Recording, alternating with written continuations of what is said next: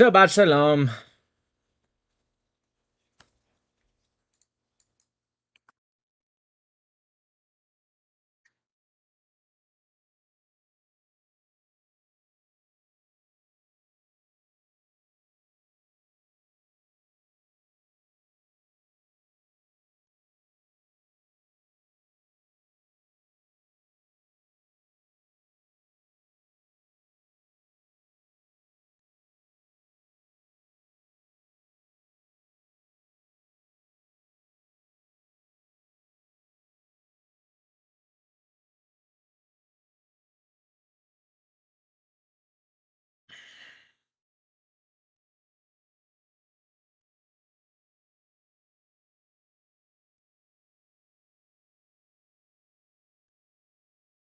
Been trying to force my wife to watch more.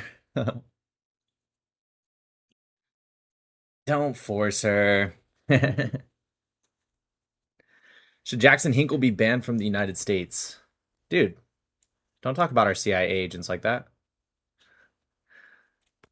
He's just doing his job.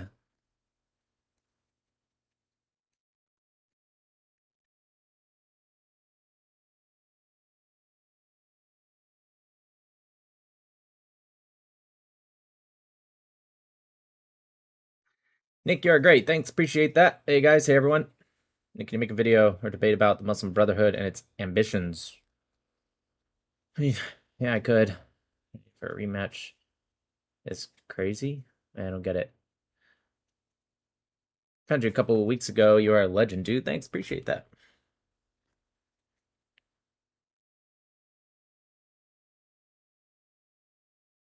Thanks for the super chat. Samurai Nick, whatever happened to the APAC song? Still have it somewhere. It's in my folders. I could play that. Hey Nick, you gotta check out Trump's last Truth Social. Alright. 1 sec. Yo, what's up, man? Hello. How you doing? Good, how are you? Good.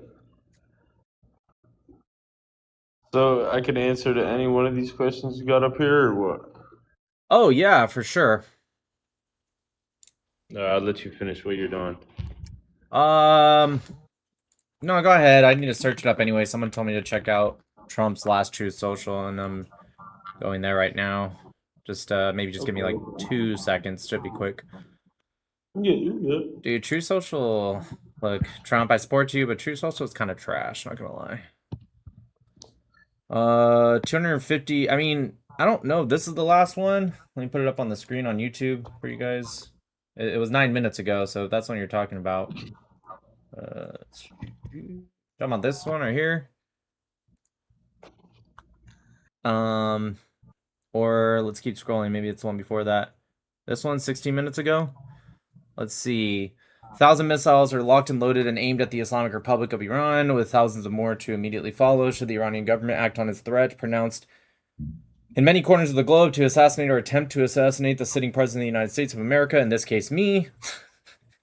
I like how you had to add that in.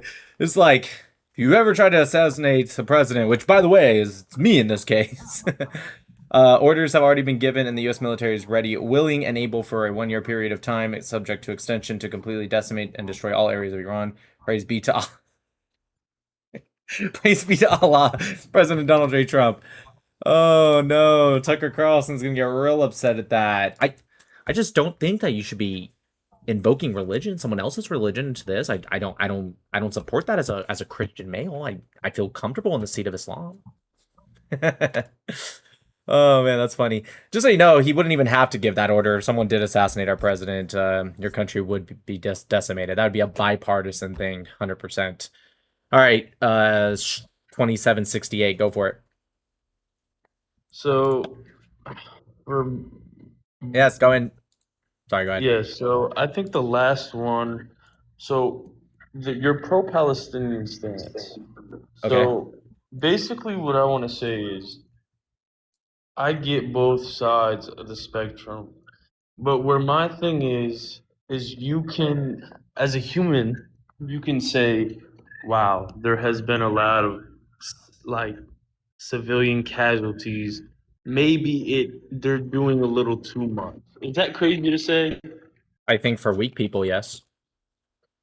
For Or weak people. I think it makes sense to Eh, say for weak people.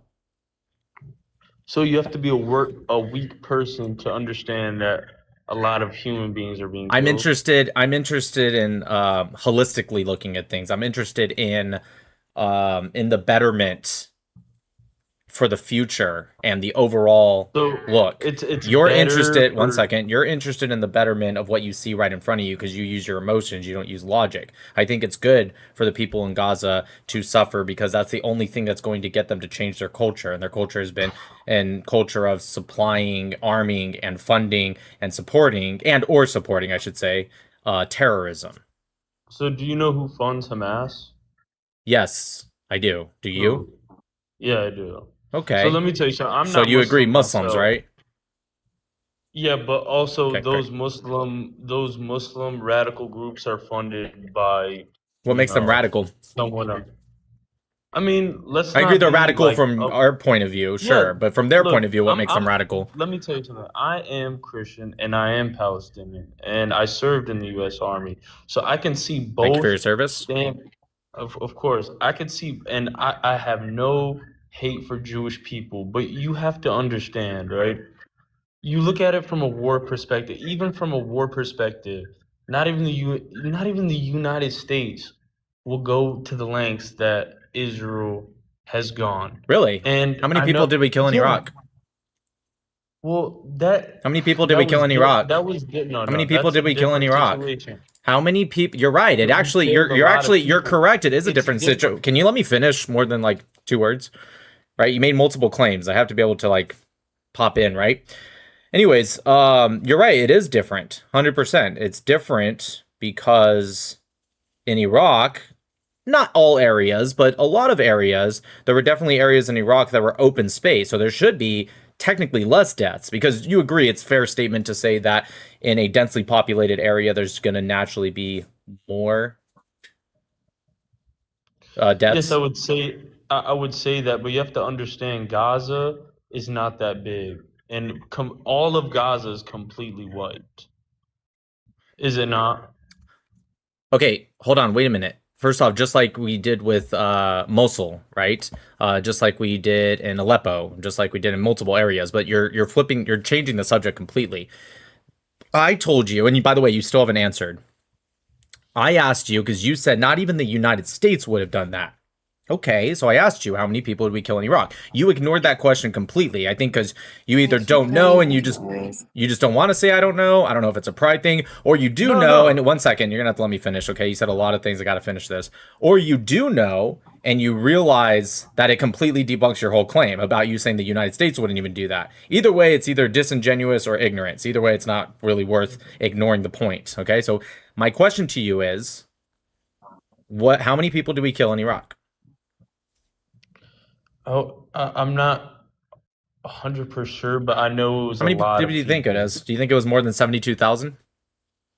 Yeah, it's probably hundreds of thousands, and I It's like a understand your million. It theory of me was a saying million. that It was a debunks it. But million. listen, It was a when we first million. went in Okay, there, but hold on. okay, Well, okay, one but second. listen, I let Before you talk. Let no, me talk. but Let me, that was a okay. point to get to your actual overall point. So I'm glad we finally got No, that it's answer. not.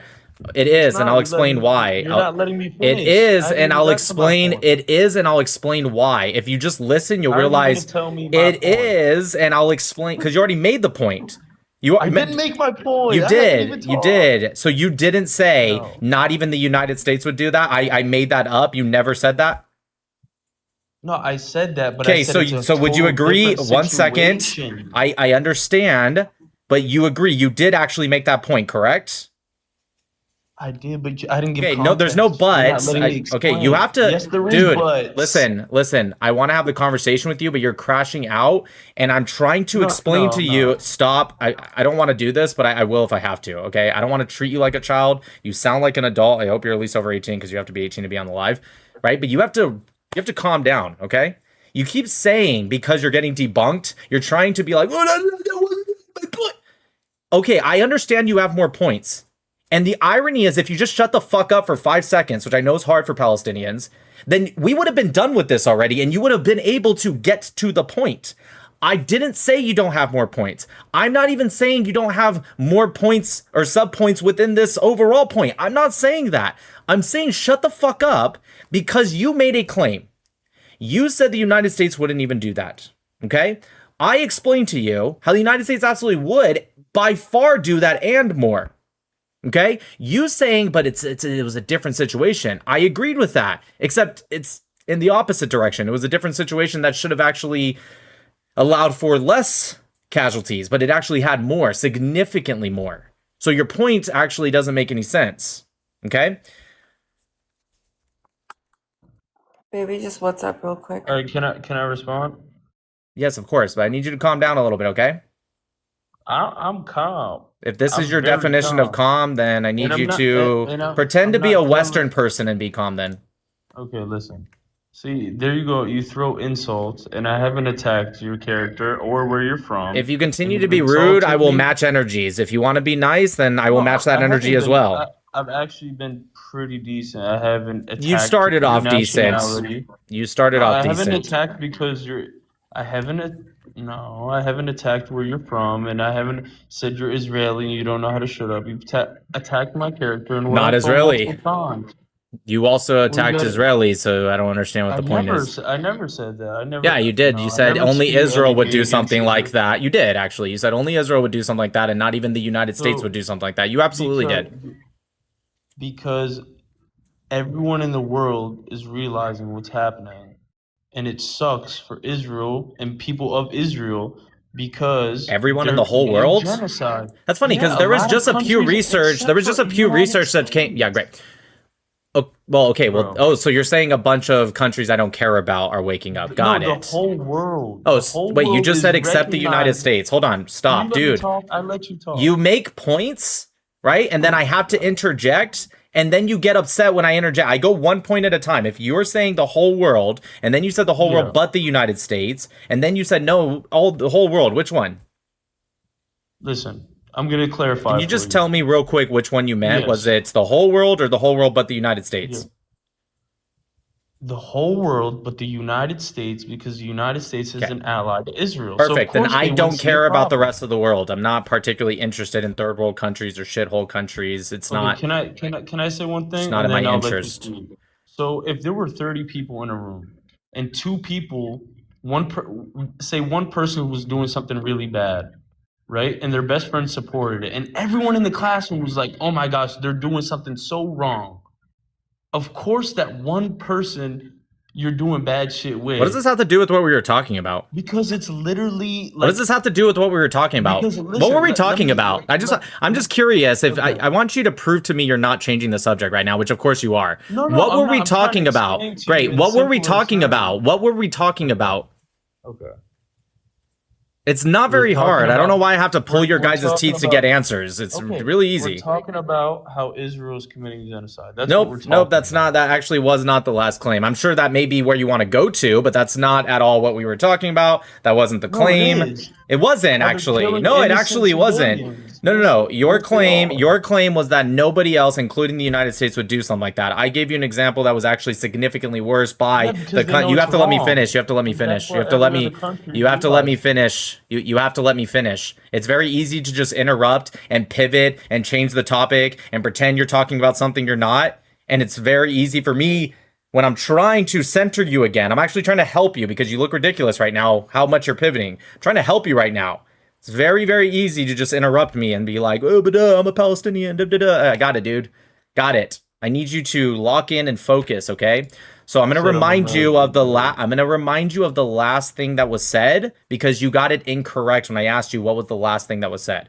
The last thing was your claim that nobody, including the United States, would do something like that. I countered that by giving you hard evidence, right? I mean, you should know this already, but if you want, you can look it up. You said you're a veteran. Surprised you actually I didn't am. know about the Iraq War, but okay, I'm a veteran as well. I I don't do. know. We learned about it, but I don't know. Maybe the So what Army was your doesn't teach it. MOS? Didn't have an What was your MOS. MOS? I was had a rating because I was not in the Army. I was in the Navy, and I was an MMN1. Well, actually, I was an MMNC select. So let me ask you something. Are you about to change the subject again? No, I'm talking. So you are going to answer the last thing we were talking about, how you didn't know anything about the Iraq War? No, I said a lot of Oh, people, perfect. innocent people died.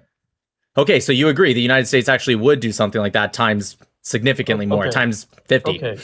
If you want to hear, you're right, but they went in because they thought there was a weapons of mass destruction. Did they not Actually, go in because of that? Did they not go in because okay. bro, come on. Okay, Let's be you're the guy that just admitted he knew nothing about the Iraq War. You're now going to tell me about the Iraq War. Okay, I can answer your question. I need you to relax. I can answer that question, but I'm trying to figure out how this is an answer to me countering you saying that what happened in Gaza would not even be done by the United States. I'm trying to figure out the reason us going into Iraq, which that's not even fully correct what you said. And also we got that from German intelligence. But nonetheless, what does that have to do with my counter? Like, seriously, how is that an answer to what I said? Like, I'm trying to have a conversation with you, but you're all over the place. Okay, so I started off with pro-Palestinian, right? You said, I'm giving you one more chance and then I'm going to move on, okay? This is seriously the last chance you have. I'm going to repeat what you said. I'm going to repeat my counter. Now, you can either say a few things. Nick, you're right. I'd like to move on. Nick, you're wrong, and here's why. You know what, Nick? I don't know if you're right or wrong. I need to look more into it. Can we move on to this subject? Those are the three fucking options you have. You said, I'm going to repeat it, okay? You said, hey, Nick, the United States wouldn't even do something like that. Nick said, actually, you're wrong. Here's evidence. Now it's your turn. Listen, Nick. Are you ready? As long as it's one of those three things. All I just gotta say is there is thousands of civilians being killed. What is that? Okay, great. So you don't know. Listen, if you guys are scared to debate, just say you're scared to debate. You don't have to be up here. You guys are all adults. Nobody's forcing you to. But of course, if you come up, maybe answer the claims you made. And by the way, you can answer with, I don't know. That's also okay. Hale, go ahead. What's going on, brother? Can you hear me? Not much. I'm good. Box doesn't. Oh, was this the guy I was talking to earlier? Yes. Oh, my bad. Sorry, your nasally voice. Okay, what's up? Go ahead. What's on your mind? We were supposed to debate. Oh, yeah, it's G-side or... Jews. No, Jews controlling the U.S. was the debate. Nope. And I remember. also Nope. how Stop. Jews Stop. hate Nope. our Stop. God. Stop. Oh, I remember one the second. last thing. I remember the last thing. Time?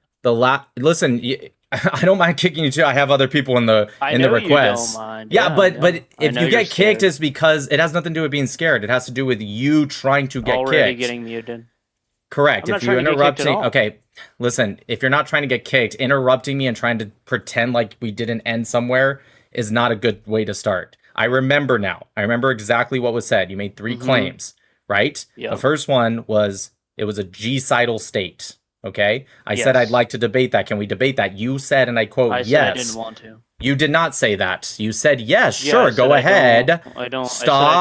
Stop, dude. You're not going to gaslight me. We were all there. You said, yeah, sure, go ahead. Do not pretend like you didn't say that. And if you don't want to debate it, then I'll move on to the next person. But you 1000% said yes to that. Will you debate Jewish control of the U.S.? Okay, come back when you're ready to debate what you said you were willing to debate. I promise you said that. If you want to debate a different topic another day, no problem. I can debate you about Jewish control, even though I already did that and cooked your ass. But sure, I have no problem debating it again. But when you said, and we all heard you, everyone that was there heard you say, yes, I will debate you on it being a G-sidal state, and you also said expansionist state, but I wanted to start with G-side. You said that. Everyone in the world heard you say that, or everyone in the live, sorry. Then you're so scared to have that debate that you're going to come to my live and then pretend you never said that. Dude, if you're scared to debate me on that topic, just fucking say so. But do not pretend like you didn't say that. Now, if you want to come up and have that debate, you're more than welcome to, because that's what we're talking about today. If you want to wait till a different day to talk about a different debate, be more than glad to schedule that with you. But you do not get to pretend like you didn't say yes to that. If you're scared, just say so. All right, Tree, go ahead. Hey Nick, how's it going, brother? Not much, man.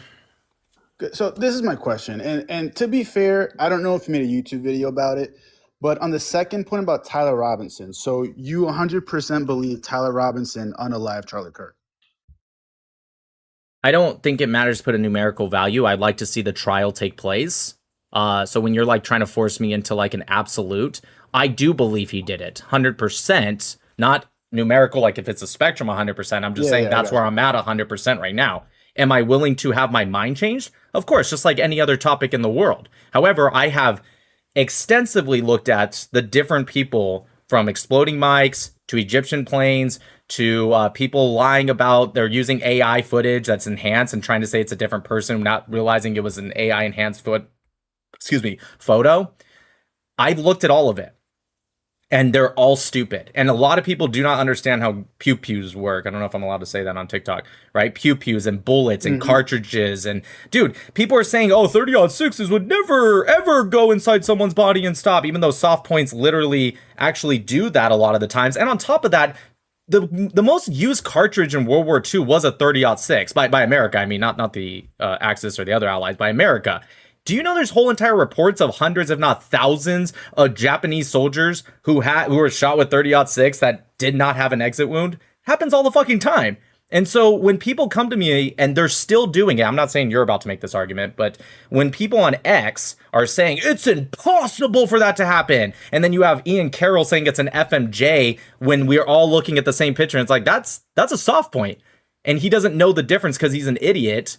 That's why I am more convinced by far that it was Tyler Robinson, because they have evidence, they have his DNA, they have his palm print that matches him perfectly, they have fragments of the bullet, even though people are saying it's exploding Mike, they have his confession, they have his parents saying it, they have his girlfriend, boyfriend, whatever. I don't know if it's a girl that became a man or a man, whatever. Anyways, the trans, confession, like, if you don't believe it, I'm more than glad, and sorry about the rant, but I'm more than glad to hear you out. And just as long as you can answer some of the questions that I have as counters. Yeah. So, I mean, I'm gonna be honest with you, bro. Like, I'm pretty much ideologically aligned with you pretty deep, except for that point. Not that I disagree, but like, I don't know, man. Like, I've seen the Candace Owens stuff, and you're a smart guy, so I know you. Yeah, like, just I'm tell assuming me, just be specific. Just tell me why you think it's not, and maybe you'll convince me. Maybe you'll tell me something I've never heard. No, yeah, you could maybe convince me. I guess my thing is like in terms of the exploding mic, you kind of already mentioned that. But like, what about the two, like, was it the Egyptian planes that landed 30 minutes before? Like, is that a coincidence, or do you think like what's your thought process on that? Like, Okay, so one thing I will say, first off, those are debunked already. Even Candace Owens herself admitted that she didn't admit that they weren't real, but she admitted that the little form that she put out to the public as her evidence, she mistyped the stuff and it was wrong. And then she never, ever, still to this day, proceeded to correct it. She just said, oh, I made a mistake, and then just moved on. Literally, still to this day, she has not corrected it. So just so you know, that wasn't actually true, at least in the specificity. That being said, even if it was true, for example, one of the things she was doing was how they were following Erica Kirk around, is what she said. Her definition of following around was any plane within I believe it was a 400-mile radius, which is an insane radius to pick. I can understand if it was within a 10, 50 miles, maybe tops. 400 miles is insane. So, but let's pretend even that's not true. Let's pretend there was these two Egyptian planes, which she got the time zone wrong, and she said that they left after when in fact they actually left before. So her whole claim is that people flew in to see the assassination just to leave after, but they left before. So her claim effectively became that they flew all the way in a week before the assassination just to end up not seeing it anyways and leaving before, which makes no sense because she thought it was Utah time instead of Universal Time Coordinated. I'm sure you know about that, maybe not, but she got the time zone wrong. So even if that wasn't true, let's pretend it really was two Egyptian planes. I do not base my information off of that's weird and a coincidence. I need more than that. You can use coincidences to form patterns, therefore form evidence. But if you just tell me, hey, that's quite the coincidence, huh?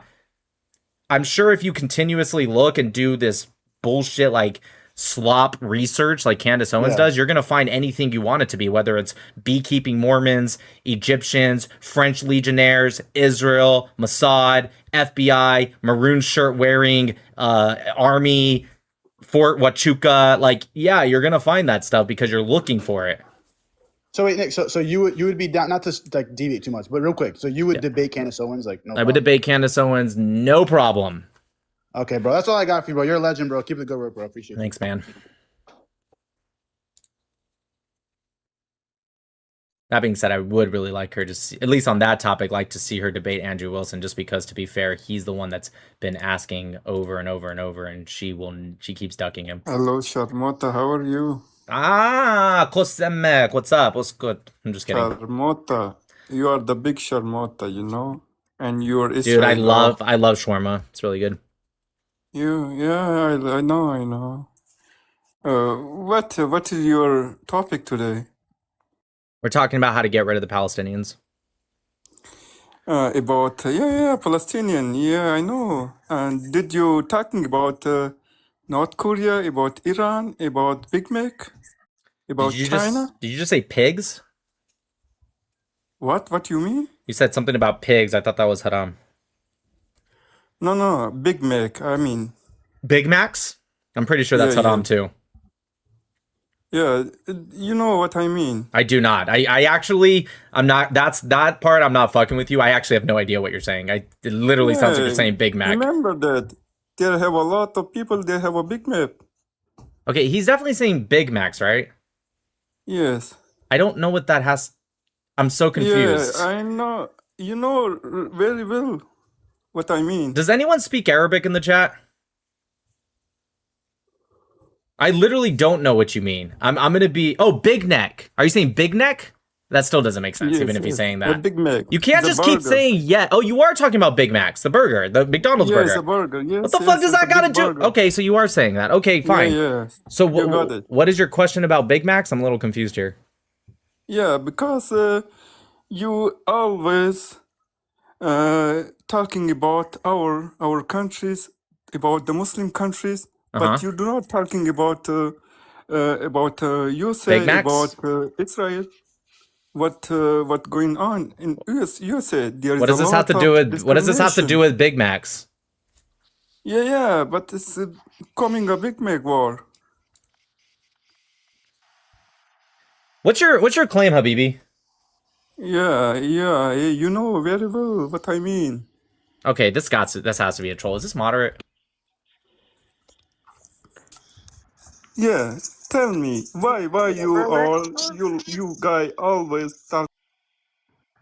Did you get the Amber Alert just now? I did get the Amber Alert, yeah.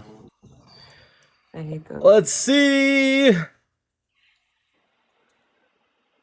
You guys, since I have a platform, I should put this out.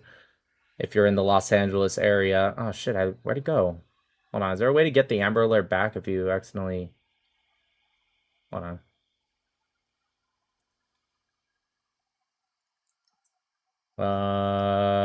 Okay, I accidentally clicked out of it and I can't get it back. Hold on one sec. Oh, there we go. Let's see. California Highway Patrol, Amaria Peel, EMARIA Peel, spelled PEEL, is missing and believed to be in imminent danger. Maria Peel was last seen on July 10th, so that's today, in California City. The suspect vehicle is a 2021 Kia Sorento, white, with California license plate. I don't know if I should actually read that, because I don't know, TikTok, they don't like when you read personal information. I don't want the AI thinking, the algorithm or whatever, thinking I'm giving out someone's personal information. Anyways, anyone, look out on a 2021 Kia Sorento white if you live in or around, I guess, California City. All right, let's catch up with the super chats and then we'll go over to Keith. Just give it 1 second, Keith. All right. Samurai says, Nick, can you tell us what Israel was doing to Palestinians before 10/7 that required resistance? Also, any idea about your old lives coming back? I would ixnay on the old lives, sorry. As for what they were doing, I mean, I don't know. You have to ask the Palestinians. They'll say they were occupying, or before the occupation, you ask about the PLO's creation, which was 3 years before that, they'll say it's because it's the whole land. And they'll just make up any excuse they need to. Antonio, greater than 50% of Gazans support Hamas. I won't feel bad for them until that number drops. Thanks for what you do. Best books on the history of the conflict. I like Arab-Israeli wars by Chaim Herzog. Yeah, listen. Did you guys see there was a new research that just came out in America? It was a Pew Research. It just came out yesterday, I think, and it said 44%, almost half of all Muslims in America support Hamas. And they want me to feel bad for these. Dude, that's in America. That is the most moderate Muslims. The most moderate Muslims you can find are still almost half in support of a literal terrorist. Regardless of what you feel about Israel. Put Israel aside. Like, this is a group that openly admits that they grape, slaughter, tie up, kidnap, kill babies. The youngest victim was a 10-hour-old baby on October 7th. And this isn't like, oh, it was an accident, they were aiming for something else, or they were using, fighter jets and bombs. This was up close and personal with a gunshot. Almost half of the most moderate Muslims in the world support a group that, by the way, screams death to us in America. Just want to let you guys know that. Legima says, the Amber, thank you, Dirk, for the membership to Nick 2.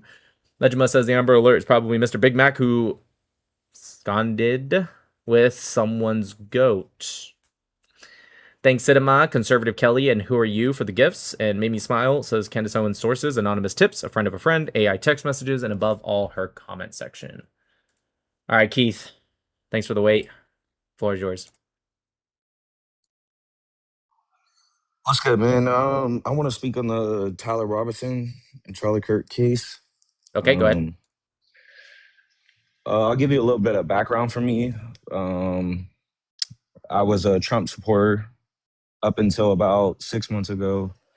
I'm very diligent in my research. I don't stick to TikTok and Facebook sources. I do my own research. Awesome. So yeah, like I said, and I still consider myself a conservative. Just I do not support the MAGA movement. Okay. I mean, the MAGA movement was hardly ever conservative, so I mean, I think that's fair. But I'm trying to figure out why 6 months. Yeah, but you only agreed to it 6 months ago. I was saying that even before. But it was just more so of everything come to light. Like I said, I've been doing my own research, and that gets me to this specific topic, the Tyler Robinson case. So there's been multiple reports of plenty of people shooting a 30-06 of 120 grain multiple times at the 200-yard shot range. Not a single one has passed the ballistics that it could stick in the neck. That's a simple. What are you talking thing. about? You're talking about the ballistic gels testing? Yeah. What's your experience on firearms? I don't have much on that. Okay, well, I do. So let me explain to you something. Ballistics gel is, first off, not even close to the same thing as skin, and it also doesn't utilize dense bone matter. It tries to simulate it to the best of its ability, but it's not very good. Dense bone matter literally includes things like the shoulder, the spine, and other areas I'm sure actually could be femur, etc. But obviously, for the purposes of Charlie, we're talking about the spine. So yes, I agree with you that these. By the way, you said you don't use social media. All these testing were all social media posts. So you are using social media right now, but I'll answer it nonetheless. All of these are utilizing a false analogy. And how is that false when they're using the same gun model, the same grain? Okay, a couple things. In the same distance. Sure. What type of cartridge did they use? Cartridge, I'm not.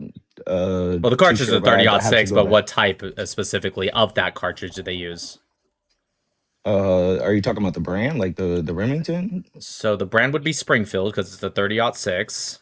I'm asking you what type of that cartridge.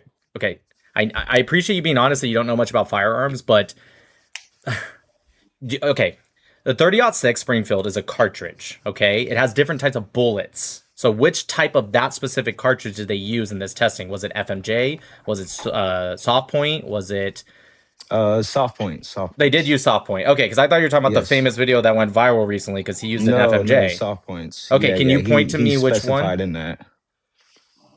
Okay, can you point to me who you saw? Because I'd like to see that. But while you get that, nonetheless, soft point. I know you're paused right now because you're getting the thing I just asked you for. That's fair. So I'm gonna read some of the super chats to catch up real quick. But before you find that, let me just catch up with these. Thank you, Conservative Kelly says they played a timestamp video of Robinson going onto the roof, assembling the rifles, setting up, and taking the shot today in the courtroom, clear as day. That is true. Plus, soft points are made to. Okay, I'm not going to read the rest of that because I don't want to give him the answer, but you are correct, Conservative.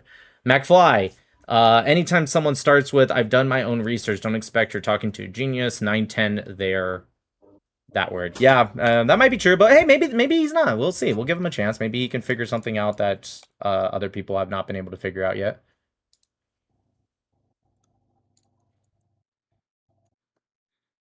Okay, just get it for me after. I have a question for you. I thought maybe it was something you'd be able to pull up in like 5 seconds, like you already had it in your history or something. We can't hear you when you're speaking because you're paused, so you have to come back. I don't know how to share my screen. Yeah, you just have to give me the name. You don't have to share anything. I have a computer. I can type it in and look at it myself. I'm not even going to do it right now. I'm just doing this for my own research after, but I want to make sure it's in my tabs because I'll forget if because again, I'm all for doing more research, even if it might debunk me or go against, like, I'm all for it. But I can't hear you when you're paused, so you need to come back and just tell me, hey, it was this guy on his YouTube, on his X, whatever. Oh, I see what's that. My dumbass. I was trying to tell you this whole time. Okay, so it's going to be Chris Marchison. Can you spell that last name? Yeah.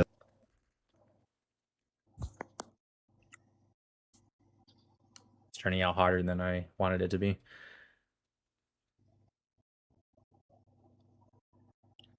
Yeah, again, if you're speaking, we can't hear you.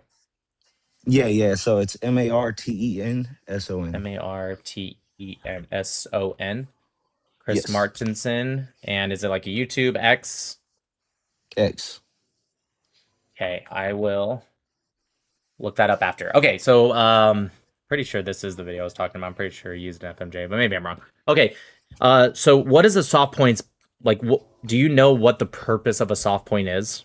Do you know what a soft point is? Like, do you know what, like, if you were to look at a bullet, do you know how you can tell if it's a soft point?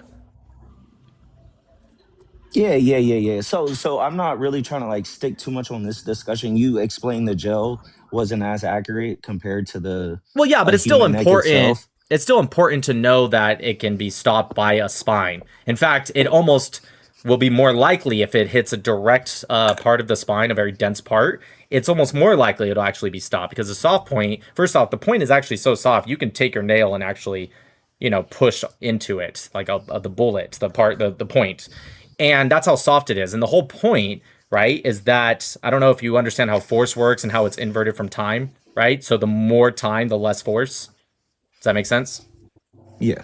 Okay, that's why football players are told to actually relax when you get hit, because if you tense up, it actually causes your muscles to get tense, and so when you get hit, it's less malleable, and so therefore the force actually goes up because the time from point A to point B of that force being hit Yeah, that actually makes goes sense. down, Yeah. right? So force goes up. So the soft point, when it hits, it's so soft that it actually increases time, making force go down. And so what it does is it's meant to mushroom inside of the body. Now, if it's just skin and it maybe fragments of bone, it'll go straight through regardless. It's still a relatively big cartridge, bullet. But if it hits a dense spot, what happens is it mushrooms. Now, you could still maybe have a, what's it called? An exit wound. But what happens with the spine is it's very dense, so it causes a stop, but it also will break apart. So instead of it ricocheting completely and going out maybe the side of his neck or somewhere else, I've seen people that have gone pew-pewed in the neck and then it comes out their head or vice versa. Like, bullets do weird things in the body, okay?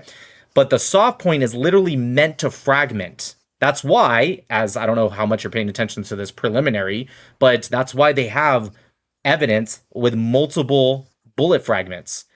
So it actually makes sense that it was in his body. My next question for you is, let's say it was a conspiracy. That's kind of the route you're leaning towards or you believe in. Do you agree that the Yes. people doing this conspiracy would have weapons experts, or at least people that are not completely dumb with weapons? I mean, I could say yeah, but if we're Come on, speaking on dude. that side, The FBI would have to be involved. The police would have to be involved. You're telling me that in that group you can't find someone who understands basic weaponry?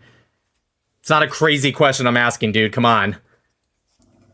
what I'm telling you, what I'm saying to you is like, in my belief, when everything that's being presented, all the supposed evidence, they're submitting evidence that hasn't even been fact checked by the phone provider. Okay, so this is a change of topic. We're talking about the bullet right now. I'd be more than glad to get into that and why you're actually wrong. However, this is a change of topic. My question to you was, even if this So was a I'm conspiracy... wrong on the body cam footage dying. Like that ain't Okay, suspicious. you never Like brought that up. That's the first time you brought that up, so I can't say if you're wrong about that. You're ignoring my question to try to bring okay, up the things. body. Okay, Just okay, real quick, we're can so you stuck can on you this answer my gunshot. Okay, question? Can you we're just so okay, stuck on this gunshot. listen, dude.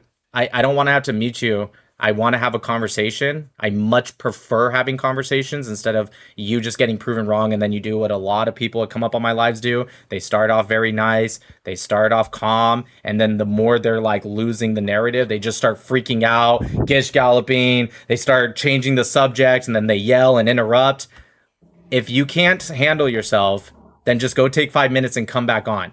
But I'm asking you, are you capable? I need you to unmute to answer this, okay? Are you capable to sticking to the topic and being calm? If you're not and you don't have trust in yourself, let's move on to somebody else, okay? Because there's other people waiting to come Everybody up. go look into the October 7th thing. Charlie Kirk Okay. already exposed it. The Israeli. Okay, I got Charlie Kirk didn't expose anything. But anyways, my question, just so everyone knows what I was going to ask, and the reason, I'm not gonna lie, somebody who came up and he actually got me excited. He's like, I actually did a lot of research. I thought that was gonna be a tough one, but the first claim he lost so badly that he crashed out. I'm gonna tell you guys, just so you guys know, what my question to him was going to be. So of course, if this was a conspiracy, right? Of course, the FBI, the police, the government, all these people are involved. There's going to be at least one person that's a weapons expert, obviously. My question for the people that believe that a 30-06 wasn't used. If a 30-06 was impossible to have fragmented in Charlie's body, can you guys just answer me this question? Then why would these weapons experts who are part of the conspiracy, why would they then use something that would be impossible? It's like they get to control the narrative because it's a big conspiracy and it's controlled by Donald Trump and JD Vance and the government and the FBI and Israel and the Mossad. Why? Then why wouldn't they just use a gun that was possible? That was going to be my question, is why would they use something that was actually impossible? The other thing I was going to ask was, does he know that the 30-06 was the most used cartridge in World War II? And there are reports of thousands of Japanese soldiers who were shot with the 30-06 that had no exit wound. It's not, it's not, okay, whatever, he's gone. Al Mustafa, go ahead. Can you hear me? I sure can. All right. So what do you like? Maybe like Israel Palestine or like Zionist power and influence? Israel Palestine is generally what we talk about, but if you want to expand it to something else, as long as it's relatively related, I'll accept that. Yeah. So you mentioned the two big problems for the world are like leftism and Islam. Oh wow, You're just like okay. So you're like deflecting from like Jewish power and influence by talking about Islam. That's And not the a reason why you deflect. support it- Well, hold on one second. Let me answer that. That's not a deflection. That's just my topic. It would only be a deflection if we had another topic that we agreed to, and then I brought it up. You just got up here, so how can it be a how can it be a deflection? Yeah. Okay. So when you talk about Islam, like because most of the anti-Muslim propaganda is like funded by like Zionist billionaires. So Nobody's funding me to be against Islam. I promise you. You guys. I didn't say. Okay. I'm not saying you in particular, but You are. but your wife You're is saying Jewish, I right? am doing this. I promise you my wife doesn't fund me to be against. In fact, my wife's actually a lot nicer with Islam than I am. I'm trying to get her to understand. She's more of kind of like, hey, sometimes I think you go a little too far, which is fine. She's her own woman and I'm not Muslim, so I Really? allow That's one funny second. Let me finish, okay? Okay. What was I saying before you interrupted me? Oh yes, you know, she's her own person. I'm not Muslim, so I don't beat her into submission or anything like that. I have no problem with her having her own That's fine. opinion. But I promise you, if anyone who knows us personally, not like TikTok knows us, they would tell you that I'm definitely more anti-Islam than she is. By far, it's not even close. Yeah, but the point is you're anti-Islam, but you're okay with the most violent and racist and genocidal religion in the world, which is Rabbinic Judaism. First off, when did I say I was for Rabbinic Judaism? I'm not a rabbi. I'm Okay, not part of Rabbinic Judaism. I don't even agree with Rabbinic Judaism. I never said that. I'm saying You did say that, saying actually. you're- You literally said that. You said you're for the most genocidal religion in the world, which is Rabbinic you're married to Judaism. one. You're married to. I'm you're married to someone that follows another Rabbinical tribe. Judaism? That's interesting. I didn't Yeah, know it's a that. racist and genocidal religion. Babe, when did you get to Rabbinical Judaism? I didn't know that. I don't That's think a this Judy- is a that's a wig. mainstream Let me ask you a question, Al Mustafa. Wig. Al Mustafa, let me just ask you a question real quick. What is something that a Jew today specifically, or tonight specifically, that followed Rabbinical Judaism, what would they not be doing? I want you to focus on what today is, okay? Try your hardest to really lock in here. And I want you to tell me why she's part of... No, come back. There you are. I want you to tell me why she's part of Rabbinical Judaism and why you could have debunked that already without saying something so embarrassing. What is today? What is right now? What do you mean? What is the day today? July 11th? No, not the date. The day. Saturday. Good. There we go. Well, I guess if you're on the East Coast, it's Saturday, Friday night, Saturday. Perfect. How do you say Saturday in Hebrew? Or what is Saturday for the Jewish people? Shabbat. Shabbat. So my question for you, just to make you debunk yourself, actually, I'm going to use your own words against you. You said I am married to someone that follows Rabbinical Judaism. Can you tell me, as someone that follows Rabbinical Judaism, would they be on TikTok on their phone on Shabbat? They always find loopholes to not follow Can the you rules of tell the me, religion. okay, perfect, which loophole? I want you to give me one example where a rabbi or someone that follows Rabbinical Judaism, Orthodox, whatever, that follows Shabbat, right, that keeps Shabbat, found a loophole to go on TikTok lives. Please tell me. Just give me one example of that. You could literally see multiple videos of Jews literally. No, showing not videos of Jews. I know Jews would, because some Jews, like Hammer, my wife, they don't follow that rule on Shabbat. That's true, but you didn't say just Jews. You said Rabbinical Judaism, right? So don't deflect. I agree with you. There are Jews on their phone during Shabbat. That's true. That's not what I asked. Now, you could just be a man and say, you're right, Nick, she doesn't follow Rabbinical Judaism. She's not super religious. That would probably be the easier thing if you were man enough to just admit you were wrong. But if you're not going to admit it, I'll keep asking you over and over until you finally do admit it. So because she's not following every single tenet of her religion, does it mean she's not a part of it? That's not what I said. That's kind of a big one. That's kind of a big one. Doesn't Shabbat there- is like everything else. I didn't Shabbat- Committing a big say... sin means you're not Yeah, part I of the didn't religion. Shabbat is one of say... the most. Shabbat is one of the most important things. you It's can do in a irrelevant. week. Does it mean It's not does it take you out irrelevant of the because whole you religion? didn't I'm not say... done. You didn't... Hold on, I just want to brother. point out, Hold on, you didn't brother. say Jews. You didn't say Jewish. You said Rabbinical Judaism. Now, Doesn't if What is you... rabbinical Judaism? What is that? Al Mustafa, Rabbinic I'm Judaism? Jewish. I would love to learn from you. What is rabbinical Judaism? It was a religion that was founded in the 1st century after the destruction of the Second Temple. Founded by whom? That's not accurate, by the way. Jews. That's by the not Jews? accurate, by the way. The Jews founded Judaism? Is He what got you're that saying? wrong. He got that wrong. It wasn't Yes. founded in the 1st century. There's no such thing as rabbinical Judaism, Nick. It doesn't exist. Agreed, but what he's actually talking about is what descended from the Pharisees, which 1000% were before the destruction of the temple. Again, because he's Muslim and they don't know anything, including about their own religion, you presume to know about Judaism, and then you just made the error of saying rabbinical Judaism, whatever that is, but what came from the Pharisees definitely was before the destruction of the temple in the 1st century. I promise you. What's the difference? What's the difference, Al Mustafa, between rabbinical Judaism and the other Judaism? There's like Karaite Judaism. It's like a small minority sect. That's got nothing to do with what you call rabbinical Judaism. They came 800 years later after that. Correct. Okay, I don't really care about what's this the talk. I want difference to between a go on rabbinical to Jew and a non-rabbinical Jew? I didn't even come here to debate this. I just wanted to. Doesn't matter. What's the You said difference it. between a rabbinical Jew I said what? and a non-rabbinical Jew. You said it. Don't gaslight You us. said the term.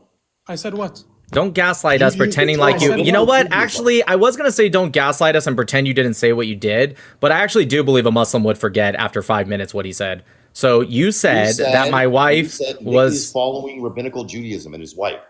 Correct. She's a member of the tribe. That's what. That's Well, what I That's said. not what is you rabbinical said. Judaism, and what distinguishes it from non-rabbinical? I'm not talking to you, fat kike. I'm talking to Nick right now. What did you call me? Dude. A fat kike. Okay. A what? A fat kike. You pussy. First of all, brother, I'd beat your ass. brother, you're talking. To the Dude, you have a wrong higher dude. voice I'm than not everyone fat. on the panel. You're fat. It not doesn't fat, matter. dude. Your I'm a opinion, your opinion is irrelevant. I'm a lean, You're fat. You're fat. 153.9 You're fat. pounds. You're fat. 153.9 pounds is fat. Really? You want to go see on the scale? 153.9 this morning, bro. Yeah, I he's just lost projecting 54 because pounds. he's getting stuff wrong, so he's going to add hums. Anyways, So let's talk about- listen, nope, So stop, what's the difference stop. between rabbinical Judaism and non-rabbinical Judaism? You can also just say you were wrong. I actually want to know if a Muslim is capable of saying maybe I was wrong about that. I want to About what, see her not following rabbinical Judaism, including me as well, which you said. You were literally wrong about that. I just want to see if you guys are capable of saying you were wrong. I don't think you guys are, because you guys never do. But maybe you'll be the first one. Yeah, what is it? Just explain it to us. We're not as smart as you.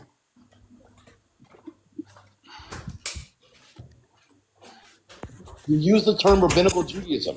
What does that mean? You can answer any time, dude. What, did Cat get your tongue? Is the shaitan pissing in your ear? I don't know. What's happening right now? Are you okay? Alexa. Oh, he's talking to his mom?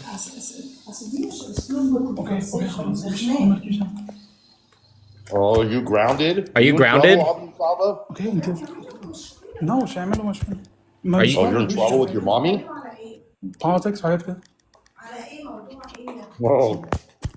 How Mustafa? Mom, How you- old are you? How old are you, dude?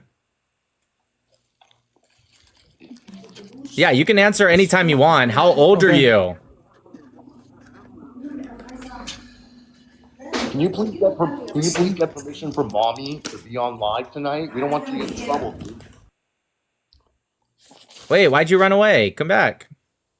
Because mommy's yelling at him. It's either his mom or he paused the live to go beat his wife. I don't know. One of the two. Oh, that guy's not married. I'm just saying it could be. I think they force marriage. So, I mean, he could be. Kelly said get the goat out. Maybe you'll get him back here.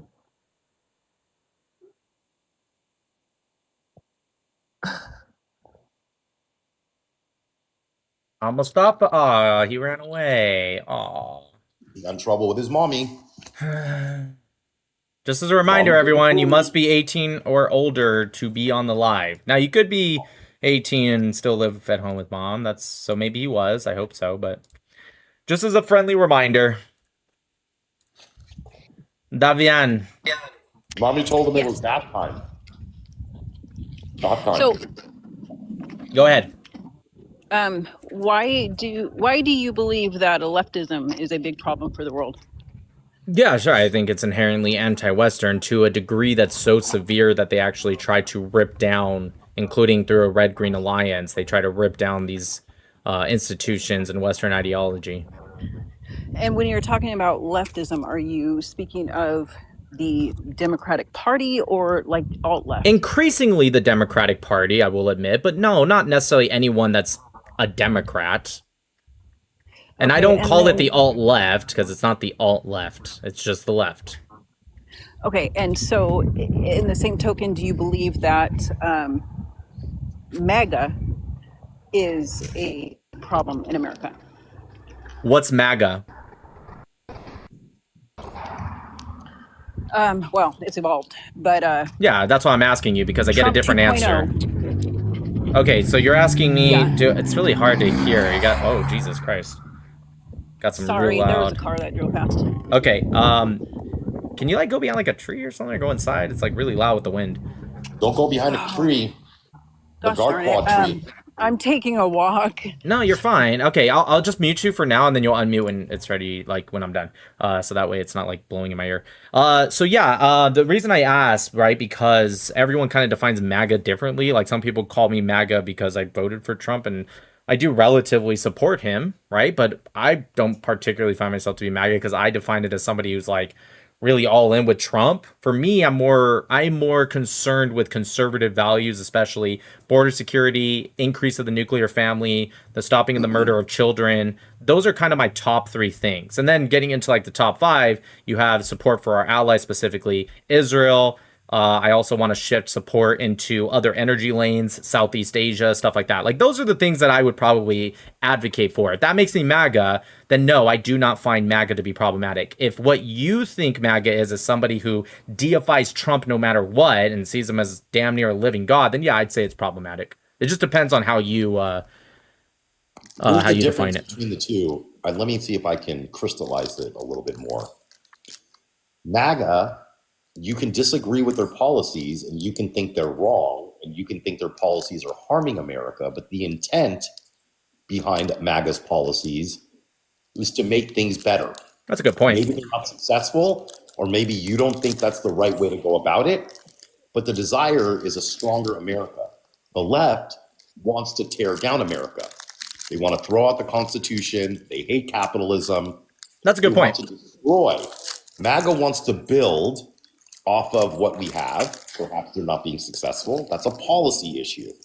The left wants to tear it all down and start over and build some Marxist paradise. That's a totally different thing. So I would argue that MAGA absolutely does not. Trump does not support the Constitution. He is actually trying to rip up our Constitution. He's trying to rip it up? Like what? Yeah. Oh, okay, go ahead. Little by little, he's absolutely. Sure. Like what? Like what? Like what? Here, I have the Constitution Okay, right here. Let's look at it. So the Supreme Court ruling just recently about birthright citizenship. What does that have to do? The Supreme Court ruled that it is constitutional. Wait, just real quick. and Just real quick. If he wanted to rip it up, wouldn't he just like figure out a way to like throw a coup and kill the Supreme Court leaders and do it anyways? Like you're saying the process worked. He could ignore it. He could ignore it. The process worked. So what's the problem? Is Trump the first president? And now what he's doing is appealing it back to the That's Supreme the process. Court. What's wrong with that? The Supreme Court already called it Wait unconstitutional. a minute, but that is constitutional. He's allowed to do that. That's literally constitutional. What's the problem? So he throws kinks in our voting system all the time. He acts like. Wait, you're not answering. Wait, hold on 1 second. Yeah, you're switching. You didn't answer the point. He's being constitutional by this. He's allowed to do that. Ironically, you're proving Hammer's point. You're mad at him for using the constitutional process. No, so what I'm saying is that is an example of him wanting to rip up the Constitution. That's not. Trump the first president? He's using. Is Trump the first president to have had a policy or order go to the Supreme Court and have it overruled? Of course not. So are all the other presidents who did that? Like, for example, Joe Biden in the last term kept trying to give away free money to students against the laws that were written with regards to student loans. You know, like you sign a contract, you pay back your fucking loan because you borrowed the money. He tried to give away that money 3 times. The Supreme Court told him that his policy to relieve student loans was unconstitutional. Was Biden trying to rip up the Constitution?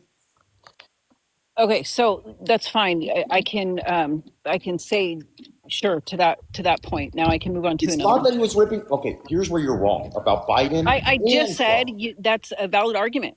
So I'll move on to another. Well, wait, hold on. I just had one more question. I appreciate you concede. Wait, hold on 1 sec. Rip up the Constitution, or was he just wrong? Okay, hold on. She said that was valid. All right, I appreciate you admitting that. I want to reward, because a lot of people don't do that and it's very annoying, so thank you. But I just have a quick question. The other people that also disagree with the birthright citizenship is also the person that put the amendment in place in the first place, right? He literally said it shouldn't apply to illegals. And also, and I just want to read this real quick, this is from the 14th Amendment, all persons born or naturalized in the United States and subject to the jurisdiction thereof. his argument, which whether you agree with it or not, it's a fair argument, is that they're not subject to the jurisdiction thereof. Same thing with if diplomats come here and let's say their wife has a kid, or the woman is the diplomat and she has a kid, it would not be a U.S. citizen even though it was born on U.S. soil because the parent isn't subject to the jurisdiction thereof, just like diplomats. Is that true, right? But this, no, it's not, because obviously that's incorrect because the Supreme Court ruled against it. Okay, so let me ask you something. Was the Constitution? Yes, a couple things. Hold on, 1 second. So a couple things. One, yes, it doesn't mean ripping up the Constitution, but that being said, the Supreme Court also sometimes overrules itself. For example, Roe v. Wade, right? Roe v. Wade was overturned. So which Supreme Court was being constitutional and which one, according to you, is being unconstitutional? I think they're both unconstitutional and they're liars, because a lot of people that Trump appointed to the Supreme Court acted like precedent mattered. I didn't ask anything about what Trump did. Can you just for a second try not to deflect to Trump? We'll get back to Trump in a second. I promise you. But I didn't ask anything about Trump. So you believe that the Supreme Court that put in Roe v. Wade was unconstitutional and the one that overturned it was also unconstitutional? So they're both unconstitutional no matter what they do? I'm a little confused on your logic there. Okay, so I have already said that the point that was made is valid. I would like to move on to right, but after that, I understand, and we'll get to that. But after that, after you conceded that, I asked you a separate thing, and you said, "Well, no, I'm right because the Supreme Court literally said blah blah blah." And so I said that doesn't actually mean that his argument and therefore his appeal is totally crazy. And my evidence to prove that is that the Supreme Court ends up disagreeing with other decisions they made all the time. So that's totally okay to say, hey, I think you guys got it wrong. This is our argument. I want to appeal the process. There's nothing wrong with that. Right. Just like there was nothing wrong with him exhausting all of his legal ways in 2020. And this sounds like a deflection. Sounds like you're about to deflect from my point. I mean, I don't think it's a deflection. I am just. It is. I'm asking you about how, like, what do you think about the Supreme Court overturning another Supreme Court's decision? What do you think about that? And you're going to something about 2020. It sounds like a deflection. I don't agree with it. I do not agree with them overturning it. Okay, but I'm not asking. Ever or just that case? Okay, I'm not asking if you agreed with it or not. I assumed that you're for killing babies. I didn't ask that. No, I am pro-choice. That's what I am. Got it. Anyways, that's not what I asked. I asked you, what do you think about in the context that you said if the Supreme Court says something, therefore it must be correct, and if you try to appeal it, then you're being unconstitutional? That's what I was asking. I think it just goes to show how corrupt the Supreme Court is. Why is that corrupt? You ruled in your favor.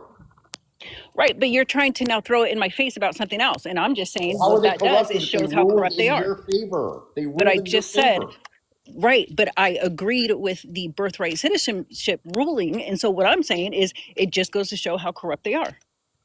How can they be corrupt if you agree with them? Because as he was just pointing out, I don't agree with the abortion one. Okay, so they're corrupt when they disagree with you, right? And they're okay when they agree with you. That's correct. That's exactly what she's saying. No, they're corrupt, period. I just said I agree with it. And corrupt meaning what? They're taking money? Oh, absolutely. Are you kidding me? Of course, Clarence Thomas has taken a lot of money from billionaires. And you think Clarence Thomas would be pro-choice if he wasn't friends with that billionaire guy? I think that there have been a lot of, probably. You think Clarence Thomas would have been pro-choice if he wasn't friends with that millionaire guy who took him on his yacht? So, okay, now you're deflecting because you were just saying that, yes, you are. You just said the Supreme Court is taking money. I said, absolutely they are. And then when I said that, you're like, okay, well, that means that it doesn't matter because it wouldn't change the decision. Right, that's not corrupt. Corruption is if you take money. Corruption is if you take money and you vote against your own personal beliefs. If someone gives you money and you do what you would have done anyways, how is that corrupt? Because it is absolutely corrupt. Number one, you cannot prove that. So that's why it's Clarence Thomas has been pro-life for about 60 years. So I can't prove it. No, you can't. He was pro-life way before he met this guy. I know. So if you're conceding, though, that Clarence Thomas has taken money, I need to finish. If you're conceding that Clarence Thomas has taken money and it didn't change his decision, how do you know what other money he's taken and what decisions it did change? Because Clarence Thomas is about the most consistent conservative we've had for the past 35 years on the court. We know what Clarence Thomas is going to vote. He's going to vote the most conservative, most literal interpretation of the Constitution, and That it makes is no not difference true. who he's I mean, friends with. I'm not sitting here I'm not sitting here doing research right now, Can but I can can I just guarantee ask- you Okay. that Clarence Thomas has been conservative. I can for decades. guarantee you that Clarence Thomas has Okay. swapped positions. I want to get back. Listen. I guarantee he hasn't. Okay, this is getting into like a rabbit hole of a rabbit hole. I want to get back to like the Supreme Court, right? I can agree with you in a general sense that there's always going to be more or less corruption in any human-based system. That's just a fact of the matter, okay? However, I would say the checks and balances does minimize that, and having certain systems that go from big to smaller to smaller to smaller all the way down to localized governments is kind of a way to minimize that. But I digress. What I will say, hold on. What I will say is, what are some things you can do with the Supreme Court to increase corruption and also effectively destroy it, other than going in guns a-blazing and taking out all the justices like Schmittler style? I'm talking about ways you can still stay kind of within the bounds of the American system, but also want to kind of undermine the Supreme Court. What are some things you could do to do that? have them take money from billionaires. That's not staying within the system. That'd be very illegal. So Well, that's not they true. tried to, right, but Right, they tried to but do you're that. deflecting. Like, I don't care. Clarence I don't care. Thomas I has not been in trouble for taking stop. I don't want to have to mute you, but you don't get to deflect and then try to interrupt me. Okay? So we're going to go back to my question. I need you to, we're having a good conversation. You've been respectful at this point. Don't try to deflect as a way to be like, but that's what they tried to. I don't care, because that wasn't my question. Okay, so please unmute, and I'm asking you, what is something they can do that still stays within the bounds of the American system? I mean, why don't you just tell me? Because obviously you're looking for something. Just tell me what you're talking about. Well, I think there's multiple things. You can try stacking it. You could try increasing the numbers of it. The numbers from 9 to 13, for example. There might be things you can think of that I can't. There's multiple things. I'm asking you. Okay, so do you agree increasing the no, numbers would be a way to increase corruption? So that way you can stack the field? No. Oh, so I if Trump don't. tomorrow wanted to increase the numbers from 9 to 13, and then he voted in or nominated 4 conservative judges to fill those 4 new spots, you would be okay with that? You wouldn't call that corrupt? Really? Because I don't believe that you would. Of course I would. But okay, can you tell me who was the one? Brett Kavanaugh. Okay, nope. You're changing the subject. Stop. You're changing the subject again. I didn't say anything about Brett Kavanaugh. I don't care. And by that, I mean, I do care, and we can talk about something else, but I don't care about you changing the subject to an individual example. Okay? And I would do the same if someone tried to do it with the Democrat side or a liberal. I'm not interested in this individual examples. I know that leftists have their talking points. I got it. And I promise you it's not going to work on me. You have your talking points. I don't, actually. I really don't. I have no problem having a conversation and maybe even agreeing with you. But when you try to deflect to whataboutisms, individual examples, semantics, etc., I'm going to stop it right there. I put a stop also with you and Hebrew Hammer going down this like rabbit hole of a rabbit hole. Even though I think Hammer was absolutely correct, I just put a stop to it because it's not part of the conversation we're having. Okay, so we're going to get back to the conversation. Do you know which party was trying to do exactly what you just said you would consider to be corrupt? The answer is the Democrat Party in 2021 with the Judiciary Act. Did you know that? So this is what you guys do. You try to box me in into something, into an argument when I'm expanding the argument, but still being relevant. You weren't expanding. You were getting more specific, actually. You were doing the opposite of expanding. No, I'm expanding it because you wanted me to talk about one simple thing.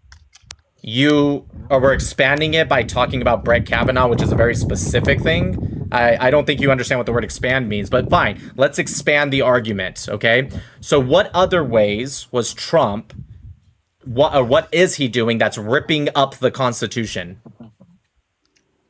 So the fact that we got Brett Kavanaugh and or Amy Coney Barrett in the Supreme Court is the reason Roe v. Wade was overturned. Okay, what does that have to do with ripping up the Constitution? Which I also want to point out real quick, 1 second.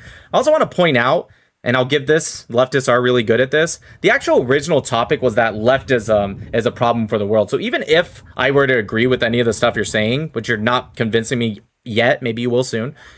Even if I agreed, that doesn't mean that I'm wrong about my statement that leftism is a problem. That just means both are a problem. But so I want to point out 1 second, 1 second. Well, you haven't done a good job to get that from me yet. At least, yeah. Again, maybe you're about to get convincing. So far, you're doing an awful job with it. But the problem is who cares? Even if you, let's say, even if you were the best debater and you got me to admit, yeah, maybe they are problematic, right? Well, how would that change my answer? My answer would still be the same, that it's a big problem for the world. Davion.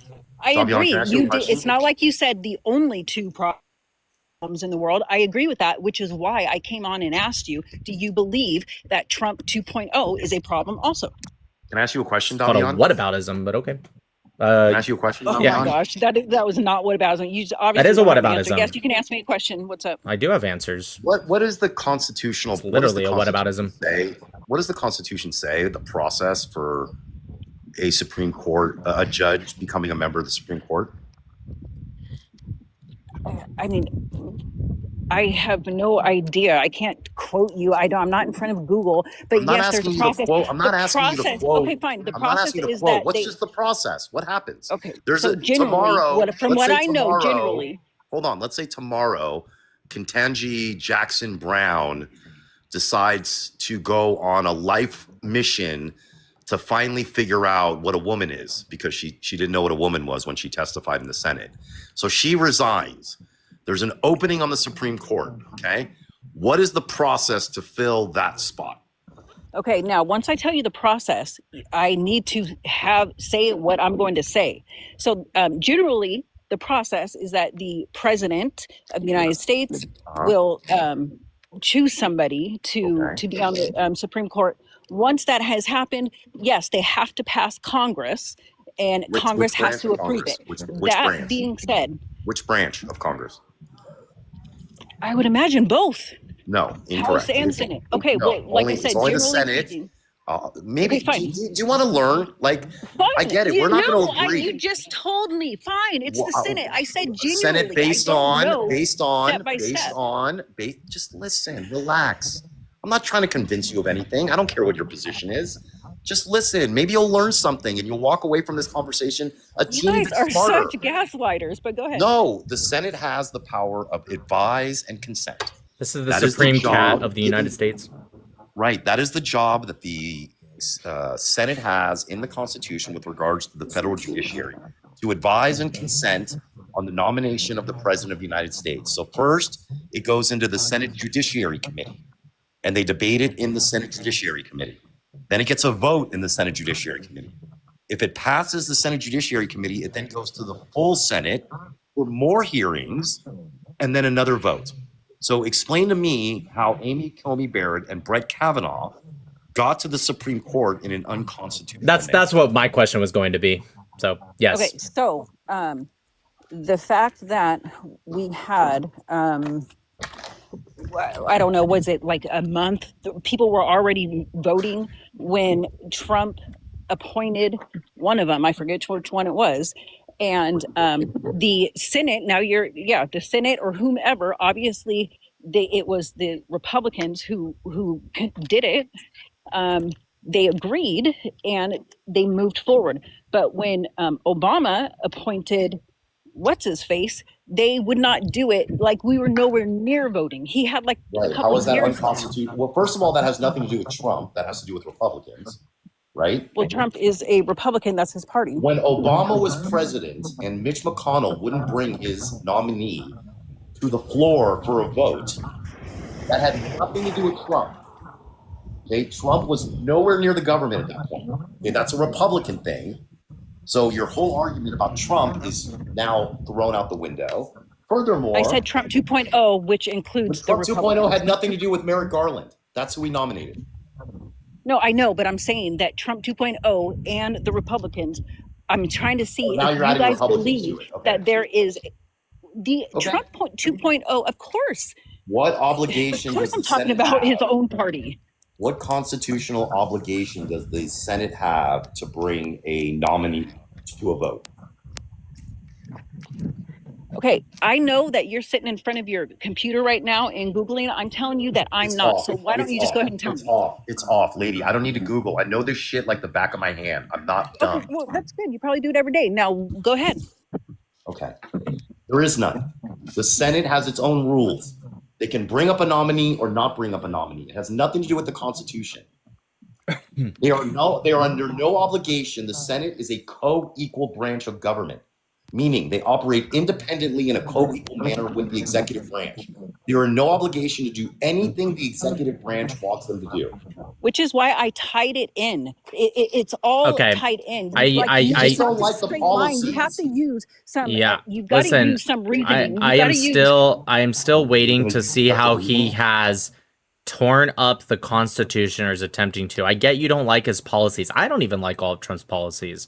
But that's not the same thing as he's trying to tear up the Constitution. Again, I am probably, out of any conservative, right? I'm probably the one you might be able to convince when it comes to President Trump. I do support him. I did vote for him, but I also don't deify the guy. There's things I disagree with him on, and anyone who watches my lives can tell you I have criticized a lot of the stuff he has decided to say or decided to do. I have no problem doing that. I'm telling you, you might think I'm bad faith and I'm just some big MAGA tard and I would never ever...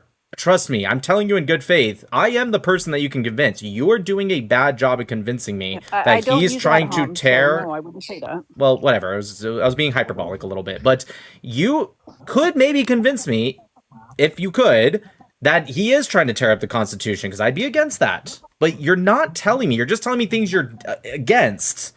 Okay, but that's not tearing up the Constitution. So it is tearing up the. I made a point.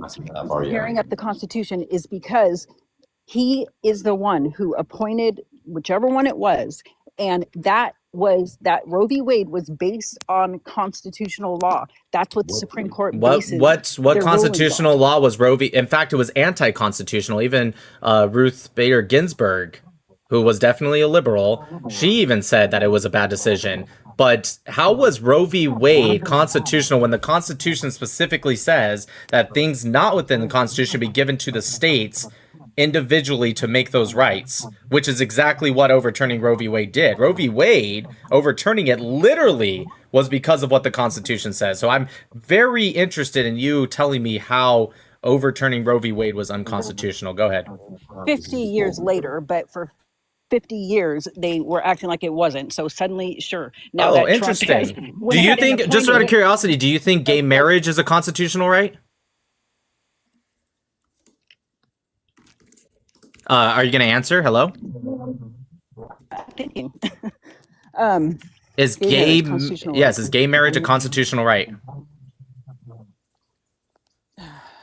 In terms of, sorry, you're breaking in and out. I mean, hello? I don't think it's in. I don't believe it's in the Constitution. I'm not sure. Oh, interesting. You're not sure if gay marriage is mentioned in the Constitution? Are you serious? Sounds like I gotcha. I gotcha. You're kidding, right? But it is constitutional about black versus black people being able to marry white people, vice versa. So that is constitutional. That is what I was thinking of while you're. What does it say that in the Constitution? Wait, what? I'm so confused on. What does it say that in the Constitution? What part of the Constitution says? Do you guys agree that the Supreme Court? Wait, I'm not going to let you deflect away from this. On the Constitution. Wait, hold on. Wait a minute. Right? I will answer that real quick, but I want to get back to the topic, okay? The answer is yes. However, you said for 50 years, they clearly thought, like you were implying, that because it was like that for 50 years or so, right, that somehow they were wrong to overturn it. And I asked you a very simple question. I am very curious on how you're going to prove to me how overturning Roe v. Wade was unconstitutional. And instead of proving that to me, you used a ridiculous argument. Well, they didn't do it for 50 years, so therefore I'm right. That's why I asked you, and I got you. You have to admit I got you. Is gay marriage a constitutional right? And the fact that you couldn't answer that proves my point. So let's go back to my question, and I need an answer this time. Tell me how Roe v. Wade is unconstitutional, or overturning it is unconstitutional? The Constitution speaks about life, happiness, and the pursuit of freedom. Life, liberty, and the pursuit of happiness. Jesus Christ. That's not in the Constitution. Oh my God. Yes, it is. A life, No, it's liberty, not. and the pursuit of happiness. No, it's in the Declaration of Independence. Oh my God. Leftists are the worst Americans ever. I swear to God. Holy fucking shit. Declaration of Independence. Oh my gosh. He just said that. Why can't you guys answer my question? Are you saying that the Why Supreme can't we Court does answer? not Because you just said something so dumb. Okay, do you? Fine, I just said something so dumb. Do you? Wait, but believe- then, but if you said something wrong, then you still have to answer the original question, because now you just admitted your answer was incorrect. So you still have to answer the question. Prove to me that Roe v. Wade was or overturning it was unconstitutional. Just because you say something dumb and incorrect doesn't mean you get to not answer the question.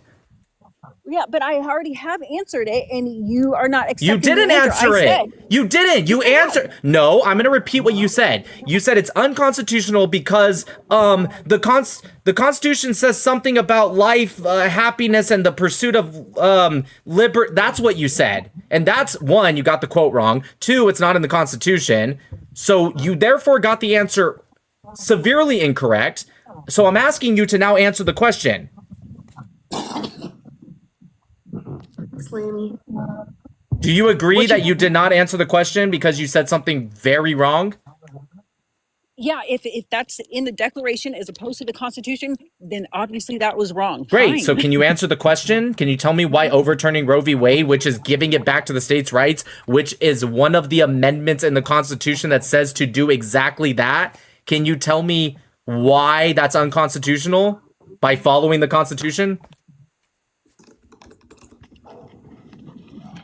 I've already answered it. You did not. You remember you said the whole pursuit of happiness thing. That was incorrect. You didn't answer. No, but before that, I spoke about how Trump appointed Amy Coney Barrett and That's Brett not. Kavanaugh. That's not And answer. those That's appointments you're are- still not answering the question. I didn't say what happened that led to the overturning of Roe v. Wade. I'm asking you, without mentioning Trump, I'm asking you, how is the overturning of Roe v. Wade unconstitutional? The way you can answer this is like saying, yes, Nick, in Article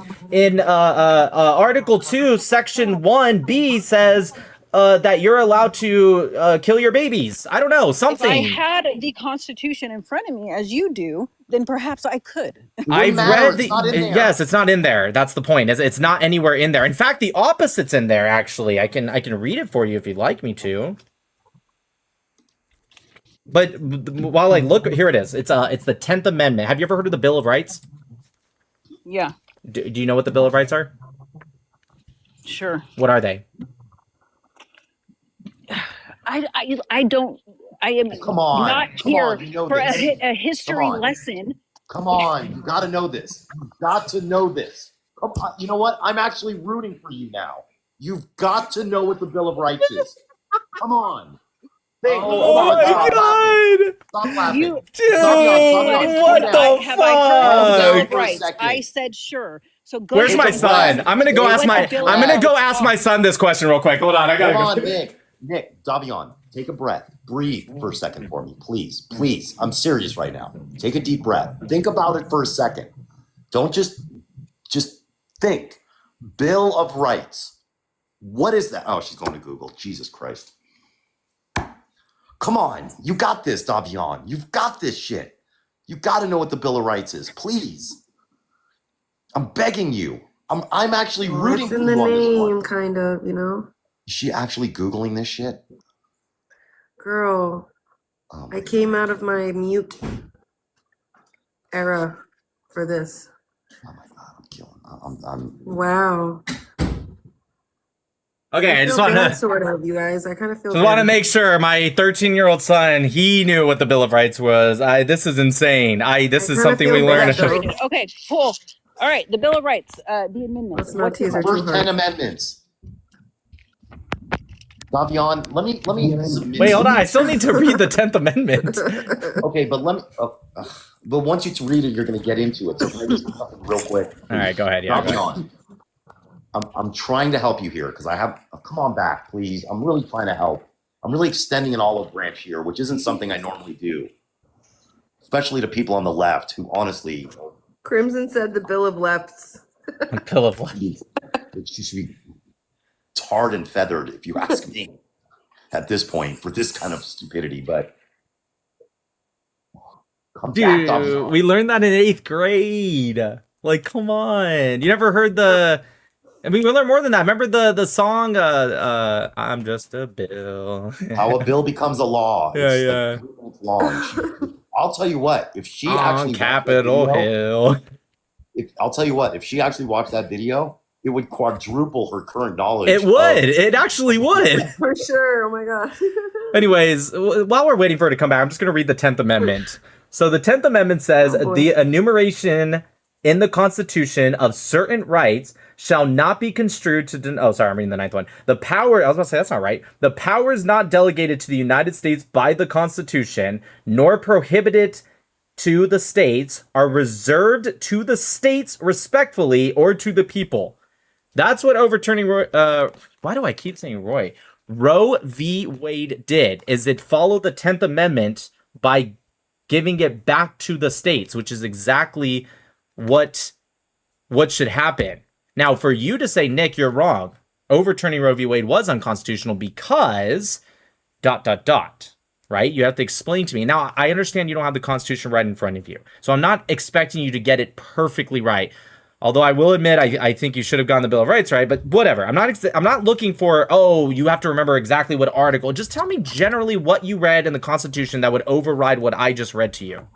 Just generally. Okay. The fact that the Roe v. Wade was turned over back to the states now allows the states to make laws. Correct. In accordance with Amendment 10, which hamper our freedoms. No, it's in accordance with Amendment... Wait, hold on. Stop. It's in accordance with Amendment 10. I just read it. Were you not listening?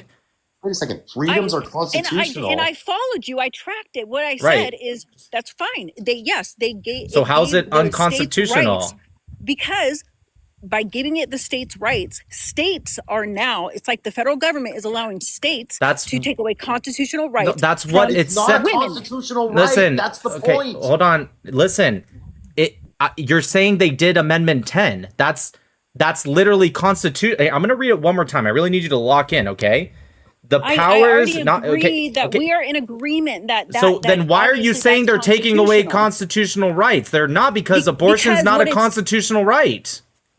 Because what it's doing is allowing states to make unconstitutional rights on our freedoms. What do you? It's not a constitutional. Can you just tell me? Can you just tell me which constitutional right tells you you're allowed to abort your baby? If you can tell me that, I will concede everything. I'll be like, you know what? You got me. You're right, and I will concede that right away. Just tell me where in the Constitution is our right to abort a baby's life. So let's say a woman was raped. This isn't answering my question. This isn't answering my question. Just tell me where in the Constitution. Great. Can you just tell me how? I've read the entire Constitution multiple times. I've taken constitutional law. Maybe I missed it. I don't know how. If you can just tell me where in the Constitution you have the right to abort your baby, and then you will have a great argument. Then you would say Amendment 10 doesn't apply, because Amendment 10 says the power is not delegated to the United States by the Constitution. So you'd have to say the power is delegated because of, I don't know, Amendment 14, Section 3. Obviously, that is a rhetorical question. It's not. Yeah, it is. Because, of course, it's not in there, but I'm showing you but, how okay, so how is it applied. Okay, great. So how is it unconstitutional if it's not in the Constitution? I'm glad you finally admitted that. That took a while. So how is it unconstitutional? How is it? I need you to relax. I need you to relax. If it's not, okay, great. You just admitted it's not at all in the Constitution. Thank you for saying that. So can you tell me how it's a constitutional right if it's not in the Constitution, like you just admitted? That's a little weird. I really don't know what you just said that I admitted to. What part of you said it's not in the Constitution. You just admitted that. So if it's not in the Constitution, correct. So if it's not in the Constitution, then how can it be a constitutional right if it's not in the Constitution? That you lost me on that part. Right. So what I'm telling you is the fact that it was turned over back to the states. It's like the federal government is allowing states to run on our freedoms as a person. That's literally the choose 10th what we wanna Amendment. do. That's we don't have freedoms that's as a person. We don't have freedoms as a person. There's no such Yes, we thing. do. We No, we absolutely don't. have freedoms as No, we individuals, don't. Not as according to American the citizens. Yes, we Constitution. do. okay. No, we don't. What's a freedom of a person? What is that? Of American mean? citizens. What do you What- mean? So an American citizen can do whatever they want according to the Constitution? No, that's not what I'm saying. Well, if a person has freedom, where does that freedom end? Yes, we have to follow the constitutional rights. We have freedoms. You are correct, but you made a blanket statement as if we have just freedoms as a person. Hammer's correct. We don't. Okay. We have hold on, I'm almost done. We have specific things that we have. Now, if you can point to me where it says we're allowed to abort a baby, then you're correct. Amendment 10 wouldn't apply because again, the first sentence says power is not delegated to the United States by the Constitution. So if you say, "Hey, in the Constitution it says I can murder my baby," then you would be right. So I'm just asking, can you tell me where it says something like that? All right. So King just said that if we have freedoms, where does those freedoms end? So what I'm Yes. saying is when a woman is raped and made to carry her that the rapist baby to full term, how is Okay. that not an end to freedom? Like that was a law. Where is it in the that was a Constitution crime. that says you have the It right was- to the abort rape your, is the a baby crime. as a result? But your question Where was is where it? do freedoms end? Where is it in the Constitution that says you have the freedom, if you want to use freedom instead of rights, you have the freedom to abort your child in the case of rape? Where does it say that? So we've already been over this. We've already been Where does over it say that? this. Obviously, it does not say. Do you those think- words. Okay, listen, Davi- Damian, I want to make my point. I want to make my point that I was trying to make earlier because it really applies to this. And I hope this benefits you, though, based on the tone and tenor of this conversation. I have a feeling it's going to go over your head. The ridiculousness of you coming up here to argue the intricacies of the Supreme Court and constitutional law when you didn't know what the Bill of Rights is laughable. Okay, well, you don't know. I don't think it is. Stop. I'm I still don't think speaking. it is. I'm still speaking. The fact that you don't know the basics. We're talking fifth grade here, right? People in the fifth grade know what the Bill of Rights is, and you're going to come up here and try to have a discussion with me and Nick, two people who are infinitely more intelligent and more well-read than you I'm are. more intelligent too. Yeah, Well, you too, Nick. I would Well, not Donnie, you say. just I weren't would not saying say anything. more intelligent. Are you I'm just kidding me? fine. I'm Because you definitely are more so much intelligent. More than intelligent. you. Yes, It's not even 1000%. close. Yes. It's not even close. You know nothing. You didn't know what the Bill of Rights was. You thought life, liberty, and I pursuit actually of do happiness, know a which, lot by of the things. way, Yes, you didn't I say did life, not know what the liberty. Bill of Rights I'm is, still but I speaking. do I'm know still a lot of speaking. things. I'm definitely still speaking. You didn't even say life, I'm liberty, and the so pursuit of happy. happiness. You said life, happiness, and the pursuit of something. You didn't even get that right. You didn't know that wasn't in the Constitution. You don't know anything. I And to did know come that up was in the here and Constitution. suggest you're going to have a discussion about constitutional law, which you're not even getting what Nick's telling you. If it's not in the It's so Constitution, funny that you if guys are it's not in stopping the your Constitution, live right now to berate me when I just want to continue on debating. but there's nothing to debate with you because you know nothing. Right, but I just told you. Can I ask you- said that You where just do our argued freedom? with You Nick. said You where just do our argued freedoms with end? Nick. Our You freedoms just argued. end when you commit a Kelly. crime. That's where Great. the You freedom just ends. argued with Nick. You just argued with Nick, and you're still not getting his point, which is so basic. It's unbelievable that it's going over your head. Our freedoms If end something when they is commit a not crime. in the Constitution, if something is not in the Constitution, and the state passes a law that has nothing to do with the Constitution, it by definition cannot be unconstitutional. Something But is I'm only I also wanna- unconstitutional if it freedom goes against is- the I Constitution. also want freedom to. is constitutional. Freedom Where does actually it say that? isn't. Where Freedom. is the word freedom no. ever Yes. used in the Constitution? How many times is the word freedom used? Okay, so are you saying that slavery is okay?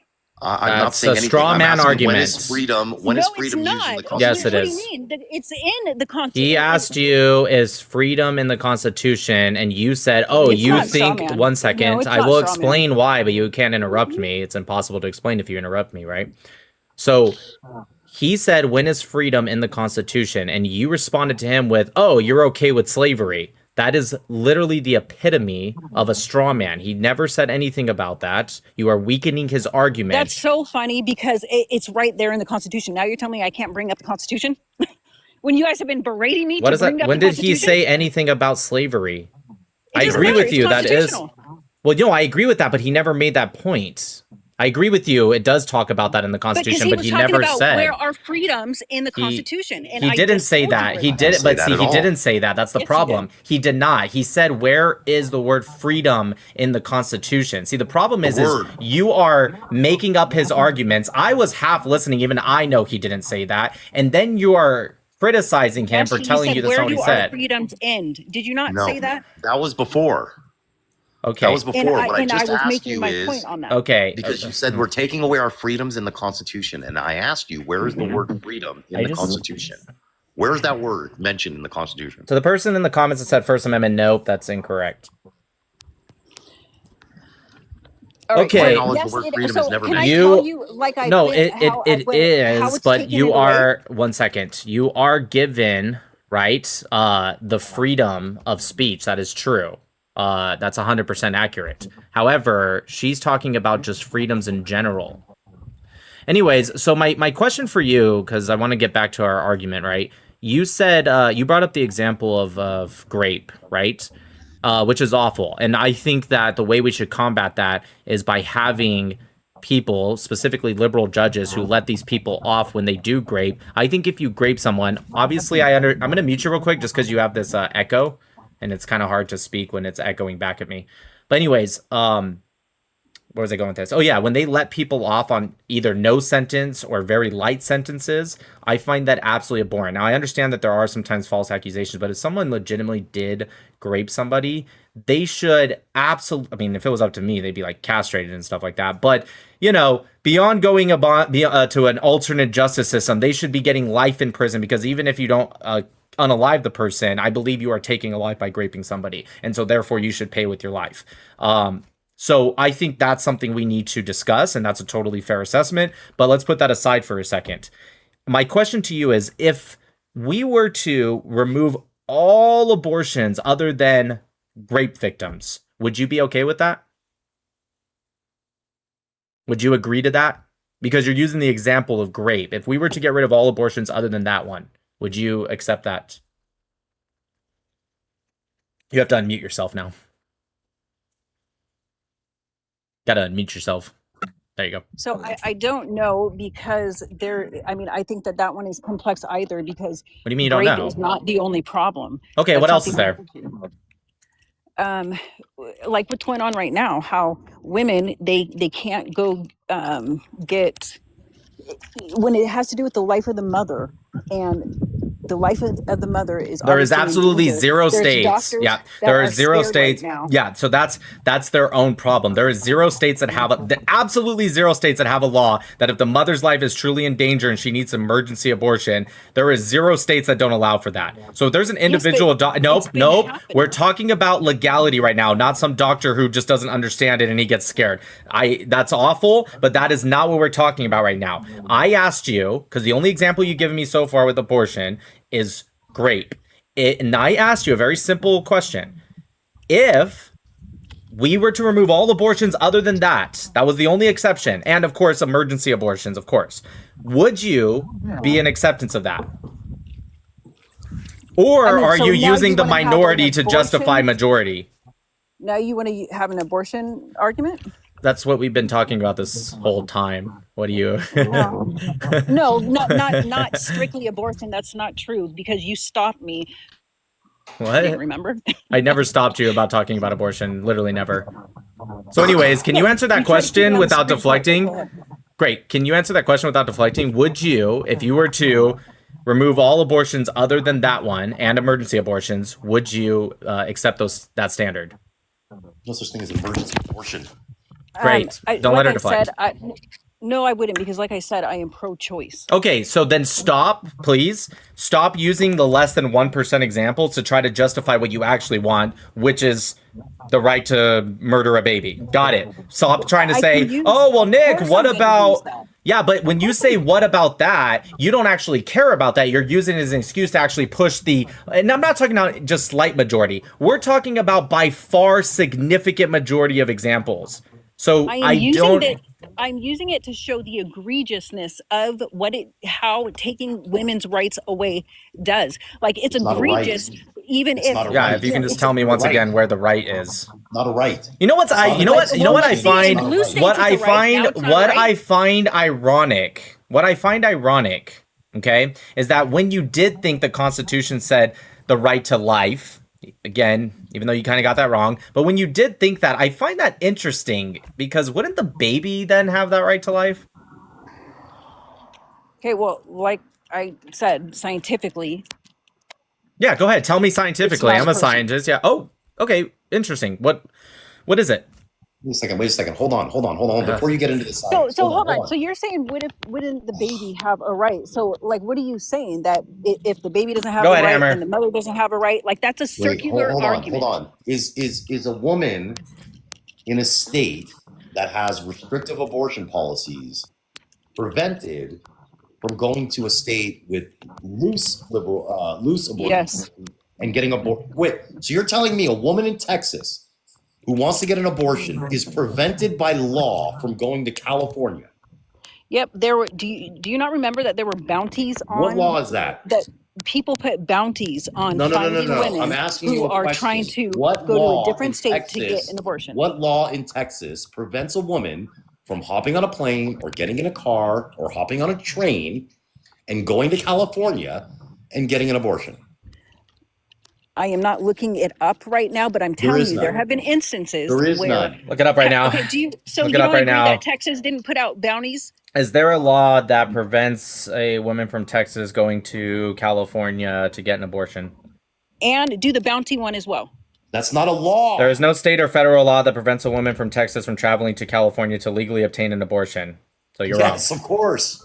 No, actually, they were trying to. Yes, they were trying to make. I want to say. Okay, so a couple that the things. Trump If you're talking administration was about, yeah, trying stop. to- That's not what you said earlier. You said it was a law. Now you're saying that some individuals are trying to make it a law. That might be true. I don't know. I'd have to look into that. But you understand that you definitely changed your claim. You 100% moved the goalposts. There Okay, so might then be let's stay individuals. in Texas. Will you look at I the just bounty? looked up in Texas. I just looked it up. You were wrong. No, the bounty, not the law. The bounty.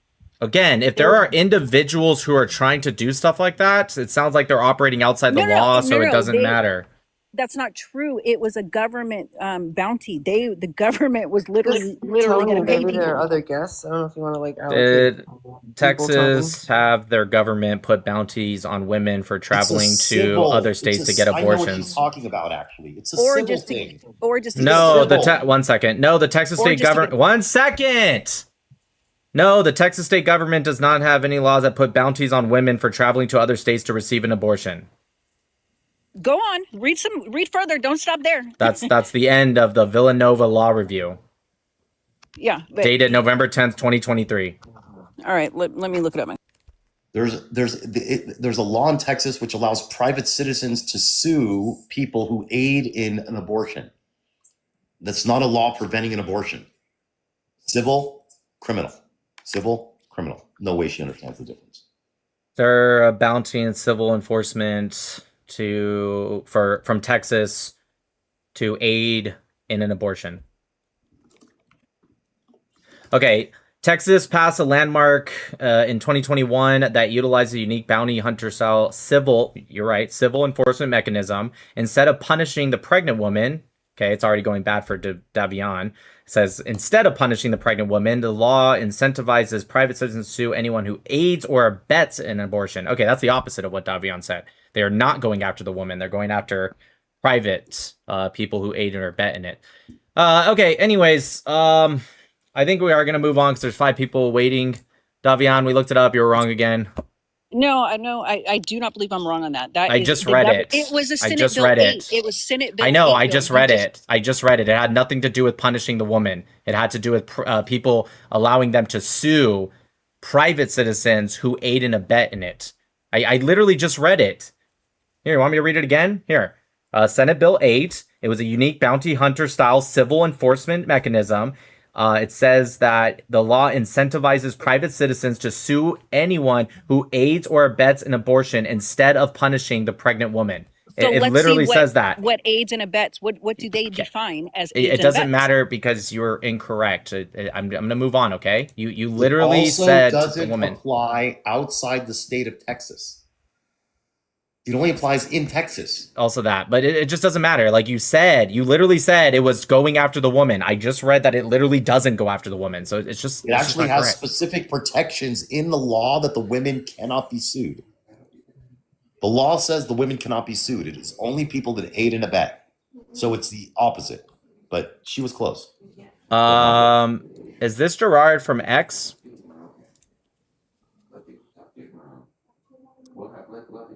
Gerard, hello, 1, 2, 3. I love you too, and I accept. Okay. I'm gonna go ahead and mute him because it sounds like he's having a conversation with maybe his wife.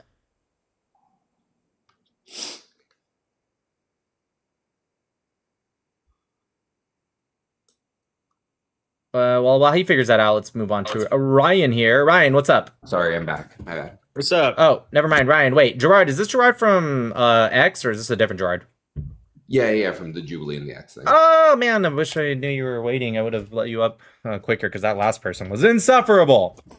Dude, she was crazy. Yeah. No, she wasn't crazy. No, she might be. Well, she's a little crazy. Wait, she where might be a did little you guys crazy, but meet? she's uneducated. She's Jubilee. She's He ignorant. was on your side? It's not even dumb. It's ignorant. honestly. It's No, definitely not. such a lack of basic knowledge, and then to sit here and try to have a conversation. The confidence too, right? Like it's Like crazy. wild. It's just Their rough because the confidence whole should have time you're like been asking studied. her what like the Bill of Rights is, and all I can think of is her vote counts as much as mine, and it just Yes, doesn't it bother Yeah. me. does. Okay, real Yes, quick, it I need to does. introduce Gerard here. Sorry for Ryan, I had to drop you, and probably if you guys are in the guest request, you probably should just, I don't know, maybe wait, because Gerard, so very nice guy. We agree on actually a lot of stuff, except just definitely not Israel. And we were on Jubilee together. I don't know if they're going to end up releasing that or not. They did release the first one today. The Republicans versus, were you on the Republicans versus Liberal one? I didn't watch it. No, I think that was just Matt Nuclear was the only like copy over. Okay. Anyways, we did, Someone said you had 2 million followers. Is that right? oh, my bad. What, me? No. Huh? Sorry, my bad, What? Ryan. If you want to come back up, Ryan, and if you have something quick, I'd be more than glad to bring you back Ryan up. had 2 million followers. Gotcha. Okay, Ryan, if you want to come back up, you can real quick. I promised Gerard that we'd have this discussion, but if you you can wait. Okay. Yeah, sorry, Ryan. It's up to you. I know it was a little messed up to like bring you up and drop you. I thought Gerard was like on the phone or something. Anyways, so long story short, yeah, Gerard was on the anti-Israel Republican side. I don't know if it was Republican or conservatives, and then we were on the pro-Israel conservative / Republican side. So he wanted to continue. I don't remember where we left off. We were talking on X, and I don't remember what the last thing that was said. Let me pull it I up real think quick. you were mentioning that the Palestinians had like made some deal where they traded away their land rights if they like violated some term or something that they like didn't violate. Oh, right. No. It wasn't. They didn't trade away any land rights. They never had the land rights prior to 67. We were talking about Gaza or West Bank. I think it was Gaza. Okay, yeah. Then prior to 67, it was actually controlled by Egypt. And then post 67 up until 93 with Oslo 1 and 95 of Oslo 2, there was the implementation of the Oslo Accords and a kind of sort of framework to say, hey, we're going to actually withdraw from certain areas and we're going to establish the PLC. Excuse me, the PLC to, I don't know. It was supposed to go to Camp David. Camp David, as you know, I'm sure, pretty much failed, not 78 Camp David, 2000. And so it was never about a deal to sign away land rights. Oh, that's right. And then I said, and that's when I made the AI, the goalpost moving. I said, but they themselves call themselves refugees. So how can they have been there for generations? And I think the last thing you said by generations, you just kind of meant 80 years. Is that correct? Yeah, I'm just using basically the grandfather role. Like if my grandfather was born here in wherever I am right now, I mean, by all intents and purposes, I live here. I'm a native or indigenous, whatever term you want to use. Well, that wouldn't make you indigenous. Indigeneity has 7 different requirements of, generally speaking. I know it's a loose term and people kind of, slap it one way or the other, but generally speaking, and it has nothing to do with, grandfather terms. Now, you could be native. I would say a lot of the Gazans are native because they have a very young population. Native meaning, born in that place. But a lot of them actually come from Egypt, again, because it was controlled by Egypt up until 67. One of the most famous last names, Masri, means of Egypt, and that's one of the largest names that are in Gaza. So my argument, although I agree with you, they live there.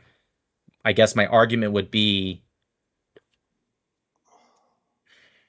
I think there was a bit of a misconception because I think, and maybe that's my fault, I don't remember what I typed, but I don't think I made the claim that they signed away land rights. I don't think they ever had those. Well, so I think part of what we're mixing is like what the political structure of the Gazan region did versus what like an individual random dude did. So I'm looking at this more from the perspective of like, I'm a random olive tree farmer, right? And I just have like a family home. And now I'm being told that like I've lost the rights to this property because of something like a government official did. And so like that's where I'm coming from, when I think that this is probably an unjust situation. They don't own that It seems property. unfair that like a random dude. What? Most of them don't own the property. They're just like tenant farmers, or they're working on behalf of someone. Like they don't, like you're applying Western understanding of land rights, you know, deeds of trust, purchase contracts, things of that nature, to a society that does not have Western land rights. So the idea that like these people are owners of their land it's no different than, I live in Las Vegas, for example. Have you ever been to Vegas? Oh yeah. Okay, so you know, a couple miles outside the strip, we're surrounded by nothing. Right? I mean, there's like, you see, you know, when you fly into Vegas, you see it from up top. It's like, oh, there's Vegas. And then there's just darkness. It would be like me going into the desert and plopping down and bringing my goats and setting up a mud hut and being like, this is my land. Well, I mean, I guess if no one bothers me, I guess it is, but it's really not mine. I didn't buy it. Well, I think that's where we're getting the idea that like land is owned by someone else and you have to buy it from them. I think that only has legitimacy for a certain amount of time. Like you basically just said, right? If no one bothers you for a certain amount of time, someone buys land. Well, it doesn't even have to be buy land. It was uninhabited land. So it's not theirs per se, because again, in the West, we understand land ownership as being a legal document. If you're saying they lived on land for a long time, sure, I'll give you that, but it's not their land. They moved into an open area. Well, actually, I'm saying it kind of. I'm saying if they live there long enough, I do think it's their land. I think if they when you say, well, hold on one sec. Let's get specific real quick before you answer that. When you say their land, are you saying in what terms? Are you saying like as a sovereign state, through autonomy, legality? Or are you just saying like they live individual olive farm? Well, so first I would start, from the perspective of the individual. So setting aside the sovereign state of Palestine that they want, I'm just saying like the family that's been like olive farming on this farm for like 80 years, right? And they've just been essentially acting as the owners and caretakers of the land. What about everyone else? Just that doesn't apply in Gaza. That doesn't apply in Gaza anyways. True. Israel's not taking any land from olive farmers in Gaza. Well, no, Israeli settlers do go, and they then not Gaza. Like all sorts. Definitely not Gaza. Yeah, definitely not Gaza. Not Gaza. That doesn't happen in Gaza. You're talking about Judea and Samaria. What's the name of the place where it happens? So I'm correct. Judea, Samaria. You call it the West Bank. You call it the West Bank. Okay, but I call it the West Bank. Sure. Okay, just real quick. What about? I get your idea of the individual who's just literally doing nothing. He doesn't really even care much about politics or fighting or resisting or whatever. He's just an olive farmer and his family living on that land. What about everyone else? Do they also have that right? This kind of made up right that I feel like you're making up, but like, do they also have that right? Like, let's. So I'll use the correct legal term. I'm not making it up. It's a very common Western common law concept called adverse possession. If you've lived on a land in most Western places, it's only 20 years. I'm being extra strict by saying 80 years, but you can adversely possess land and then it does legally become yours. Yeah, but the problem is that only applies if you're following the rest of Western concept of law. Right, it's also not a It's also not a legality that exists under the governmental system that does exist, whether we're talking about Gaza, Judea, Samaria, between areas A, B, C, H1, H2, or Israel proper. So even though I acknowledge what you're saying, using another country's laws to apply to an area that doesn't have that is disingenuous. We also have eminent domain. We also have eminent domain in the West, don't we? Right, of course we do. Yeah. So if call this eminent, call it eminent domain. We'll call it eminent domain then. We'll call it eminent domain. Okay. But you're not paying them. If they do, would you accept it? Yeah. So if Israel was going to pay and forcibly purchase at fair market value the land, I wouldn't be calling it a genocide for sure. If that has nothing to do with genocide, anyways. Well, you're right. Sorry, I wouldn't be calling it ethnic cleansing if they were. That's got nothing to do with ethnic cleansing either. I actually none of what you're describing happens in Gaza, right? So your whole lead into this about talking with Nick about Gaza was all right. Let's odd. It's got nothing to do with Gaza. Okay, so but you're saying it's happening in the West Bank. So if No, not at all. Just change the word Gaza to West. No, I'm not. No, not at all. Okay, I got this. So a couple things, right? So if you want to just shift to Judea, Samaria, / the West Bank, right? So do you understand like the hierarchy of international law, like just Kogan's norms, Article I think 107, treaty law, customary international law? I mean, I know the very basics. Generally, of it, yeah. I'm not asking. Generally, don't think. Go ahead. I mean, I'm not I'm not an expert on it, but I know generally that there are a couple international laws that would apply. But also, I'm also know the realpolitik of it. The international law doesn't really mean anything because there's no international enforcement mechanism, and I think we do have to accept that reality. Right, and it's realpolitik. But yes, I mean, I would say overall, the reason I brought it up is because it does apply in this manner. So the Oslo Accords, again, Oslo 1 of 93, Oslo 2 of 95, and the Hebron Agreement of 97 would implement under the hierarchy of this law what's called treaty law. And Israel legally is following everything implemented in that treaty law that was agreed upon by both parties. And so now I agree, there are some quote unquote settlers. It's a very small minority of them, it's literally less than 1%, that do try to go beyond those bounds, especially in the Area B aspects. And Israel themselves have been the one that have actually put a stop to a lot of them and have torn down some of these in Area B because Oslo Accords allow for settlements in Area C, but not Area B. So Israel themselves agrees with that. So I'm not going to answer individual actions, and I disagree with vigilantes, whether they're Jewish, Muslim. No, he's not talking about vigilantes. This is the problem. He's talking about them taking land away from people, which isn't happening. Okay, I'll get to Jew in Judea and Samaria is going into Palestinian land and planting a flag and saying, "Okay, this is my land now." That's not happening. You don't think there are any you don't believe there are settlers that are going onto land that is currently occupied? They are doing so and vandalizing. Wait, hold on. Yes, 1 second. When you ask that question, Gerard, are you saying to take their home and say, this is mine now, you leave? Because if that's what you're saying, which it sounds like that's what you're saying, the answer is no, that doesn't happen. If you're saying, are they being assholes and I'm not criminals? saying they're literally burglarizing the home. I'm saying they're setting up settlements and then declaring an amount of land. No, not in Arab neighborhoods. No, that doesn't happen. Not at all. What? Okay, it feels like there are some. They're not doing in Arab neighborhoods. What kind of neighborhoods will both are they concede. doing? Nick and I will both concede. There are some who set up illegal outposts outside of Area C, but they're that's not what I was talking about. But the land that they're going to is vacant. Right. So it's uninhabited. Right. Okay. And it's still wrong, by the way. Yes. So that's what I was talking about earlier. I agree with there are individuals, and it's literally less than 1%. And the reason they do these kind of things in Area B, because they are criminals and they're vigilantes, the reason they do it is because Area B, when it comes to the security of the Oslo Accords that were implemented, Area B is a gray zone because it is socially controlled by the Palestinian Authority. Security is also Palestinian Authority and split with the Israeli security. And so they go in there into Area B because what ends up happening when they do some kind of crime, regardless of what it is, what ends up happening is the Palestinian Authority generally is going to be called there first, not because that's the law, just because obviously the Arabs who are going to call it, they're going to call the Palestinians, they're not going to call Israel, right? And so when they get there, they do an investigation, and then Israel kind of comes in because it's a split security. They'll ask the Palestinian Authority, who's already cleaned everything up, and say, hey, this happened. Israel will be like, okay, well, we need this information, or we need whatever, this piece, so we can do our own investigation. And the PA, even though they kind of work with Israel, a lot of the times they don't, and they say, no, we're not going to do that. So then Israel ends up going, okay, well, we can't conclude on this investigation at all. And then that's when you see the Al Jazeera headline, Israel does nothing about guy who did this. It's because they couldn't actually even get any of the stuff that the PA won't, cooperate with them. And these settlers, if you will, right? These criminals, they know that, and that's why they do this kind of stuff in Area B. So if you're talking about individuals doing acts of vigilantism, you're correct, but I think it's irrelevant because I condemn that. It's wrong, and it has nothing to do with the systematic process of Israel. If you're saying the Israeli government is doing it, then you're wrong. So I just don't know which one you're saying. I think the Israeli government, to an extent, both funds them and turns a blind eye to it. They fund who? People? Yes. Right. You're right. They do. You're right. That's true. I don't agree. That's true. Not a blind eye. They turn a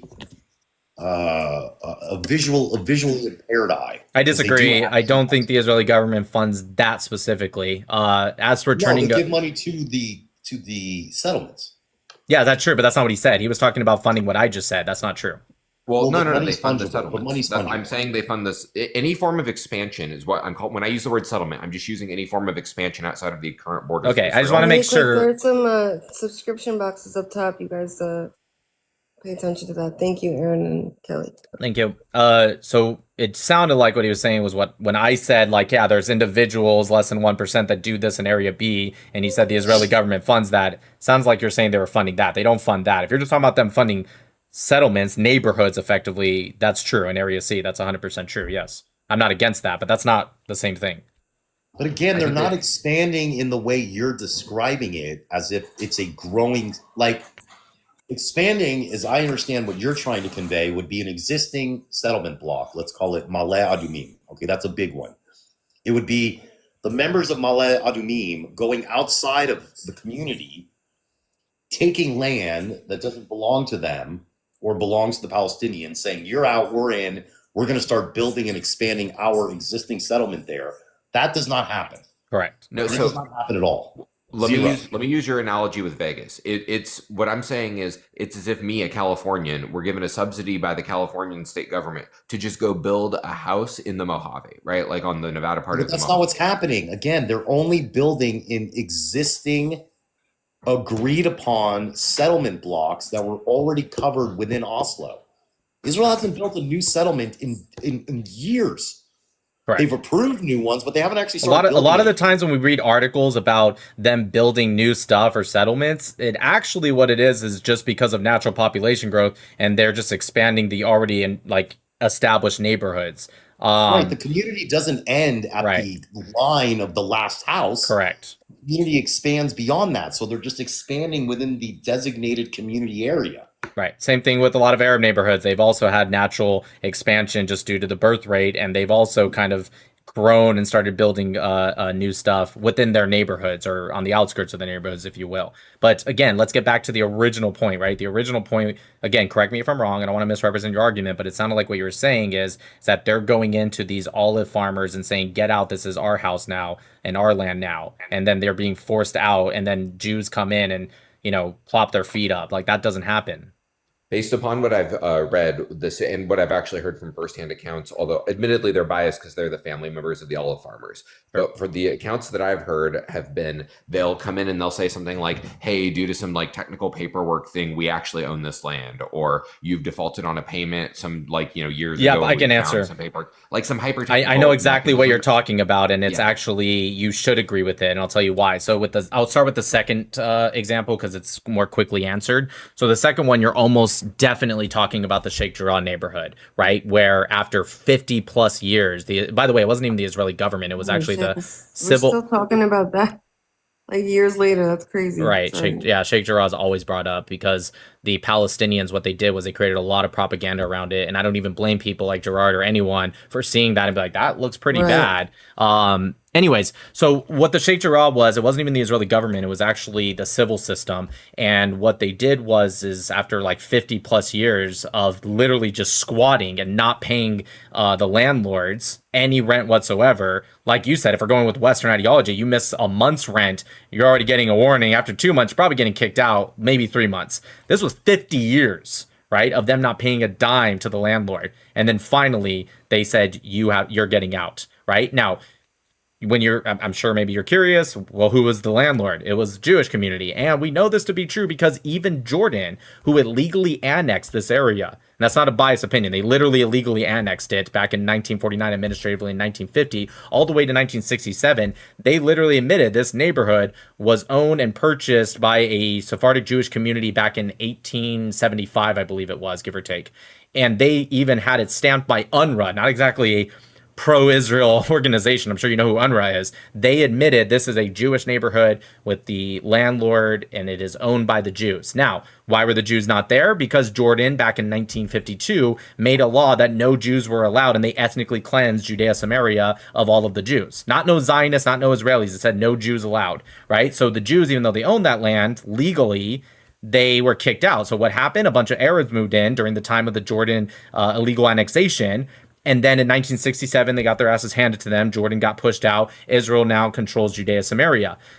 Right there, Israel probably would have every right to be like, get the fuck out of the house. But instead, Israel said, because you've been living here, we're going to allow you to continue to live here. All we ask, because the owner of this land is Jews, right? Here's the slip. Your government, Jordan's government, literally admitted to it. The UN got involved. Everyone admitted this is Jewish land. Can you just pay, rent, just like any other people would? And they said, nope. We're Arabs, you're Jews, we're not paying you any rent. We have no reason to have to pay you rent. And it still took 50 fucking years of the civil court system to finally evict them. You should be in favor of that, whether this is about Arabs, Jews, Israel, or not. Well, so I mean, really, what it sounds like you're telling me is like these people lived and owned this land at some point in time. Then Israel came, took the land, no, in war. Owned it. No, they didn't own it. They never owned it. Hold on, let me finish. I just want, but you said I'm saying that. I never said that. I said the opposite. No, you were saying originally, like in the 1800s, Jews owned the land. Then Jordan came in, they took the land, and then the people who were physically living on the land had ownership of the land. No, they didn't have the ownership. No. Who had the ownership during the time period when Jordan conquered? They didn't. Right, the Jews, including Jordan themselves admitting to this. They said it was Jewish land and was owned by Jews. No, I don't care about like a piece of paper. I'm saying like under Jordanian, the time when Jordan ruled it, like it was literally like the people living on the land owning the land. Well, no, because it was okay. You own something you have to purchase. Well, not just that, No, but it was that's nonsense. okay. Yes, you do. Not just that, That's but nonsensical, okay. King Hebrew. That's Okay, clearly not how land ownership works. Okay, hold on. Okay, a couple things. One, it was literally like if we're going with legality here, which we are because we're talking about ownership. Jordan's occupation of Judea and Samaria was quite literally an illegal annexation. It wasn't even recognized by anyone but the British and Pakistan. Seriously, you can look this up. So no, if you're going with legality, no, they actually didn't own it. If you're just saying because they lived there, so I'm not really going with legality, I'm just saying because they lived there, fuck it, they own it. Well, can't we apply that to Gaza? If they were to push all the Gazans out and immediately put Jews in those houses, would you immediately shift your position and say, well, they own it because they're living there? No, like I've said, like you would. Well, that's take time. hypocritical So if then. you- No. What matters is time. So that's my whole point. So Wait, but you didn't give again, time to the Jordanians. You said Jordanians weren't even there for 2 decades. And you just I thought said you Jordan that in owned the it. I thought you said they took it. I they'd did not. been living there for like 40 years. No, what I said was in 1875 the Jews purchased it. Jordan didn't illegally annex that until 1950 administratively. What do you mean when you say administratively? So between the Because Jews purchased it in the annexation is an 1800s. administrative act. I guess physically it was 1949, but When- they so administratively who was completed it in living 1950. in like 1930. Who was living on that land? In that Jews. specific neighborhood, Jews, for sure. Jews. Sure, in the land that Jordan had was going to. In that eventually. specific You're saying the Jews neighborhood, lived there yes, until- yes, 100%. Okay, so the Jews name lived there Sheikh until Jarrah, 1950. the name Sheikh Jarrah didn't come about until after 48. True. That city name was called Shimon HaTzadik. True, I did use the Arab colonizer name. I Right, forgot the actual name of that neighborhood is Shimon HaTzadik. Shimon or Simon the Great, named after the great member of the Jewish Sanhedrin. It was Anyways. called Shimon HaTzadik. It had a Hebrew name. Anyways, They so came- I Jews out okay. and changed the name. Correct. I think there was a misconception. He thought I was saying it was in 1850. That's my bad, maybe. What I'm saying is that the purchase was in 1850 or 1870. I think it was 1875. My bad. But it wasn't until 1950 that Jordan illegally annexed the land, and then in 1952, that's when they, even though they had already ethnically cleansed land, they established legally per their own law that no Jews were allowed in the area. So then, only 15 years after that is when the 6-Day War happened, and Jordan was pushed out. Okay, so the Jordanians were living there for about 15 years. No, a little longer than that. Sheikh Jarrah, when the neighborhood that they started building on Jewish land, they destroyed some of the housing in Judea and Samaria, and they started building up. So it could have been less if you're talking about like physically living in like an apartment complex or a house. I don't have that exact number, but if you're just talking about Jordanians controlling that area, 15 to 17 years. Well, it's not so much control. What I care. The only reason there were Arabs living there is because they ethnically cleansed, which you reliably told me was a bad thing. Right. They ethnically cleansed the Jews that were living there. Right, but again, this is where time always comes in, right? Because I'll always draw the comparison to the United States and Native Americans. We Jews have been ethnically living in cleansed that all the neighborhood natives. before Hold on, being King Hebrew, ethnically let cleansed. me talk. Jews have been living in that neighborhood for Hold on. 2,500 years. Right, but I'm telling you, I don't give a flying fuck about that because the Native American tribes have been living in North America for thousands of years. But if the Navajo came out and said, "Hey, we're actually retaking all of California and Nevada," I would rightfully go tell them to go fuck Go for themselves. it. No, they should try. No, I am going to tell them to go fuck themselves if they try to reclaim the He's making a United joke States. because Well, they should try, would and they'll get their fail. ass Yes, kicked that's what again he's like they saying. did Well, the of course first they would fail, but let's say they didn't. Let's They say failed like the first time, aliens but give this them isn't some about- magical. but Let's this isn't let's a say war. China. Oh wait, no. Let's use a real hypo. So let's say China tries to Wait, use I this want to as get a back wedge to. issue and say, No, this let's is say there's China no need says for we're an going to use. analogy. There's no need for an analogy. You're contradicting yourself so blatantly because you use the time argument in favor of the Jordanians and the Arabs. Well, they were living there for a certain amount of time, so they owned it. Well, Then I but tell that's you, what been living there for 2,500 years. Hold and you're on. like, I don't give a shit because Well, of the no, Native Americans. I get what he's saying. He's trying to say like that was something in the past, whereas we're talking about at least at the time contemporary times, right? But the problem is that you earlier said 80 years was the time limit, and then you said even before technically 20. Either way, whether you use 20 or 80, it still wouldn't apply to the Jordanians. So why are you're being hypocritical in that sense? Well, I'll no, accept because the you told me fact then that there was another 50. You said then they've also lived here. Like, sure, I they've never been said being that. told to pay rent for. You've been told they've been told to pay rent for 50 years, and then over the last 50 years they haven't paid rent, and so now recently they went in and they bulldozed, right? Like that's what I'm talking. Well, no, they didn't bulldoze. They evicted them, just like you would any other place in the entire world if you don't pay I thought rent. you were telling me that was the place where they like went and evicted like their farms and like bulldozed Evicted, correct. I never said anything about no bulldozing bulldozing, no farms. farms. Yes, there's no farms so there. They've not destroyed any houses or settlements that people have built. Well, first off, that's a straw man. I'm not. I'm talking I'm about asking. this neighborhood. I'm in this neighborhood. No, that didn't happen. You're talking about another one. Yes, there has been bulldozing, not because of that, but actually it's because of it actually extends from a British law, and it also has to do with minimizing the pay for slave program as a deterrence. And yes, if there's a terrorist attack, they will bulldoze that house. That's true. Issue. But that's a separate The issue. only So, part but yeah, one sec. That's a completely separate issue. So I'm going to get back to the topic we were talking about with Sheikh Jarrah. Okay. Where was I? Right. Oh, yes. So you are applying it to the Jordanians, right? At the end of 1967 when the Jews came back in. I agree with you in the sense of they allowed them to stay there. They should have kicked their fucking asses out, all of the Arabs, and said, this is literally not your land. Here's the deed. It's owned by this community. But they didn't, right? You're right. Israel is way too fucking nice at times. But regardless, what I'm saying is you're applying it to the Jordanians, but you're not applying it to the Jews, I guess, in this case.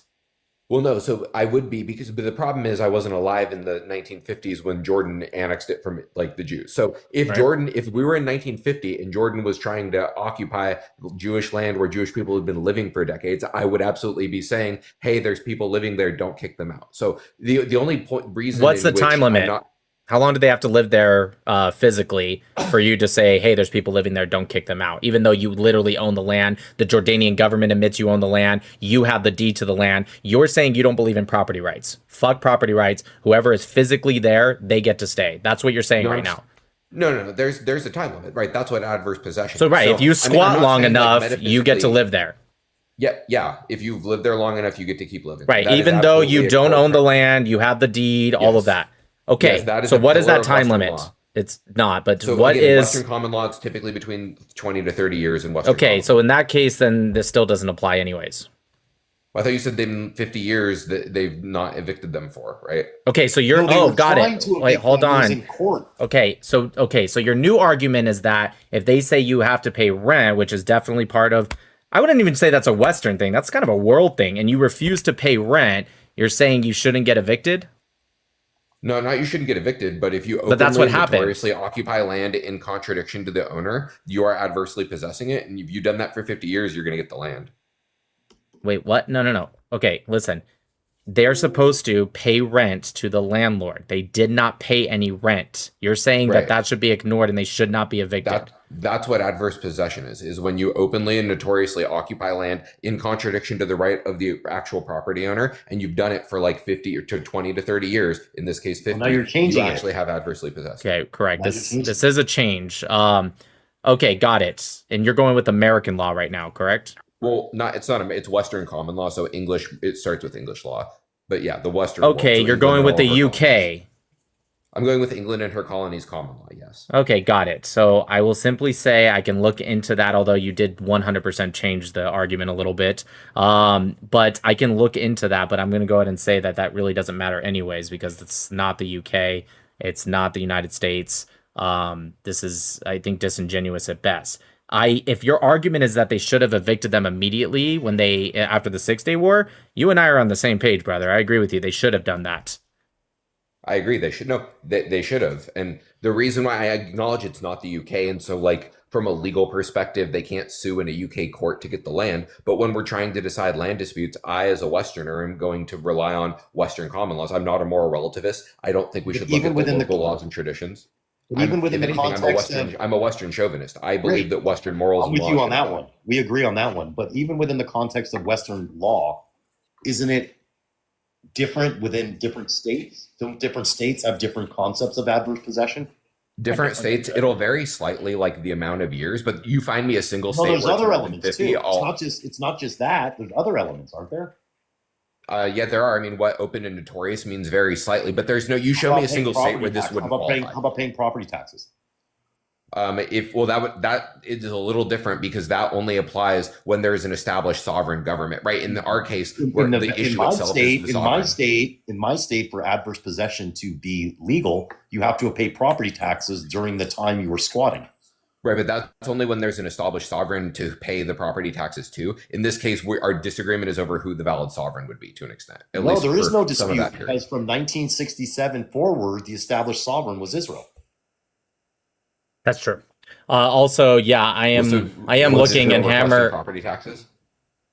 Yes, and others, but on top of that, yeah, I'm looking at it. Hammer is correct, but nonetheless, it also does vary. So if you're saying I kind of just follow this law as a general, but there's a variation from, in the case of the United States, from one state to the next, I'd have to ask you which one do you pick that you follow. That being said, Hammer is correct. I just looked it up. Right. Well, yeah. I mean, it's going to depend on the state whether you have to pay property taxes. There's also going to be different definitions of what open and notorious means. And whether you have to. It also has to be hostile, actual, open, and notorious. So the hostile, open, and notorious varies by state too. Some states say that you have to be like in good faith believing. No, every state requires every state it says occupants' use must be hostile. Every single one. Right, but I'm saying like what hostile means in some states, it means you have to actually believe it's your land in good faith. And in other states, you have to believe you're actually a squatter. But like what I'm saying is all of these variations are not really relevant to the core principle of adverse possession. The core principle of adverse possession comes from this idea of if people have been living on land for a long period of time, it's not a good way to do land use for someone to have a piece of paper from 70 years ago. And I got this is over. This argument's over, right? Yeah, but I just want to. Okay, fine. Go ahead. Go ahead. Argument's over right now. Adverse possession cannot be claimed as long as there is a lawsuit that was filed prior to the time frame that needs to be met for adverse possession. Period. End of story. There is no exception to that.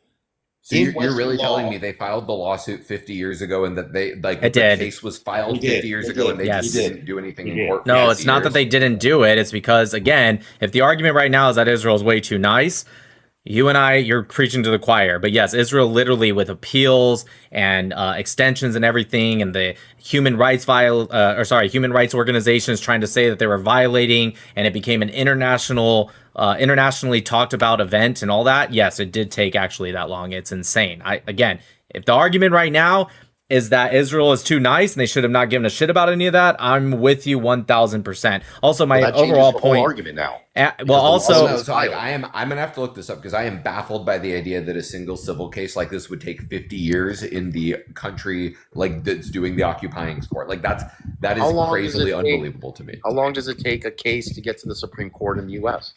Like 5 years. Like it's not that crazy. Sometimes even more now. Rarely, honestly, rarely. I could point to you cases that took over a decade to finally reach the Supreme Court. Yeah, you'll occasionally get one that takes a decade, but it's actually pretty uncommon. So that's the point. How do you get to 5 decades? Okay, here it is right here. 5 decades because the Israeli civil justice system is. I have it right here. This is dated. This is an article, August 2nd, 2021. Israeli courts compromise would avoid Palestinian evictions. There's also one from Senator for Constitutional Rights on Sheikh Jarrah evictions halted by Israel Supreme Court. That one's dated March 1st, 2022. The Sheikh Jarrah property dispute and subsequent eviction cases have been litigated in the Israeli court system for over 50 years. Just looked it up for you. It's 100% true. But when you Yes. say now, you're saying cases, so it's saying like they've not sued for all of them 50 years ago, but it's been like different. cases over time. No. The different cases because there was different like appeals and different arguments getting brought up by different human rights organizations and pro-Palestinian organizations. This had to And do the with article four you just- houses. This had to do with four Correct. families. Correct. Because So the other people, the article because you the just other read, you people. said the Hold on, Israeli Gerard. Supreme Hold on, Court is Gerard. the one Hold on, that halted Gerard. it. Hold on, Gerard. This only has to do with I'm getting four. clarification. This only has to do with four houses because all the other people in the neighborhood came to a voluntary agreement with the owners of the land, and they stayed.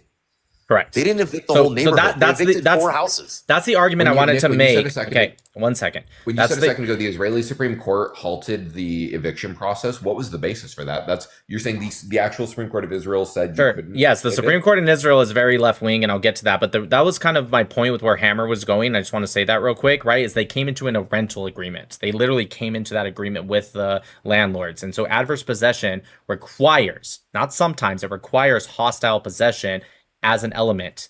That means adverse possession does not apply where there is a rental agreement. So it already doesn't matter because it requires hostile action or possession as an element.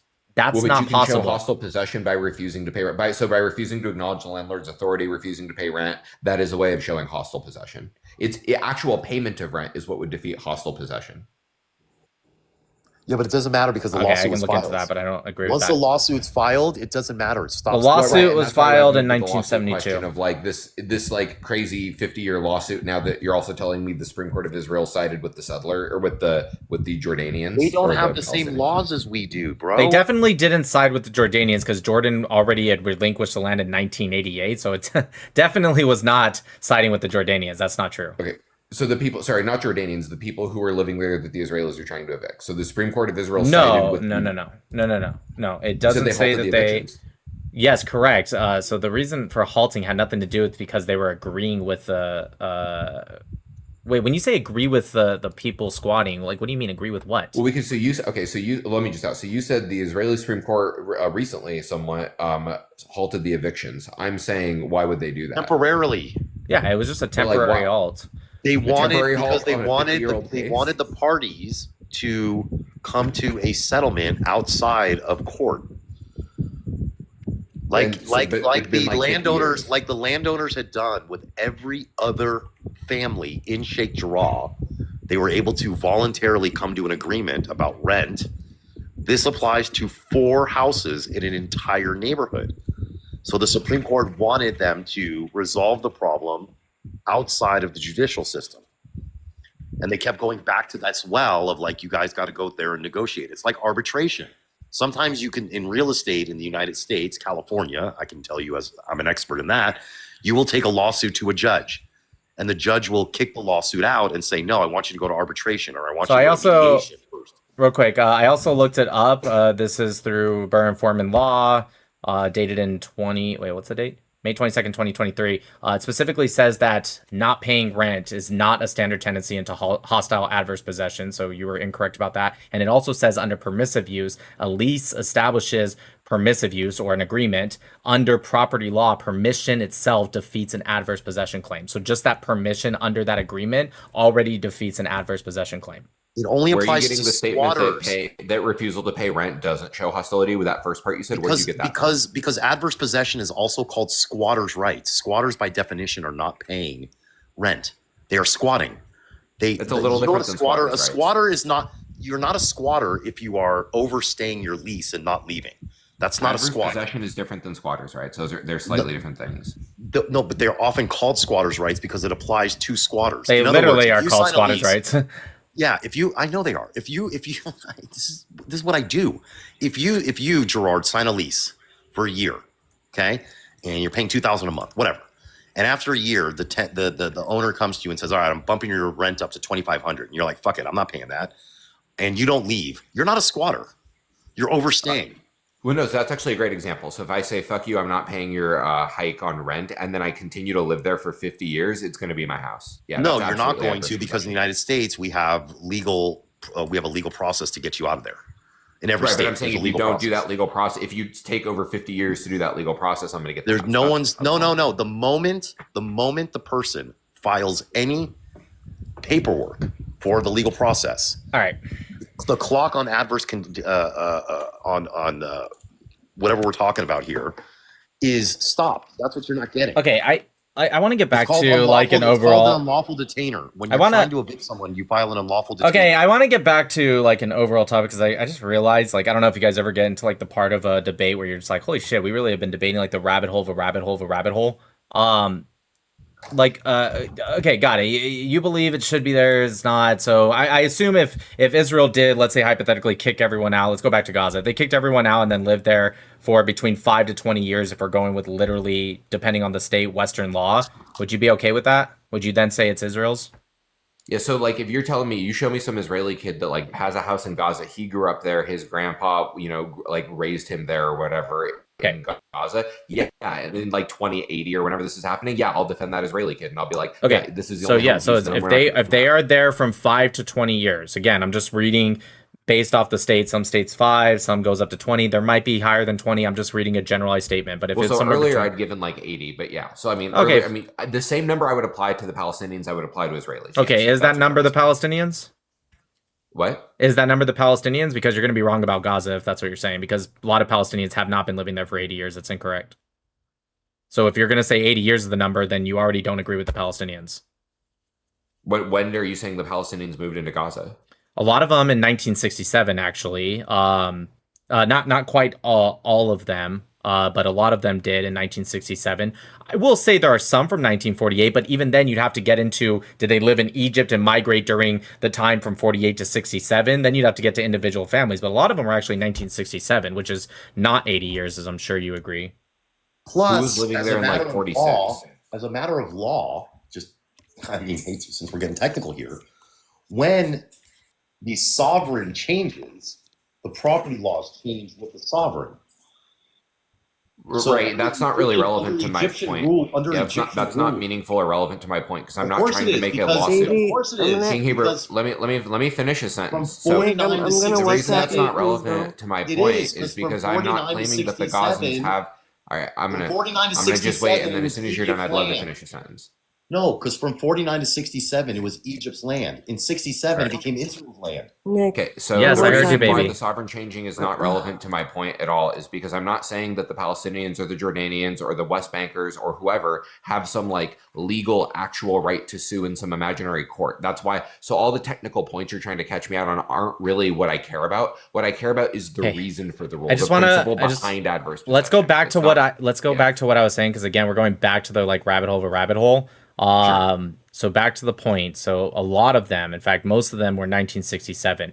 There may have been some, of course, more or less, all that go back to 1948. Again, I can't give you the exact number because some of them during the time of Egypt's control up until 67 could have moved from one part of Egypt into that Egyptian controlled area. I don't have that exact number, but I do know that a lot of them were post 1967. A lot of them. Who was living there in like 1945 then before the Israelis? When you say who?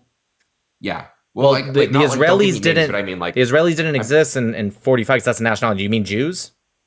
I mean, like the people who would become the Israelis, right? The people who moved from Europe to form the state of Israel, like when the state of Israel was formed. Who was living in Gaza prior? Well, like, most of them didn't move from Europe, so I find it disingenuous to say the people that moved from Europe. Most of them are not even European, by far. You think? Really, the people in 1949 in Israel were not a majority European? Definitely not. Even to this very day, Israel's not majority European. If you just isolate the Jewish population, most are Sephardic or Mizrahi. Some are Sabras, which is people that have lived in that land, like Israel, for thousands and thousands of years. So, but the actual, population-wise, but the actual people who formed the state of Israel were mostly European Ashkenazi. I'm not really. You're talking about the leadership. Yes, well, that's all I care. That's what I care about when we're talking about. Well, no, that's not what you said. You said who lived there. The leadership wouldn't have lived in those areas anyway. So I assumed you were talking about just the Jewish people. In fact, I remember what you said. You said the people that moved there. In this case, we're talking about Gaza, but in general, that moved there that later would be called Israeli. So you weren't talking about just the leadership. Now, maybe that's what you meant to say, but that's not what you said. No, I was using that as I'm saying who was living in the land that we call Gaza right now in 1945 prior to the formation of the state of Israel. That was my Egyptian, yes. Jews, Christians, and Muslims. No, but I'm not saying religiously. I'm saying ethnically who was living there. Well, Jews are an ethnicity. And Arabs. Jews and ethnicity, but Christian and Muslims not. So that's what I'm asking. Jews and Arabs. Okay, Arabs from where? Jordan, Palestine, Egypt. Like, Not where are we Jordan, talking? dude, from Egypt. Have you not looked at a map before?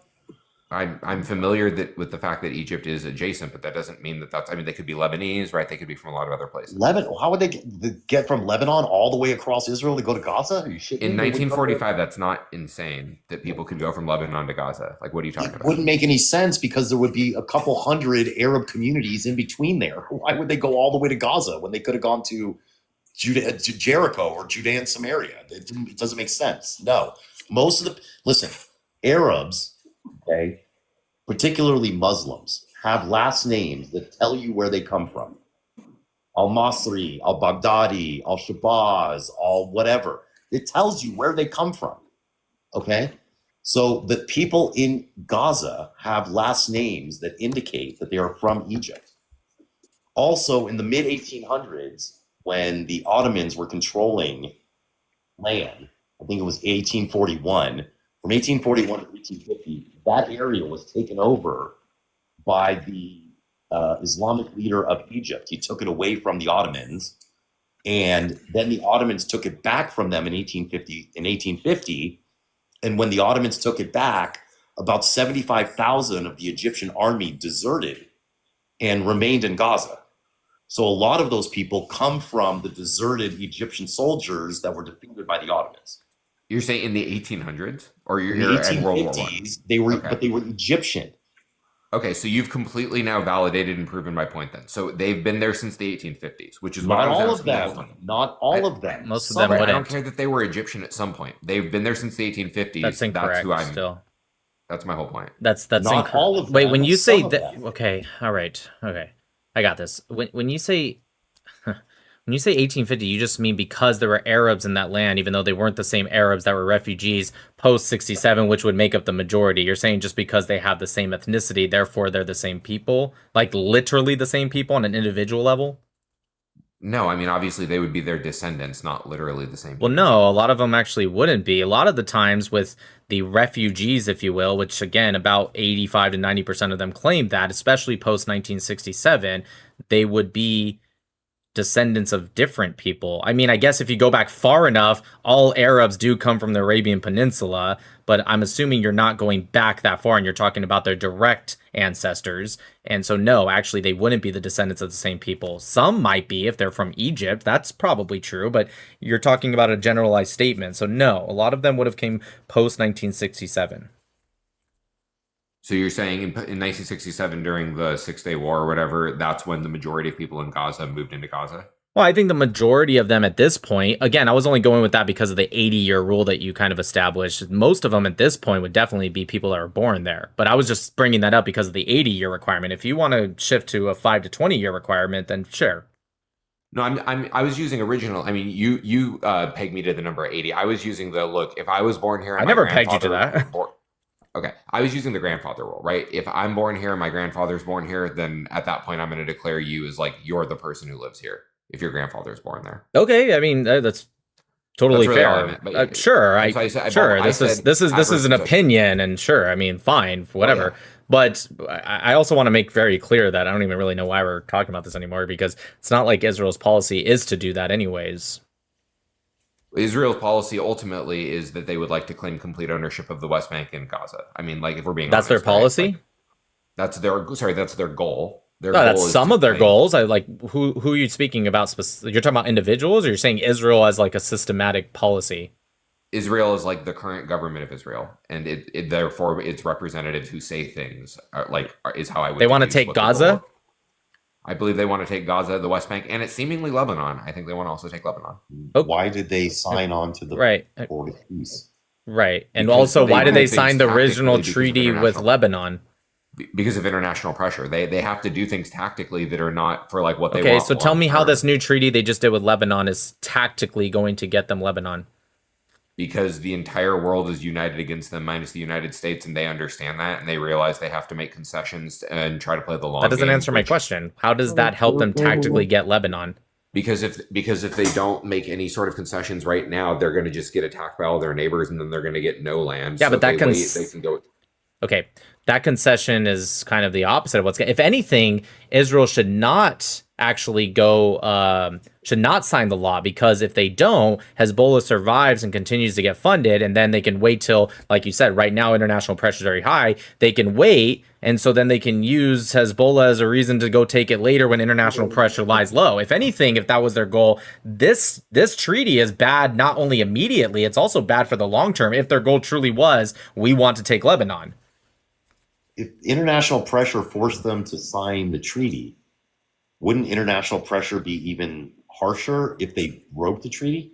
No, because I think their intent is to do wouldn't be- similar wait, things wait, to what wait. they've done Your with position the West your Bank, position right? is In which that they they want were- to take the land. Hey, King Hebrew, you asked me a question. Why don't you? No, I just want to make sure I Come on. understand you. I just want to Come make on. sure I No, understand no. you. You asked me a question. No, Let me no, at no, least I just wanna answer make it. sure I Let me at understand least you. answer the question you asked me, dude. I will, I promise. I just want to make sure I understand you. Just make sure I'm quoting this correctly so that we're all clear on where we stand. So your position is we signed the treaty because of international pressure, but if they broke the treaty, the international pressure would not increase. That's not obviously not what I'm saying, and it's what I'm trying asking, to then that's answer. my question So- to you before you start answering it. If they were forced Yeah. into signing it by international pressure, wouldn't the international pressure be worse if they broke it? Potentially, unless of course they can justify breaking it through one of the many terrorist attack strategies that they use to justify a lot of their attacks, or they'll do what they did with the West Bank, where they'll use like legal ownership How would claims or the property deeds or pressure, things. how would the international pressure that forced them to sign it be less Wait. after they Yeah, I'm trying to openly explain came out that. and said, we don't want to occupy Lebanon? They openly said this as a position of the government. We want nothing to do with Lebanon's land. We're only there for security purposes. But your position is it could potentially lower the pressure if they start taking Lebanon.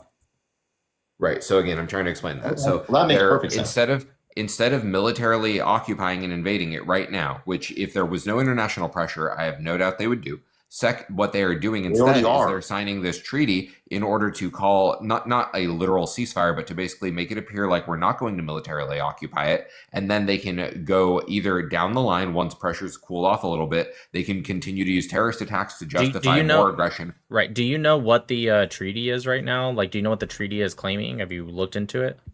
I don't know every detail, The but treaty I'm is aware to of like the disarm. headline level. The treaty is to completely disarm Hezbollah and actually expel that ideology. Now, whether that they're successful or not, that's irrelevant. I'm saying the treaty is actually to, by Lebanon as well, is to disarm Hezbollah. So how would Well, that's a very clever treaty on Israel's part, right? Because now the second Hezbollah does something, they'll say that Lebanon broke the treaty and they can continue to invade them, and they've got more international cover. it wouldn't be Lebanon breaking the treaty. In fact, Israel has not attacked Lebanon at all. They've only been attacking Hezbollah. By Lebanon, I mean the government, the actual Lebanese government, not like the literal land. They've only been attacking Hezbollah's stronghold, so it wouldn't be a violation of Lebanon. And also, if we are talking about violation from Hezbollah, they've been violating for the past 20 years with the security resolution of 2006. So that's already been happening anyways.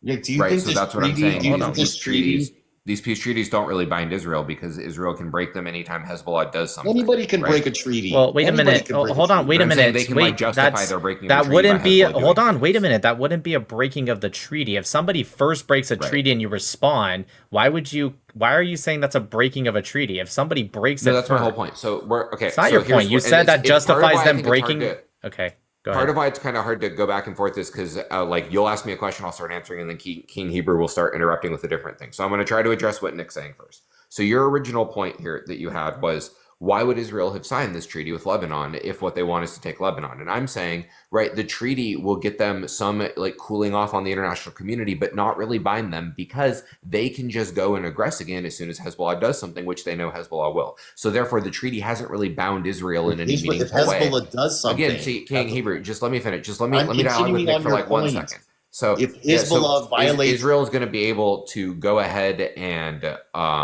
Israel can go ahead and attack Lebanon if Hezbollah attacks Israel, which that's they a violation of of course know the they will treaty. do. That's a violation of the treaty. Right. If Hezbollah treaty does, yes, called which they know for- Hezbollah will. But, Okay. but that's not on Israel. Right. Okay. Right, but it is because they know that's what's going to happen. If I make a But treaty that's not- with Nick and I whose say, responsibility? Whose responsibility is it to disarm Hezbollah? Right. So Israel signed a treaty that tells Whose Lebanon it's Lebanon's responsibility is it to disarm Hezbollah according to the treaty signed? According to the treaty Israel got signed, it would be Lebanon's responsibility. Right, correct. That's so what I if just said. Hezbollah, You're not if really listening. Hezbollah attacks Israel, that would be a violation of the treaty by Lebanon. Right. So do you see why the treaty? Wait, is no, worthless? wait, hold on. Do you see why I'm saying the treaty is worthless? Once you violate the treaty, it's null and void. Right. Other, so you're just making my points for me, but you side- don't understand. You're too focused on the legalistic angle. You're not really understanding. That's the what a point. treaty is. Okay. A treaty is a Jesus legal document. Christ. Okay. So okay. So treaty back is a legal to document. I got it. Okay. So anyways, back to what I'm saying, even if what you're saying with this conspiracy is that they actually just did this because they know deep down it will actually allow them to do stuff later, even though you don't really have any proof of that whatsoever. It's not a conspiracy. It's just a tactical concession. Well, no, it literally is, because you're saying it as if it's a fact that that's why they did it. Can you prove that's why they did it? Can I prove that they signed the treaty to ease international pressure? No. I mean, I can prove it in the sense of I can show you international pressure is really high. Okay, you're being a little disingenuous. No, you said more than just ease international pressure. You said they would do it because in the meantime it eases international pressure and they know later they will do something, whether later means 10 years, 20 years, whatever. They will do something that allows them to justify taking Lebanon. Yes, that's literally a conspiracy. Well, who's the conspirator that I mean, the Israeli government. I'm not saying they're conspiring with like a bunch of other governments. I'm saying this is a strategy the Israeli government is employing. That's no different than saying how do you know that China's Belt and Road treaties are basically the same thing, right? Great. China uses you're Belt and not Road to try to answering take my Africa question. over. How do you know that's why Israel signed this treaty? Circumstantial evidence based upon what their actions are and what if I as a layperson, Circumstantial evidence would not be proof. Yeah, it is. What? Of course it's What's not. evidence? Yeah, it's literally circumstantial not. evidence and direct evidence are both valid ways to prove any fact. Correct. So, if you have enough and that evidence leads to that conclusion, like within a reasonable doubt, then absolutely that would be. But circumstantial evidence, which is what you said, is definitely not proof. 100% is not. You can use it within proof. That's true. I don't want to bicker with you over that statement, but it is so legally in like I don't care because we're not in a court, but in the American court system, circumstantial evidence is just as valid as direct evidence. But circumstantial, that's a true it's not statement, enough. It's also not really what I'm talking about. It's not enough for proof. Correct. It's not. But let's get back to the argument because you're right. Okay, I don't but want to it get is. down. Oh no, it is. I could do an entire criminal prosecution purely off circumstantial evidence, but that's if you have enough of it. But what I'm saying is, you have one piece. Oh my God! Of Stop. circumstantial So what I'm evidence. saying is, enough. if I as a lay person can clearly see, hey, this treaty is obviously going to get broken because Hezbollah is going to violate it, and then Israel can then march in, then clearly the Israeli government, which has more intelligence than I do on the subject matter, knows that's going to happen too. Okay. It's not like some wild speculation that the treaty will be That's broken not by on Israel. They know If it's going to be broken. If Lebanon can't fulfill the terms of the treaty, they shouldn't have signed it. Okay. All right. Yeah, but that's just you being like legalistic. This is why everyone. This hates does not. You guys behave in this legalistic way, where you're breaking in and out. Saying, you're saying, well, they shouldn't have signed the treaty, right? But you're missing what my point is. My point is, Israel proposed a treaty they knew would be broken to justify an invasion. Israel didn't now you're saying, well, treaty. Lebanon shouldn't have signed the treaty. Yeah, but that's not the point. Israel didn't propose it. What? Okay. Israel did not propose it, but again, this doesn't prove that their overall goal to later is to take Lebanon, the country. This doesn't prove any of that. You're at best. No, not the entirety of Lebanon, just the Golan Heights. Right? The Golan Heights is not Lebanon, dude. The Golan Heights, well, part of it is Israel. The other part would be Syria. So that's a completely different country, Gerard. Is that what you're referring to? You're paused right now. Is that what you're referring to? The Golan Heights? Because that's Syria. So I just confused the Golan Heights with whatever because I don't know the exact. You mean south of the Litani River? I'm not saying they want the entirety. Are you saying south of the Litani River? Probably. I don't know the exact name. So right now, and I'm not claiming they want to take the entirety of Lebanon. I never said that they're going to take the entirety of Lebanon. That's obviously. Well, I assumed you were talking, and to be fair, I will admit that this is an assumption. I assumed you were talking about Greater Israel project. Is that what you were talking about? I think that long term Israel would like that, but I don't think that is currently what they are militarily engaged in Okay, so doing, you're because I not think they referring understand to, well, you're not even saying right now, even with southern Lebanon, you said in the future they're going to do this, which would be way after this current government, which, to be fair, is what you said. You said this is the current government's goal, but you're implying it's going to be something way after this current government's already gone. Even with these next elections, even if Bibi wins, the current government is gone, dude. So if they don't do this within the next months, you already are wrong. You're already incorrect. I just want to point that out. Well, I think they're trying. They don't have to succeed in the next months. I think they are attempting to do this. Okay, so so in the future, you said their attempt is actually within these next months. I thought you were talking about like 20 years from now. You're talking about just months from now? For the small portion of Lebanon, not Greater Israel. I'm not saying they're trying to Correct. do Greater Israel. Southern. So you're saying within these next couple months, the Israeli government's goal is to annex southern Lebanon, south of the Litani River or so. I think that they would like to if they can get Hezbollah to No. treaty, yeah. There's a big difference between they like to do this, right? I admit there's some people that might like that. That's true, but irrelevant. But that's not what you said. You said it was an official goal that is behind closed doors. They haven't officially said it to the public, like, we're doing this, but internally, that's an official goal. There's a difference, right? Because now you're changing it to, yeah, some people in the government would like to see that happen. That's a totally different statement. So when you say official goal, like, do you mean like they're they actively have to put it on a website? No. I'm not saying officially publicly. I'm saying they are behind closed doors saying, okay, this is what we're going to do in these next, few months to, now they might fail, but this is what we're officially going to do in these next few months to annex southern Lebanon. Is that what you're saying? I think there will be additional military incursions into southern Lebanon in the next few months, yes. That's not the same thing as annexing southern Lebanon, dude. Well, I don't think that, because I don't think they can successfully win the military incursion in the next couple of months. They're already I think they can southern Lebanon, yes, dude. So, Israel's already there. Wait, hold on. Hammer. So that was going to be my next point that debunks your next point. Israel's already there and controls the entire thing already, dude. There is no Hezbollah there. There might be some people like Hezbollah trying to go there and fight and they get killed, but Israel already controls all that. So if your whole claim is that in these next few months they're going to expand in south of the Litani River, dude, Israel already controls all that right now. Now, you're talking about annexation. So that's what I'm trying to go. And it's really hard to argue with you because you kind of keep shifting your claims every time this one doesn't work out. And I'm trying to like pinpoint exactly what you're saying. Now, what it's... So I'm not really shifting my claims. I think you're engaging in like some sort of semantic, legalistic like argument where like you have these words that you want to use like annexation, but I don't That's what you care said. whether it's...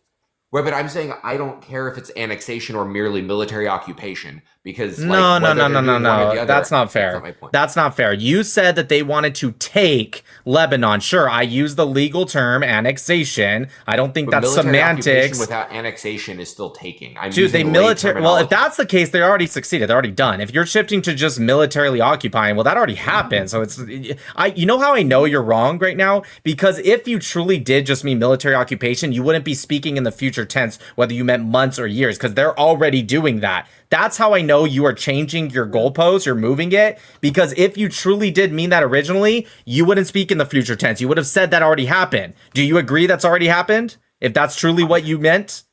I know, I will be totally honest with you. I was not aware that they have a boots on the ground full military occupation of southern Lebanon. If that is true, you didn't know the IDF was in southern Lebanon? I didn't know they had boots on the ground. I know they'd been striking it repeatedly. I didn't know that, because when I say military occupation, I mean like they have boots on the ground and established ground force presence. If they have boots on the ground from the first ceasefire a year ago. Yeah, dude. And a half ago. I honestly believe that it was just military, missile strikes and like bombardment. That too. That they had completely occupied it.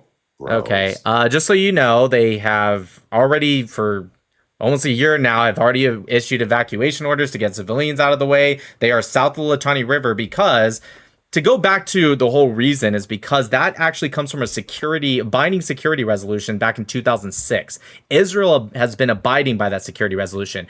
Hezbollah has not been. Now, the UN, to remove the IDF implementing any actions to force Hezbollah into the security resolution, as they should have, they said the Lebanese government should be doing it, and they sent in a group called UNIFIL. Do you know who UNIFIL is? No. What is UNIFIL? Jesus. Okay. It's a UN. UN peacekeepers. Yes, they're UN peacekeepers specifically for Lebanon. That's what the L is. Okay. So Okay. UNIFIL went in. UNIFIL has been actually caught. Now, I'm not going to say all of them have, just because I don't know, but some of them have definitely been caught actually aiding and helping Hezbollah and even allowing them to store weapons cache in areas right outside or even near the UNIFIL sites. Okay, so UNIFIL has not only not been doing their job to implement the security resolution, they've actively been going against it, more or less. Again, I'm not going to pretend like every single member of UNIFIL has done that. In fact, I doubt it, because there's just a couple weeks ago, Hezbollah actually killed a UN member via mortars. So, I doubt they'd be killing their own people or helping them. So I'm sure some aren't doing that, but some are, right? That's been proven. And so Israel, after 20 years, has finally just said, and the Lebanese government agrees, they've even invited Israel in. They've been working with Israel. So it's not like they're even just doing this without permission. But Israel simply said, you know what? After 20 years, you guys have failed, specifically UNIFIL, but technically also Lebanon, let's be real. You guys have failed. We have over 100,000 displaced citizens who cannot go back to their homes. A lot of their homes have been destroyed because Hezbollah has destroyed them. And so we are going to go in and implement what should have been implemented 20 years ago. And they have the permission of Lebanon. I find this to be completely fair. You're turning this into some nefarious, maybe not greater Israel project, but some nefarious like expansionist movement thing. What should have Israel have done after 20 years of the security resolution being broken, 100,000 plus of their citizens being displaced, and UNIFIL more or less helping the terrorist organization when they're supposed to be fighting against them and stopping them? What should Israel Just to be have clear, done? when you say their citizens are displaced, you don't mean that their citizens were living in the now occupied region. You just mean because Hezbollah lobs missiles into Correct. Israel and that destroys housing, right? That's correct, yes. Yeah, I mean, so they're being hit by terrorist attacks, so then they went and they just invaded and occupied part of the territory where the terrorist lives, but not really, because the terrorists live further north generally, right? No, actually, the terrorists are in southern Lebanon. right. Most of them are in southern Lebanon. Now, to be fair, there is Hezbollah Not strongholds and, well, yeah, not anymore. To be fair, there is some Hezbollah strongholds in northeast Lebanon. That's true, and Israel has done some strikes there, but they're not as densely populated there. And there are some in southern Beirut, which Israel has done strikes there. Israel has done no strikes on any areas outside of these Hezbollah stronghold areas in Lebanon, but most of them actually were in southern. The Dahiyya is just the leadership. It's not the troops, by the way. Also true. Right. That's the control and command. That's the control and command center is in Dahiyya. That's where they, call that. That's their equivalent of the Pentagon, let's say. But in southern Lebanon, that's where Hezbollah. Listen, Hezbollah So is rules Israel southern gonna leave? Lebanon. Southern Lebanon is divided, right? Southern Lebanon is controlled by Hezbollah in opposition to the Lebanese government. Okay, so Lebanese is Israel government going to doesn't leave? want Because they Hezbollah militarily ruling southern occupied this land to make sure Hezbollah can't have it or operate in it. Are they going to leave, or you don't think so? That's 100% part of the plan, is to leave right after. Dude, Israel doesn't want to split up their troops. They're already a very tiny country with a lot of enemies and attacks around them. They have no interest in splitting up their troops to cover a piece of, wheat and grassy land, right? And just have their troops staying there forever, right? They have no When are they interest in gonna that. leave? Like, not date-wise, Sure. like, what is the condition on which they will Hezbollah leave? disarms. Okay, but so if Hezbollah doesn't disarm, they get We're to never just stay leaving. there forever? Maybe. Yes. Listen. Well, no. I can't read the future. Maybe they will be like, you know what? It's not worth it. It's taking too much money. I don't know. I don't have the answer, but I would say that it would make sense that logically they would not. But if you're asking me literally, hey, some people thought they wouldn't ever leave Gaza, and they did in 2005, and they dragged the people out. So I can't answer that. Hypothetical. I don't know. In theory, they should stay there, but you can't know because a new government could have a new policy. So, Correct. right, there's an election in November. The new government might come in and say, you know what, we don't want to be in Lebanon. Or the new government might come in and say, we're going to take over all of Lebanon. Or maybe the Lebanese government will change out and say, you know what, we don't actually want to do this deal with Israel anymore. We don't know. Yeah, well, that's true. That's true. That's true. But yeah, listen, it's impossible to answer that question. I'm just providing a little bit of context here. But I want to get back to kind of the overall point. Was this always Israel's plan? Are you saying, I know you kind of answered this already, I just want to make sure, are you saying it's literally just the current government's plan? Or was it kind of even past government's plan to, have this expansionist mindset? Well, I think some of the past, I don't think it's every past government, but definitely various past governments in Israel have done expansion following wars. I think generally you have like a very war hawkish sect within the Israeli government that wants to do this. And then you also have, of course, more liberal governments in Israel, right? I don't think all Israelis are like a monolith on what they want their foreign policy to be. Is that abnormal in the course of human history? Is it abnormal for the victorious party in a war to take territory? If it's a war of expansion and conquest, no, it's No, not. no, no. Is abnormal at that all. unique to Israel? Is that an abnormal thing? No, of course not. Like many Can you- countries. Okay, so Can are you they doing name- anything? Is they doing anything? So they're not doing anything differently than other parties have done. You're just holding them to a specific standard. What, like you're trying to make the standard argument Israelis make of like, why is Israel being held to a double standard? But to do that, you'd need to show me an example of a war of expansion and conquest I support. Can you give me an example of a war Well, of but conquest the problem I is the support? framing When of the did- argument. The war wasn't a war of expansion. Right, It was that's- a war of defense. Okay, right, real quick. Yes, that's what I was going to ask. Can you name for me which war Israel did that was a war of expansion? Not that expansion happened because of the consequences of the people that started the war and lost the war. You're saying a war of expansion. Can you tell me which war? 48, Well, no, see, 52, you've already 50, framed it- sorry, you've already framed this 56. in a disingenuous way. Well, Any war I in which literally your just borders repeated. I just repeated what you said. You said war of expansion.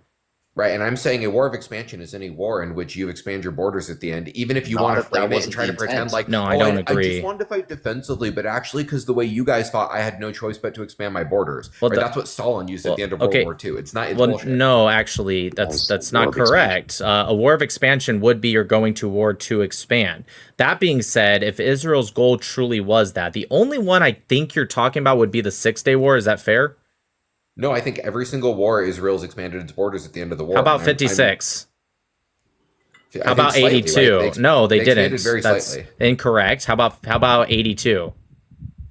I Definitely believe not. Nope. So 67 is obviously the biggest. How one, about right? They expanded 2001? Well, I'm going through all of them. How about 2001? Nope. How about 2014? Definitely not. If Israel's fighting a war of expansion, they are. Wait, hold on. I want to go. I want to go down this. 2006 was it? Nope. 2021? Definitely not. So I feel like all you are talking about is 1967. And think- 49, right? Well, and 48, 48, They and lost land. and yes, they did lose land. So that's also not true either. But that being said, so again, I feel like you're talking about 67. You can kind of argue maybe sort of 73 because they gained like a couple neighborhoods in the Sinai, so it technically expanded, but they immediately gave it back. So I guess fine, we'll throw in 73 a little bit. What But kind of country hold on. fights wars of expansion and then gives back all the right, land? hold on one second. So back to what I was asking, right? So I think it's fair to assume that's all you're talking about is 67. Again, we can throw in 73 if it makes you feel better. But again, they almost immediately gave back those few neighborhoods they gained. So in 67, they gained the Golan Heights, Judea, Samaria, and the entire Sinai, which like quadrupled the size of their country effectively in like less than a week. So And has oil. and has oil, right? My question for you is, why do you know Camp David, 1978 Camp David? With Jimmy Carter, the Accords, yeah. Okay, perfect. So can you explain why would Israel give all of that back? And by the way, they even offered Gaza back as well, and Egypt just said we didn't want it, which I'm starting to, realize that was actually smart of the Arabs because they actually are trying to do war of expansion, and they knew that if they didn't accept that, then that was their in to try to continuously attack Israel. So Israel should have saw that. They didn't, and so they should have said, you will take Gaza back or we're kicking all of them out because they're your citizens and you can take the people. But unfortunately, Israel didn't do that. But nonetheless, that's not really the point. Why did Israel give back the Sinai, the entire thing, right? Why did they offer to give back all the Golan Heights? They ended up going back and forth and came to an agreement of 2/3 of it going back. And then with Jordan, they offered back the entire West Bank, and Jordan said no. And then in 1988, they officially relinquished all control of it, which, by the way, is also the same year that Palestine declared its independence. 40 years after Israel, Palestine declared its independence in Algiers, November 15th, 1988. But I digress. Why did Israel offer/give back all of that land if their whole point was expansionism? Right. You kind of make this argument multiple ways tonight because you say, why would Israel do something that doesn't directly support what it wants? Because Israel's not an omnipotent being. It has to make concessions when dealing with both, like if you've said, quote, what is a countries that hate it concession? surrounding it, right? What is a It's small concession? country. What is a concession? Yeah. Like generally a concession is when you give up something that you would rather not give up, but you have to do so In for total? a strategic reason in negotiation. Right. In total? What? Generally, is a concession in total or Which totality. usually part of a trade, during a negotiation. It's like a thing you're trading in a negotiation. Correct. So you generally, I think your argument would make more sense if they gave up some of it, right? If they offered, instead of all of it back, they offered we'll give you back half or 70%, whatever. I think then your argument would it's still a little conspiracy-ish because you don't know if that's true or not, but I think you would have a better claim. But they give it all back, and they offered it all back immediately, by the way, especially with Jordan and Judea and Samaria. And the reason I even harp more on Judea and Samaria than the Sinai is because even historically, put theology aside, historically, that is a very important spot for the Jewish people. And they literally immediately after the 6 Day War say, take it back. We have no interest in having bad relations with you. We don't want to fight. We defended ourselves. We won. Now take it back. And Jordan's like, no. So my question, and I don't accept the concession argument because, again, concession would be kind of like, we'll give you back half. We'll give you back this much. No, that's not But true. you get something. If for a concession, you get something in return. Yeah, you get the peace get with all the neighbors who are going to kill you if you don't. And then you have a United States government how that can you wasn't do when supporting you. You have Jimmy Carter in the White House who's not going to Yeah, you're right. Israel. Oh, we agree on something. That's perfect. So how can you claim Israel's expansionist if they keep making peace treaties? They make them out of necessity. They make peace treaties. The necessity of what? What's the necessity? The fact that they're a tiny country surrounded by a bunch of hostile And they don't want neighbors, what? And they don't want what? To lose. They don't want to get destroyed. No, by their they don't want. neighbors No, it's not that they don't want to lose. It's that they don't want what to begin with. They don't want to get obliterated by their neighbors who hate them. They're not going to get obliterated. Israel already proved that in 48, 67, and 73. Okay, just remember, in 73, Israel could have taken over Cairo. If it wasn't for Henry Kissinger picking up the phone and calling Golda Meir and told her to turn Ariel Sharon's tank brigade around, Israel was 30 kilometers outside of Cairo, and the entire army, Egyptian army, a tank brigade, was surrounded, and they could have been slaughtered if it wasn't for intervention by the United States. So what kind of country is an expansionist country who keeps signing peace treaties? One that it has to by necessity. So let me ask you this: why do you think? What's the necessity? Why was the call from Henry Kissinger able to stop them? Why was the call from Henry Kissinger able to stop their tanks? Because the United States is the biggest, baddest motherfucker in the world, and when they ask for something, especially of an ally, if the ally's smart, they'll do it. Right, but that's not my point. You're still avoiding the point. What was the necessity? What was the necessity? The necessity is the United States told them we're not No, going to no. You said that. You changed it. You said the necessity was they didn't want to get obliterated. Sure. Except Right, so the connection is yes. If the United States stops backing obliterated Israel, by they'll get whom? obliterated. Obliterated by whom? Their neighbors who hate them. The neighbors who just got their ass kicked. They lost in a war that was so bad that they don't even really teach the strategy in military schooling, because it was something that even a lot of strategists don't actually explain today. They can't. And so I find it, again... You should have lost that. Probably, but yeah, they didn't. And so I find it hard to track. I'm listening, Gerard, I really am. But I'm finding it hard to track your argument when it logically doesn't make sense for the contemporary times of, in this case, 67. It just doesn't logically make sense. Which part? Sure, that's the necessity. Right. You're saying that it was. I got it. So they wouldn't get obliterated. Okay. By people they just destroyed. Right. So you're saying that it was necessary for them to not get obliterated, but you're saying this at a time that just happened that they didn't even just do the opposite. Israel expanded their entire borders 3 to 4 times the amount, completely decimated one of the strongest air forces in the region, if not the strongest, okay, in one day. They forced them to surrender in like 3 or 4 days, right? That's what they did. And so when you're saying, well, if they didn't, immediately offer back all of these lands, they would have been obliterated. Obliterated by who? The people that they just destroyed their entire air force and just kicked the shit out of all of the Russian armed, financed, and backed Arab armies that just surrounded them and was doing a war of annihilation against them? No, I think the war expands. I think the war expands regionally. More countries get involved, and Russia gets heavily involved. Which ones? Which countries that weren't involved already? Right. Which ones were you talking about? I think the Soviet Union eventually will start to do more and more direct action, kind of like what happened. We're already there. So, okay, well, hold on. Let me answer that. So they were already there, and you're actually incorrect, because even before any of this, the Soviet Union was already backing out because of their, and this is a quote, their embarrassment of the Arab armies. They were actually embarrassed, and they were actually pulling away from this region and Arab armies. Now, of course, we know, now that we have hindsight, that they started pushing back because they actually wanted to fight American. Because you got to understand, America didn't have as much influence as they do today, and they weren't even full-on allies with Israel in 1967 like they are today. So obviously we know that they did go back, but again, let's put our mindset back in 1967 and the immediate aftermath of the 67 war. Your logic doesn't make sense. The Soviets were already backing away because of embarrassment of their funded and trained allies. In 73, they left in the middle of the war because they were so upset with the way the Egyptians were fighting that the USSR just their advisors that were there helping them with the war, they just left. They're like, you guys are so dumb. You don't know how to fight a war. We're leaving. Now, I got to be honest, even if somehow you were able to convince me of the contemporary times of that time, right? If you were able to convince me of the things you were saying, which to be honest with you, you're not, but if you were able to convince me, still even doesn't really prove that this was a war of expansionism. Well, okay. Well, let me ask you this then. What evidence would you need in order to believe it was a war of expansion?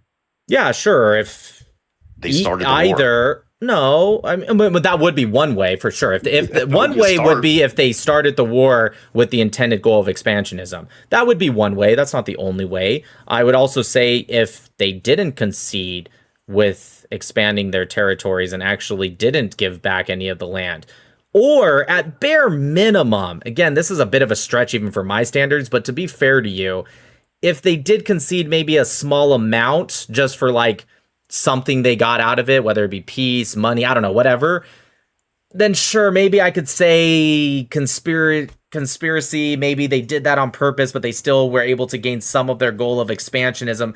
Maybe that would be the bare minimum, but it doesn't matter because none of those three options happen. So I don't know if there is something you can convince me with.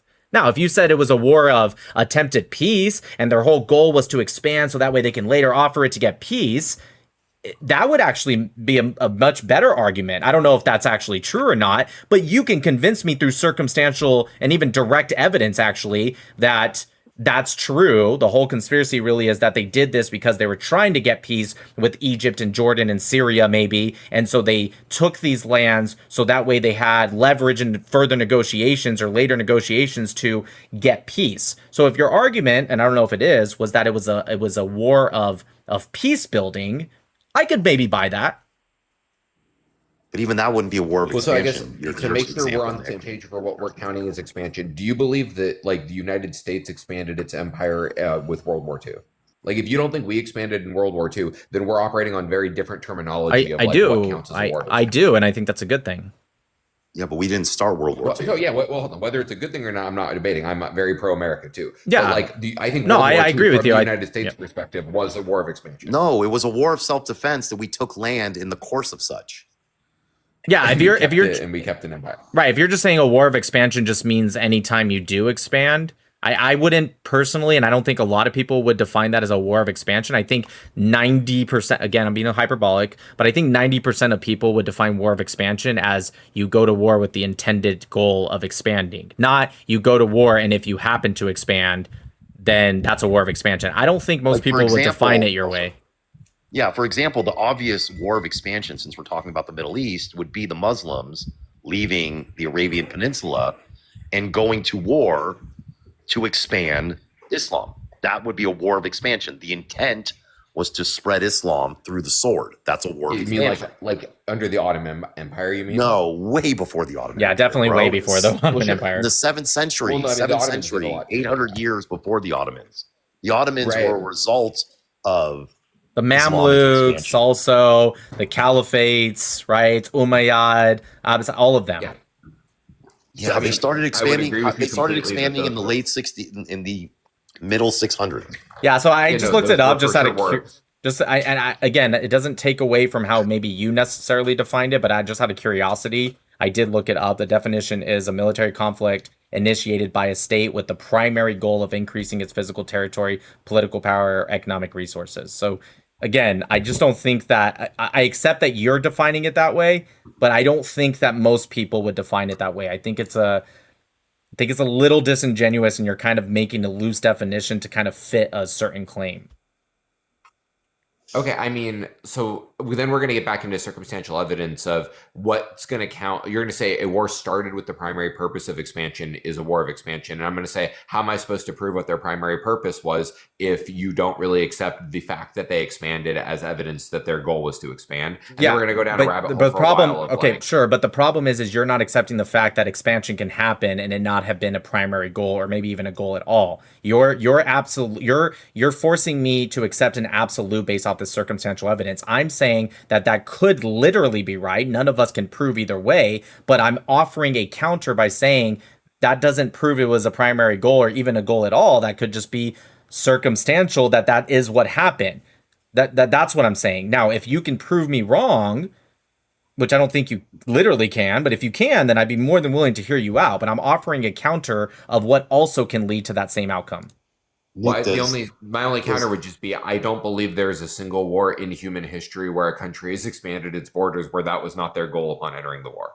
Like I think every single war where countries was the goal of the United States in World War II to expand the borders? Yes, absolutely. It was to project really our power. It wasn't a response to Pearl Harbor and the declaration of war by Germany.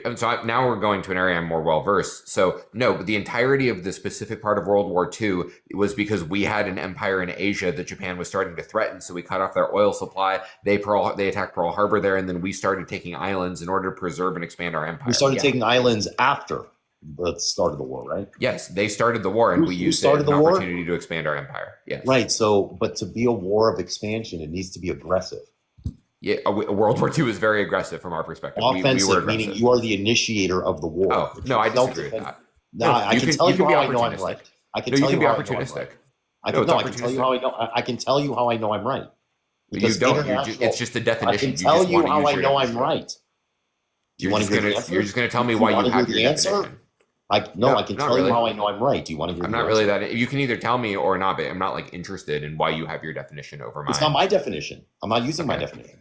Okay. That's why you should listen first, because international law recognizes land acquired in an offensive war and a defensive war as being two separate things. So international law does not allow for land to be expanded if you are the initiator of the war. International law does allow for expansion of land if you are the defender.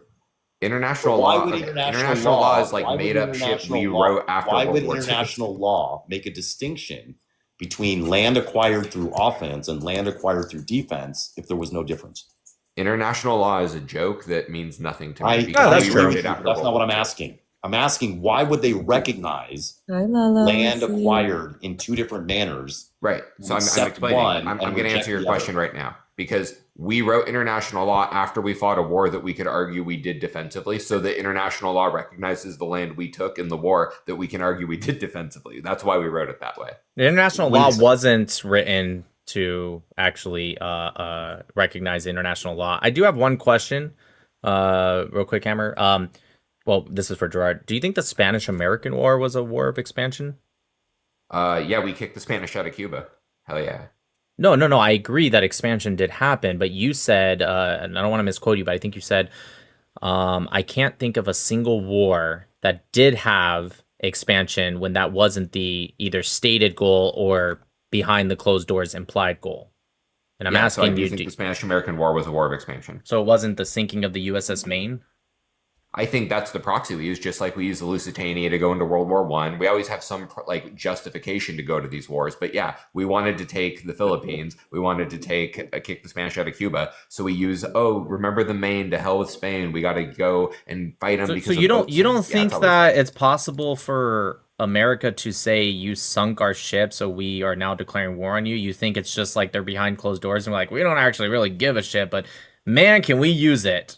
Yeah, I think that's exactly what happens. The people in charge can use it, and then the average Joe on the street says, "This, but remember the Maine? They sunk the Maine." Yeah, I think that's exactly what happens for like basically all of these wars. Okay. I think FDR knew about Pearl Harbor, and he saw it as a really good opportunity to go into hot war with Japan to secure the Philippines. Well, why wouldn't he just go into? Why wouldn't they? If that was the case, why didn't they just go into the war anyways? because FDR doesn't have mind control over the entire population. He needs an event to like actually rally war support. Because but why does it matter if they don't actually care? I mean, he's the president. Why didn't you just say, "Hey, we're joining this to help our allies"? Because you need a certain amount of war support to go to a war. Otherwise, you end up having like what happened with Vietnam, where you have mass resistance against the draft, and then you won't win. Right? You need to actually have the war be popular in order to get people to go and like sign up and be boots on the ground. Okay, I mean, I disagree for the time period, but I get that. The U.S. empire. I fully support us doing this. I'm just saying that's how I think reality works. Well, no, listen, I accept the fact that you think that. I think it's based off of feelings, and it kind of feels like a leftist argument, but I'm not going to say you can't feel like that. What about does this go back through all of history, or just going with like modern history, like the Roman Republic's Punic Wars? Do you think that was a war of expansion? But I don't know if you want to go back that far. I think it's only a modern history thing because of the like historical norms that have developed for having to like lie about this. I think in Roman times they could just straight up say, "We're gonna go conquer you guys." Well, but they didn't even. But they did. Well, hold on. But they didn't even do that. The original stated goal, at least for the first Punic Wars, I can't really remember too much about the rest, but it began as a dispute over control of the which city was it? I know it was in Sicily. I can't remember the name of the city, but it was a disputed control over that. Right, and then they had to defend it from Carthage, and then Rome's wars.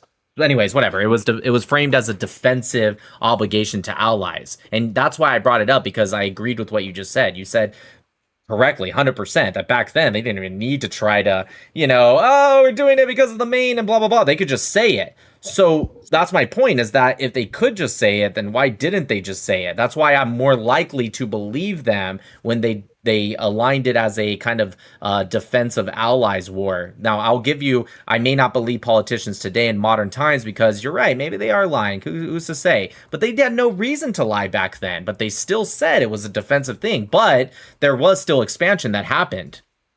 And so I think... Maybe, are you doing the mingle tonight? Probably not. It's late.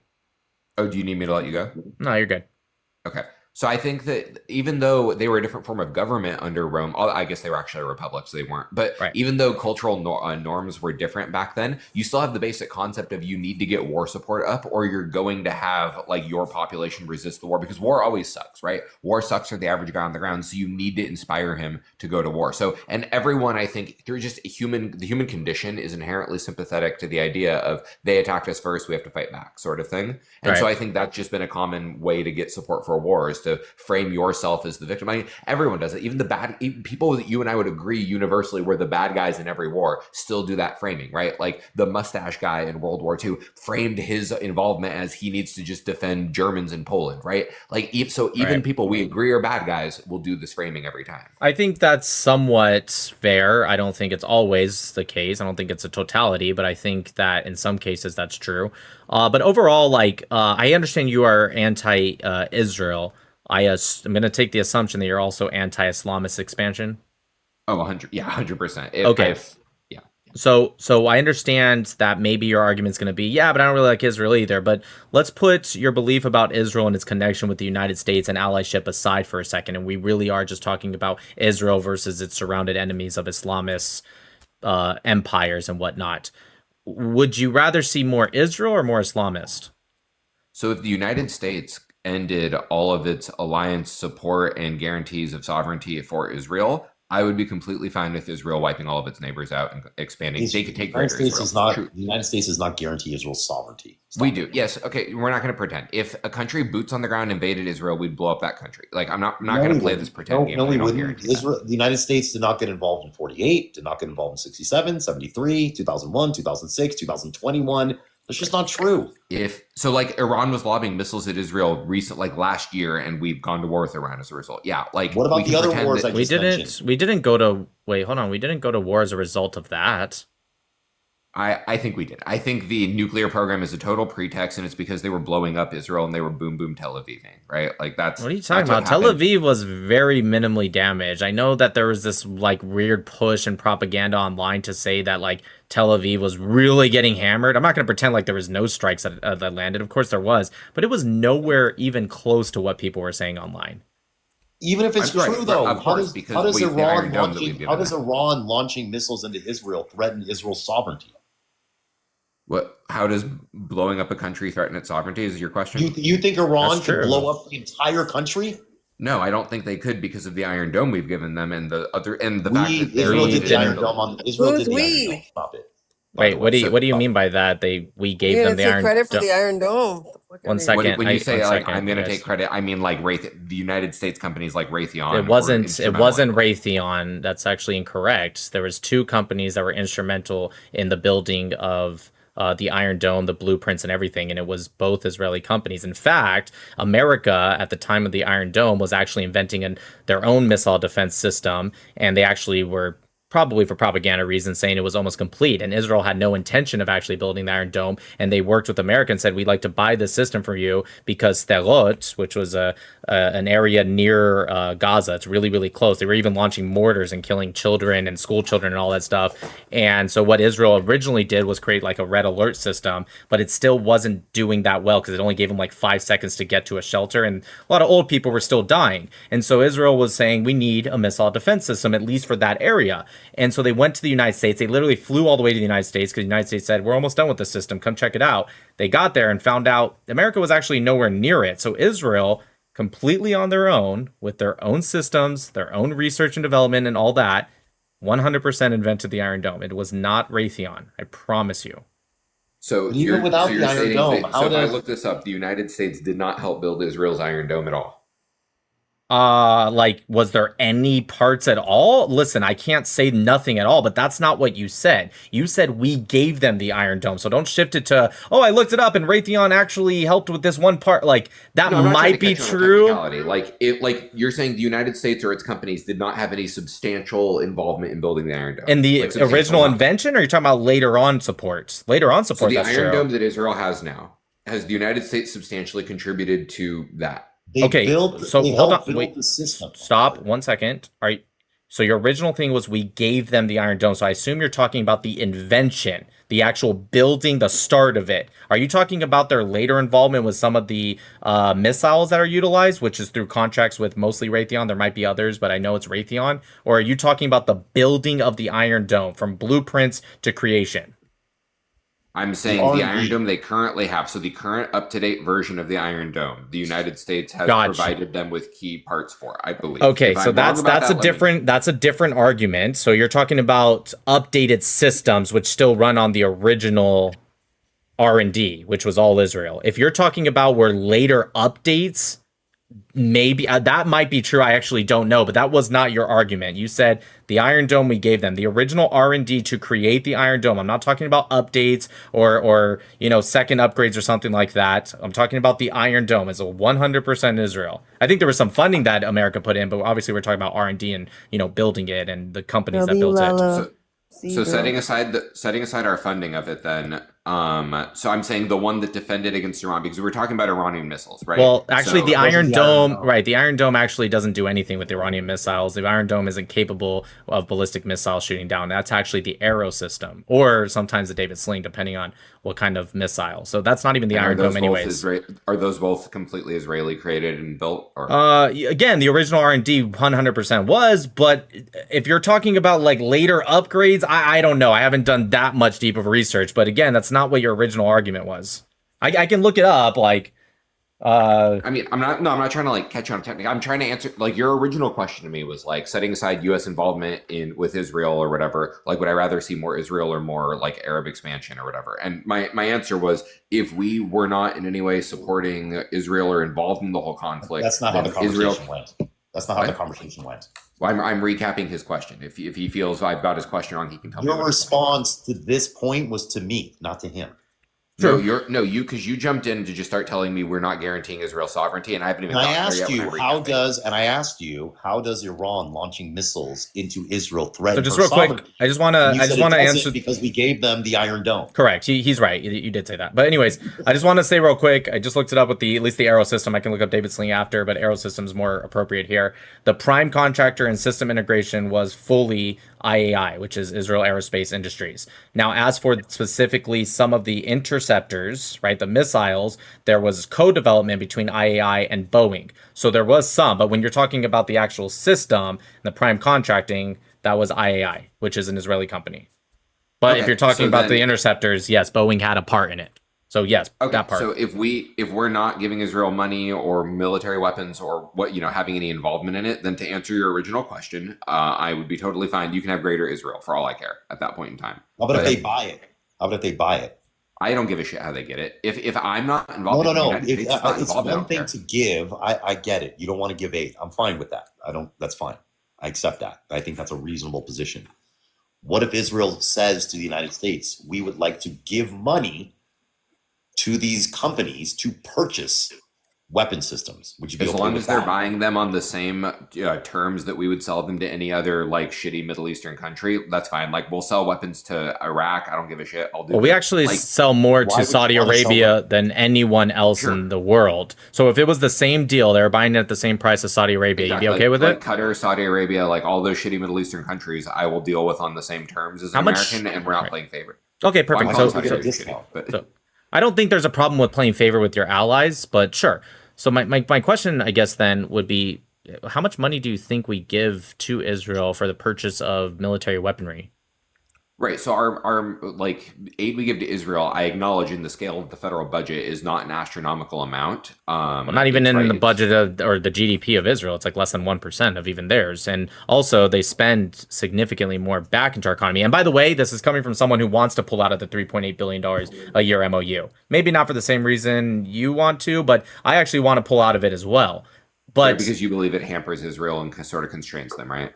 well, I mean, it literally does. We tell them, Yeah. right? Well, it also because I think it would be better for even America, and I'll explain why. Sure, we'd be losing the massive amount of funding. They spend about $24 billion on average. Sometimes it's more back into the American economy, so it outweighs that $3.8 billion. But anything we lose in that, I think America should actually invest in certain aspects, and they can even invest back and forth. Like you said, it's a total just no favoritism. You do this, you do that. We might have partnerships, but it's not a favoritism thing. It's totally an investment, economic benefit thing, military benefit.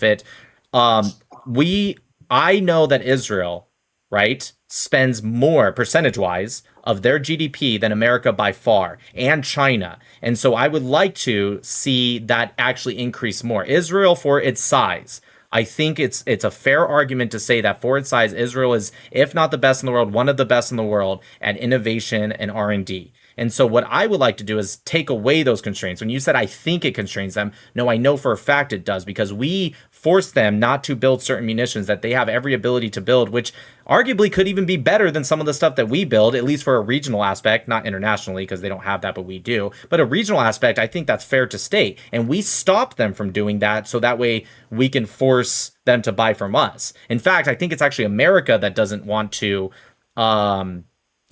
pull out of that. I know you probably maybe think it's like Israel doing it. I think that's more America. Same reason why Joe Biden and Obama, right? Same reason why when Saudi Arabia was about to end the conflict with Yemen, guess what happens? America steps in and says, hey, you need to slow down. Well, why would we do that? Shouldn't we want the end of conflicts? Well, no, because guess who gives us more money and buys more weaponry from us than anyone? Saudi Arabia. So if they end that conflict, guess what? They're not going to buy as much. So we step in and we say, we need more conflict. I think they do the same thing with Israel. Israel has multiple times by America been stopped of ending some conflicts that happened. Yasser Arafat, they had him literally in the scopes. Guess who stopped them?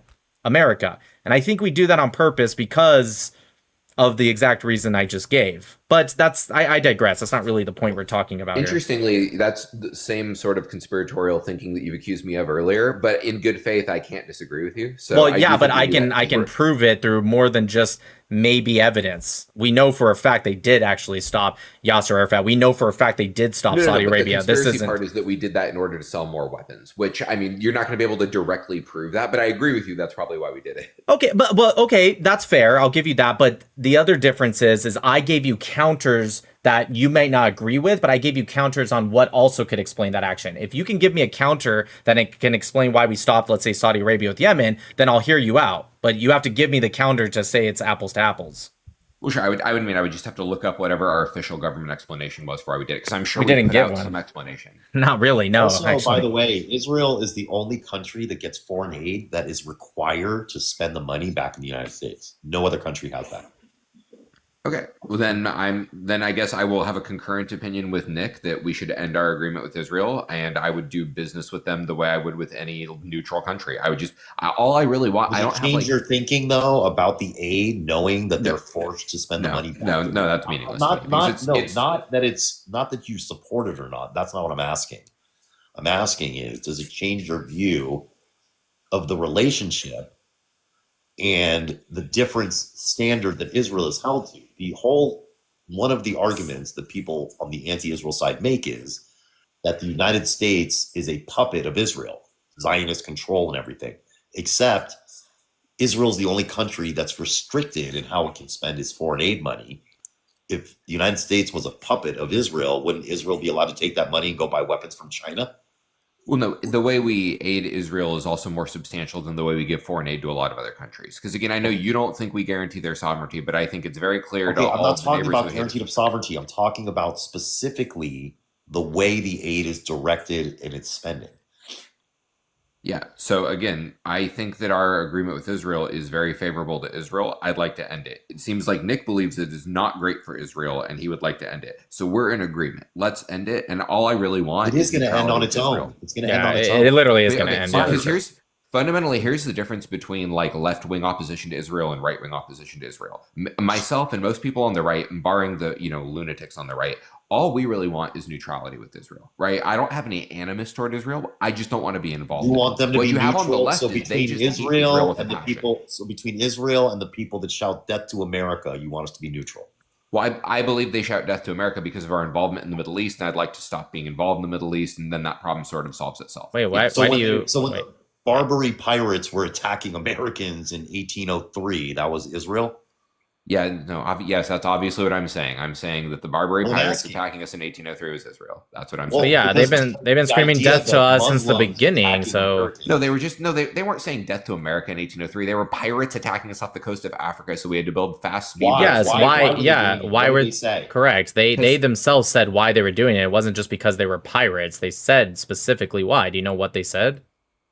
Because they viewed us as a Christian nation and they were Islamic. Yeah, because Muslims are shitty to deal with. Right. So it wasn't again, because they were why pirates. today? It's because one sec. It wasn't because they were pirates. It's because they were Muslim pirates. And Sure. so my you said the only reason that they screamed death to us is because of our involvement in the Middle East. Well, first off, I refuse to accept this idea that these inferior religious lunatics somehow get to dictate what they are or are not upset at to a point that it is changing our own policy. Now, if you have another reason to change the policy, fair enough. But if your whole reason is we need to capitulate because they're only doing this because of our involvement, which I wholeheartedly disagree with. Now, maybe that actually increases their fervor. I'll give you that, but that's not the reason. That's insane.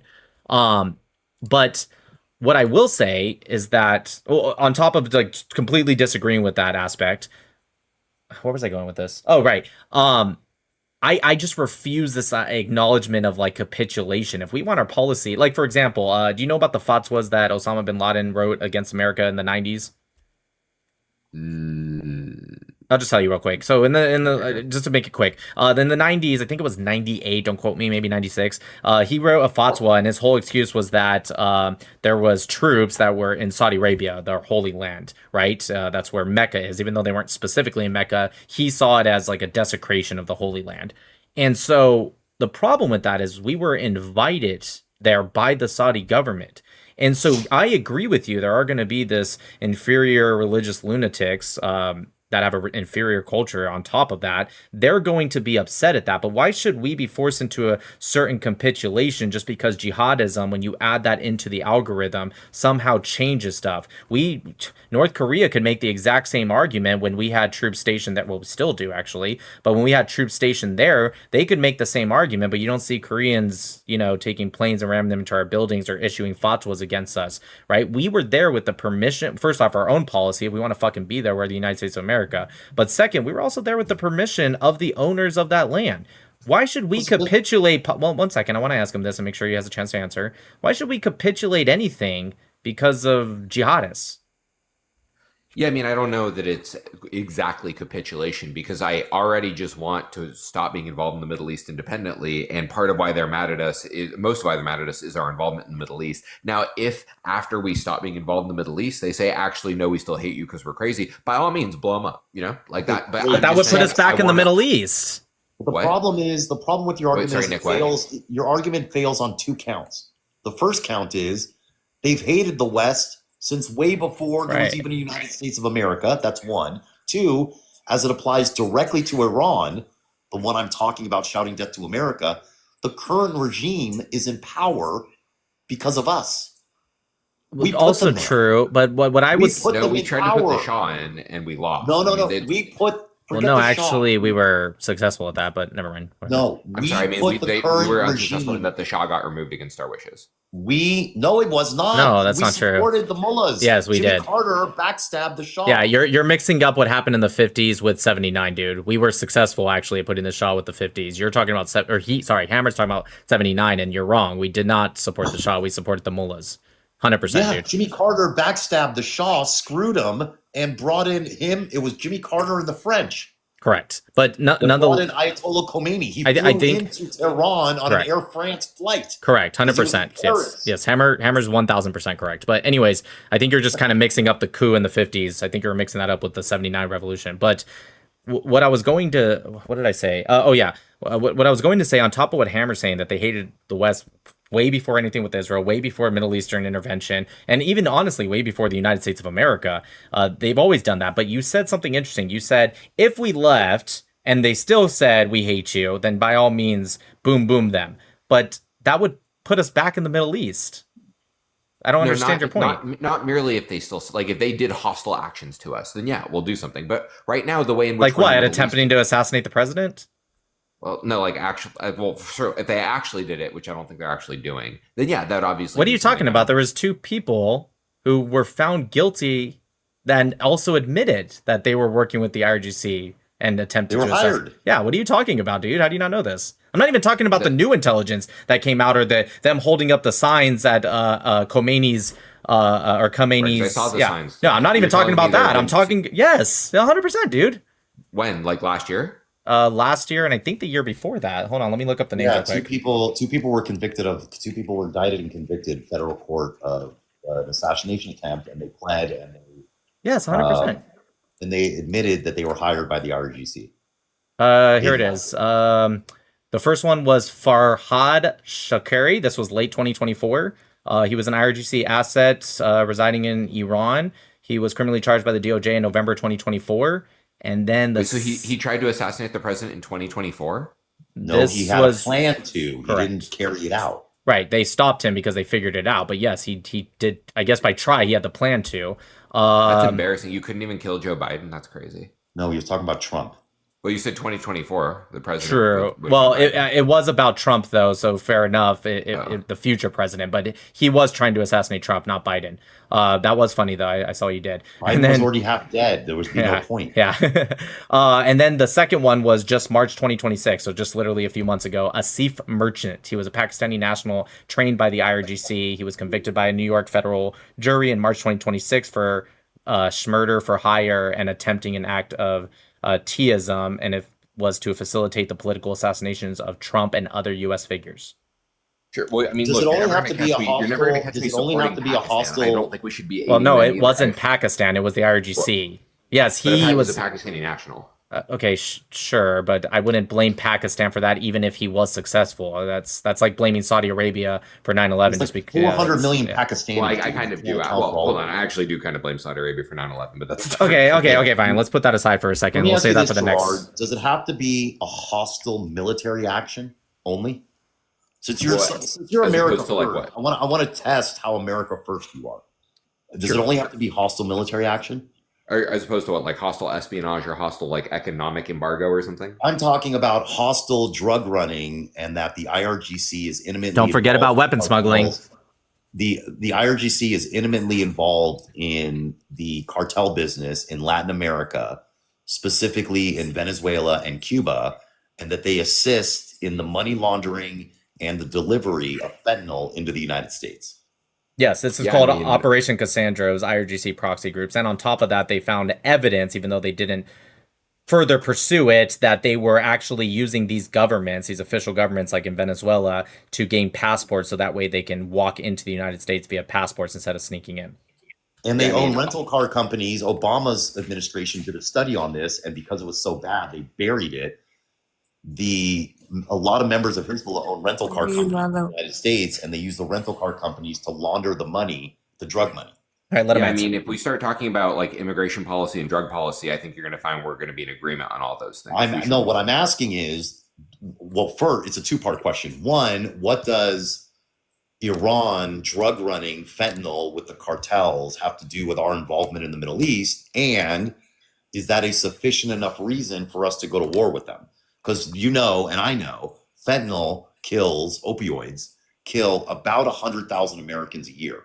About 4.5 times the amount of people die from just fentanyl than do guns, for example. I mean, I would need to look into how actually involved Iran is compared to the other countries, because like I think it's a good cause. We should go into Mexico and invade them right now. I agree. also think China manufactures. That's not my point. How involved do they have to be for you to say, okay, that's enough? Like, do they need Iranian drug dealers on the ground? Yeah, I'm not going to like say... If the Iranian government is specifically saying we're going to do Iranian government operations to get fentanyl into the United States. They have. Okay, well, first off, that's okay, dude. They're not going to come out on public TV and do an announcement and saying we are doing, like, they're not going to do that, but they do. No, I didn't say they have to say they're doing it. I'm saying if the Iranian government, like, if their they CIA equivalent, they do. Hezbollah running, yes. Hezbollah, they send Hezbollah operatives. You agree Hezbollah is the IRGC proxy group, right? To some extent, sure. No, to 100% extent. It's not even up for argument. What do you mean? Okay. I think that Iran has power over Hezbollah, but they're not this like they are funded and they're literally a direct proxy group. What are you talking about? I mean, like I'm saying, like I'm trying to give an analogy of like to the extent that I guess you think Israel's a proxy group of the United States. Right? I don't think they're a proxy to the United States. We fund Israel and we have ability No. When I say fund, I'm not talking about less than 1% of whatever their effective GDP would be, which is what we do to Israel. I'm talking about fund, as in fully, 100%. You believe Hezbollah is 100% funded by Iran? Well, they use the drug smuggling, the drug smuggling and weapon smuggling, which is by order of Iran because they are a proxy group. Yes, they also get funding from that. I'm not saying they literally take Iranian taxpayer money. I mean, they might to some extent, but I'm not saying that 100% of the funding is coming from the pockets of Iranians into Hezbollah. They do operations at the behest of the IRGC. But it's the IRGC who's directly involved in the drug cartels and the drug running. You don't even have to say Hezbollah. The IRGC is directly involved. Okay. I mean, look, if I can go research evidence on that claim because I have not come across evidence that any of the Mexican drug cartels are involved with the IRGC. If that were true, that would change my opinion. It's not just Mexico where the cartels are. And by the way, they are involved in Mexico, but mostly in Venezuela. Well, I care mostly about the cartel operations in the United States. If drugs in Venezuela are less deadly? Well, deadly to Americans is what I care about. The drugs coming in from Venezuela will kill you, just like the drugs from Mexico will kill you. What are you talking about? Well, I also want to point out that I'm trying to use TikTok friendly language. Snow, right? I want to point out that actually more comes from South America, not Mexico. You do know that, right? No, I know where it's grown, but I'm talking about how it gets across our border. That's the cartel. Whoever's getting across our border is the. Listen, hey, we're all on the same page. We should invade Mexico and actually take that fucking shit out. We're not advocating against that. We're not trying to say, oh, don't worry about Mexico. We're on the same page. I think you and I might agree with that. Maybe not on specifics, but we're all on the same page. So yeah, I'm definitely not trying to take away responsibility from Mexico. 100% with you. But I don't think we should just minimize what's happening. And no, I don't think that all of this like fentanyl and stuff is just IRGC. It's just a major part in it. It's a very big major part. I mean, okay, yeah, this is the first I'm hearing of it. So if that's true that the IRGC is heavily involved in getting fentanyl into the United States, that definitely would change my opinion of their regime and what actions I think is necessary against them. Yeah, specifically, I'm looking it up right now. The Los Zetas and the Sinaloa cartel works with Hezbollah and the IRGC. Also, I looked up the funding by far By far, most of the annual funding of Hezbollah comes from the IRGC Quds Force. And also their weaponry, advanced weaponry, and also tactical training is all by the IRGC Quds Force. Actually, and this I don't need to look up, I can just tell you, Hezbollah is actually their most prominent proxy, actually. Way more than Hamas, PIJ, Houthis, etc. Right, and we know that's important because Iran has stopped talking about Hamas and Gaza in any negotiations. They absolutely try to include Hezbollah. True. Because Israel did a very effective job at destroying them. The IRGC has given up on them. My last question, just to go down the last rabbit hole real quick. Shia. Sure. Last one, and then I gotta go to bed. Yeah, same. So when you said if we were to separate ourselves from Israel, at least in the current system, and we had just more of like a kind of equal partnership where we invest and buy and whatever, but it's, no favoritism, then you would support Israel expanding throughout all these Islamist nations. Just out of curiosity, why do you support Israel expanding, and why wouldn't you give a shit about them expanding to all these different nations? Well, let me clarify. I didn't say I would support them expanding the Islamic nations. I said I said you wouldn't give a shit. They're welcome to. They're welcome to. Yeah. Yeah. Why wouldn't you give a shit then? Because it's not my problem, and I don't think America. This may be where we disagree. I don't want America to be world police. I don't think it's beneficial to us to do that. So, Israel can do whatever they want. Okay, let me ask it. Let me ask it this way. Right. Let me hold on. Well, before we go off into a different topic, just let me ask this. Let me ask it this way: and I know you said you don't care, and that's totally a fair answer because it's not involving us really at all. That's totally fair. But just from a personal standpoint, would you rather see more Israel or more Islamist? I know you may not like either, but if you were to choose. I mean, if I'm the one who's forced to choose who wins the war between Israel or and Boca? Dearborn or Boca? Stop. Yeah, Dearborn or Boca. Come on. You know the answer. No, what I want is neither of that in America. But if I have to choose who wins in the Middle East, sure, you I'll don't choose want Israel. Boca? Hold on. Let him answer. I don't want No, if I have to choose who wins in the Middle East, I'll choose Israel if we don't have to be part of it. Sure, because Israel, at the very least, is less likely to fly planes into buildings of our country. Okay, that's a fair answer, and I agree with that. I think even though we're not perfectly aligned, I think we're a lot more aligned with Israel than we are with Islamist regimes. As you can see, I find Islam, along with leftism, to be the two biggest problems. I don't even know why I put big. Responsible for a lot of American lives being lost. Well, yeah, that too. So I think that was a fair answer. So if you do find it to be at least comparatively a better option, then why don't you support it now just because there is, again, I would argue, very minimal U.S. involvement, or at least relatively minimal? I don't think our Middle Eastern involvement over the last 80 years has been not minimal in my mind. And I'd like it to be like almost nothing. And I think that we're not able to have almost no Middle Eastern involvement as long as we continue to support Israel, because Israel just has a tendency to be engaged in wars. Now, whether you want to say it's all the Arab countries' fault or it's Israel's fault, I don't care whose fault it is. They're engaged in wars, kind of makes them a liability in that sense. I would argue... I would argue they're more of a liability than an asset. I don't have like a moral hatred of them. I don't have like again, I'm not like the leftist angle where they just like want Israel to die. I just don't want to be involved in it. I get that. I don't think that's an unfair argument, but I would argue, and maybe this is where we disagree, maybe we can say this for another conversation, maybe more one-on-one, but I would argue that a lot of our Middle Eastern involvement isn't because of Israel. I'm not going to argue none of it totally is, but it's definitely not because of Israel. But maybe you have a stance that all of those actually really were Israel.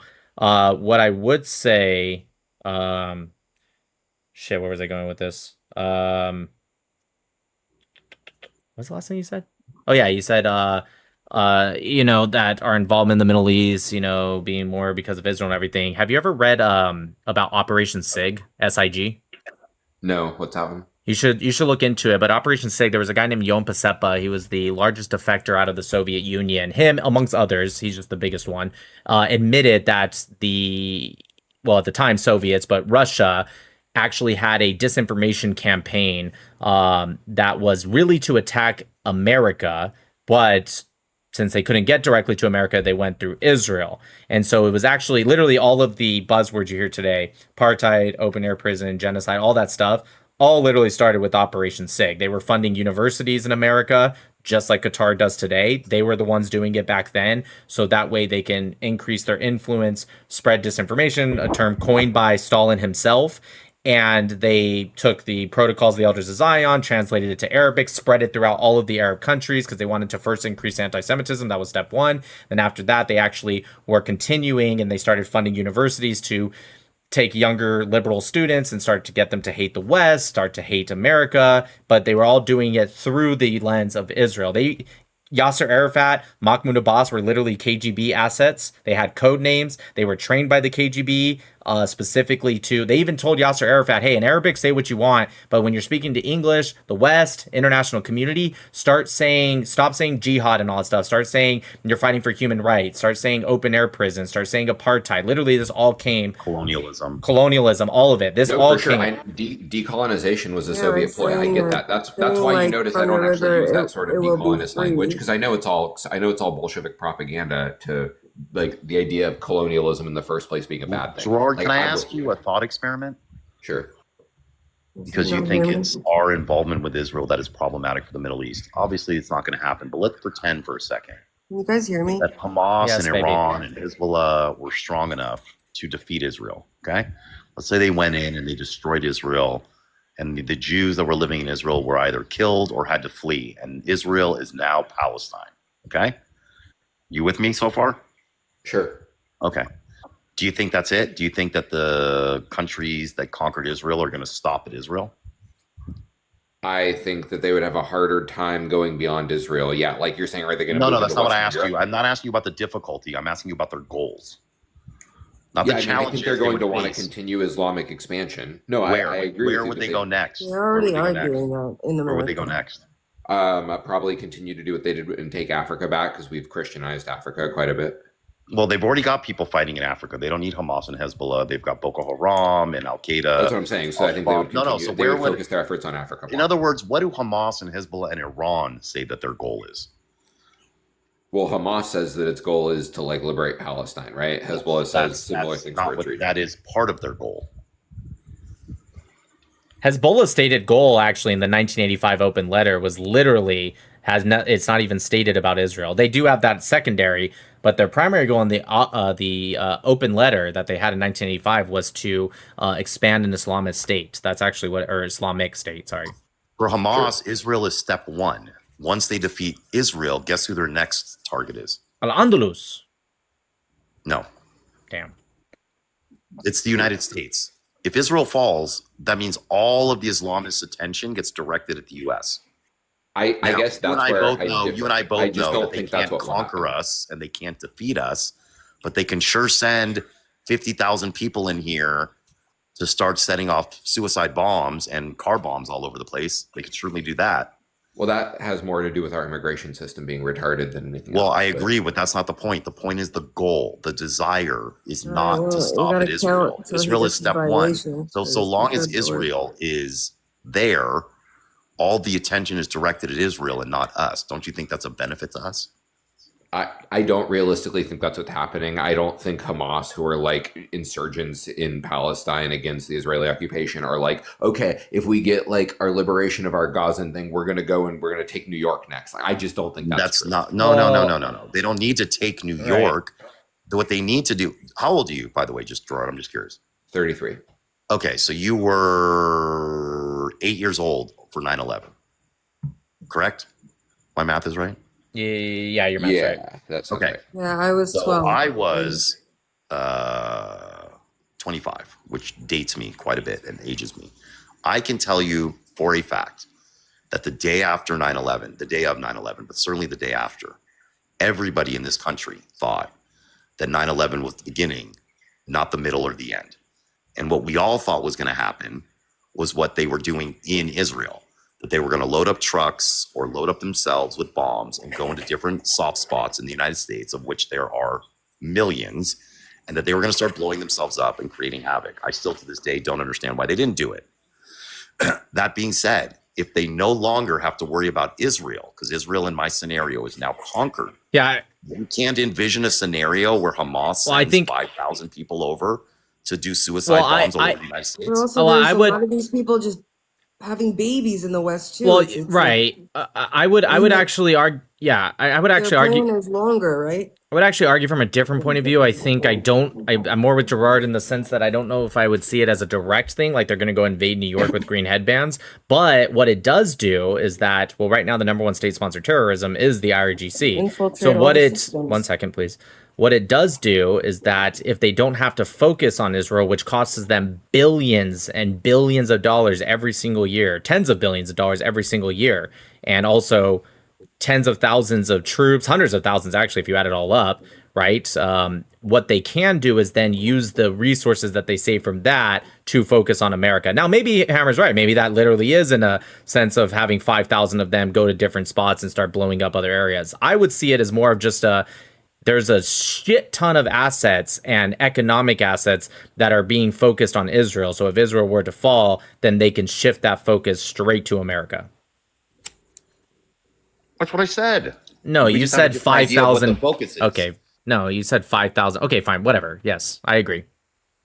If Israel falls, they focus on us. That's simple. I think we should, we have to get ready, Tanks. I know he has to go to bed. I'm about to get ready to wind down too, but I would be interested if you did look into like Operation SIG. I think it's pretty interesting stuff. And I think I know it's still happening to this day, and it's being shifted to the 100-year plan. This is another thing maybe if you're interested to look into is the 100-year plan of the Muslim Brotherhood. We're about halfway through. It's just a continuation of Operation SIG.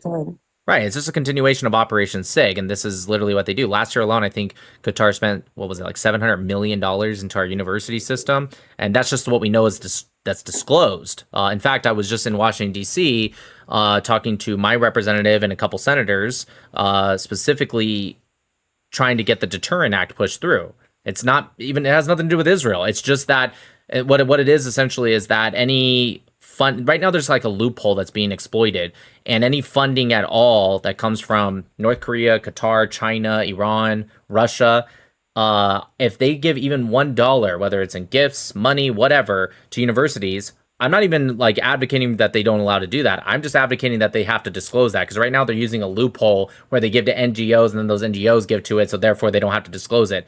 I'm just advocating to end that loophole. But my point overall is that they continue what they did with Operation SIG, the Muslim Brotherhood's 100-year plan, right, to infiltrate our universities, our politics, stuff like CARE. CARE was an unindicted co-conspirator in the Holy Land Foundations in 2008, where we were putting money that was supposed to go to humanitarian causes into Hamas. Literally, they were. And so this isn't a secret. So I just think it's still happening to this day. And it'd be interested for us to talk about it maybe later, but it is getting late. Yeah, no, I would be down. Sure, you have a lot of I'm going to look up the thing you said about probably Iran and the haven't cartel as well. That's very interesting to me. So I'm going to look into that one. Did you hear me? Yes, I did. I'll get to it, babe. You can look it up. Acknowledge me when I Hamas speak, helped so I know that you can hear me. Yes, I heard. Hamas helped the Mexican cartels build the tunnels that they use on the border. Wait, Hamas or do you mean Hezbollah? No, Hezbollah. All of the above. Hamas had a specific purpose, which was to help with the tunnels, because they're kind of like tunnel digging experts. Hezbollah was involved in the more high level stuff with the IRGC with regards to money laundering and actual, movement, shipment of the product. They had different roles, but they're all involved, all of them, because their goal is to bring down the West. They don't care if it's through war, drug addiction, childbirth. Their goal is to destroy us, and they're going to use any means possible to do so. Yeah, I don't think that goal would. Our involvement in the Middle East is insane. It goes against everything Muslims believe in their religion, which has nothing to do with our involvement in Israel, in the Middle East. If you look at the King Crane Commission, even though to be fair, they did hate, the King Crane Commission was 1919, I believe. They did hate, it was a large polling apparatus.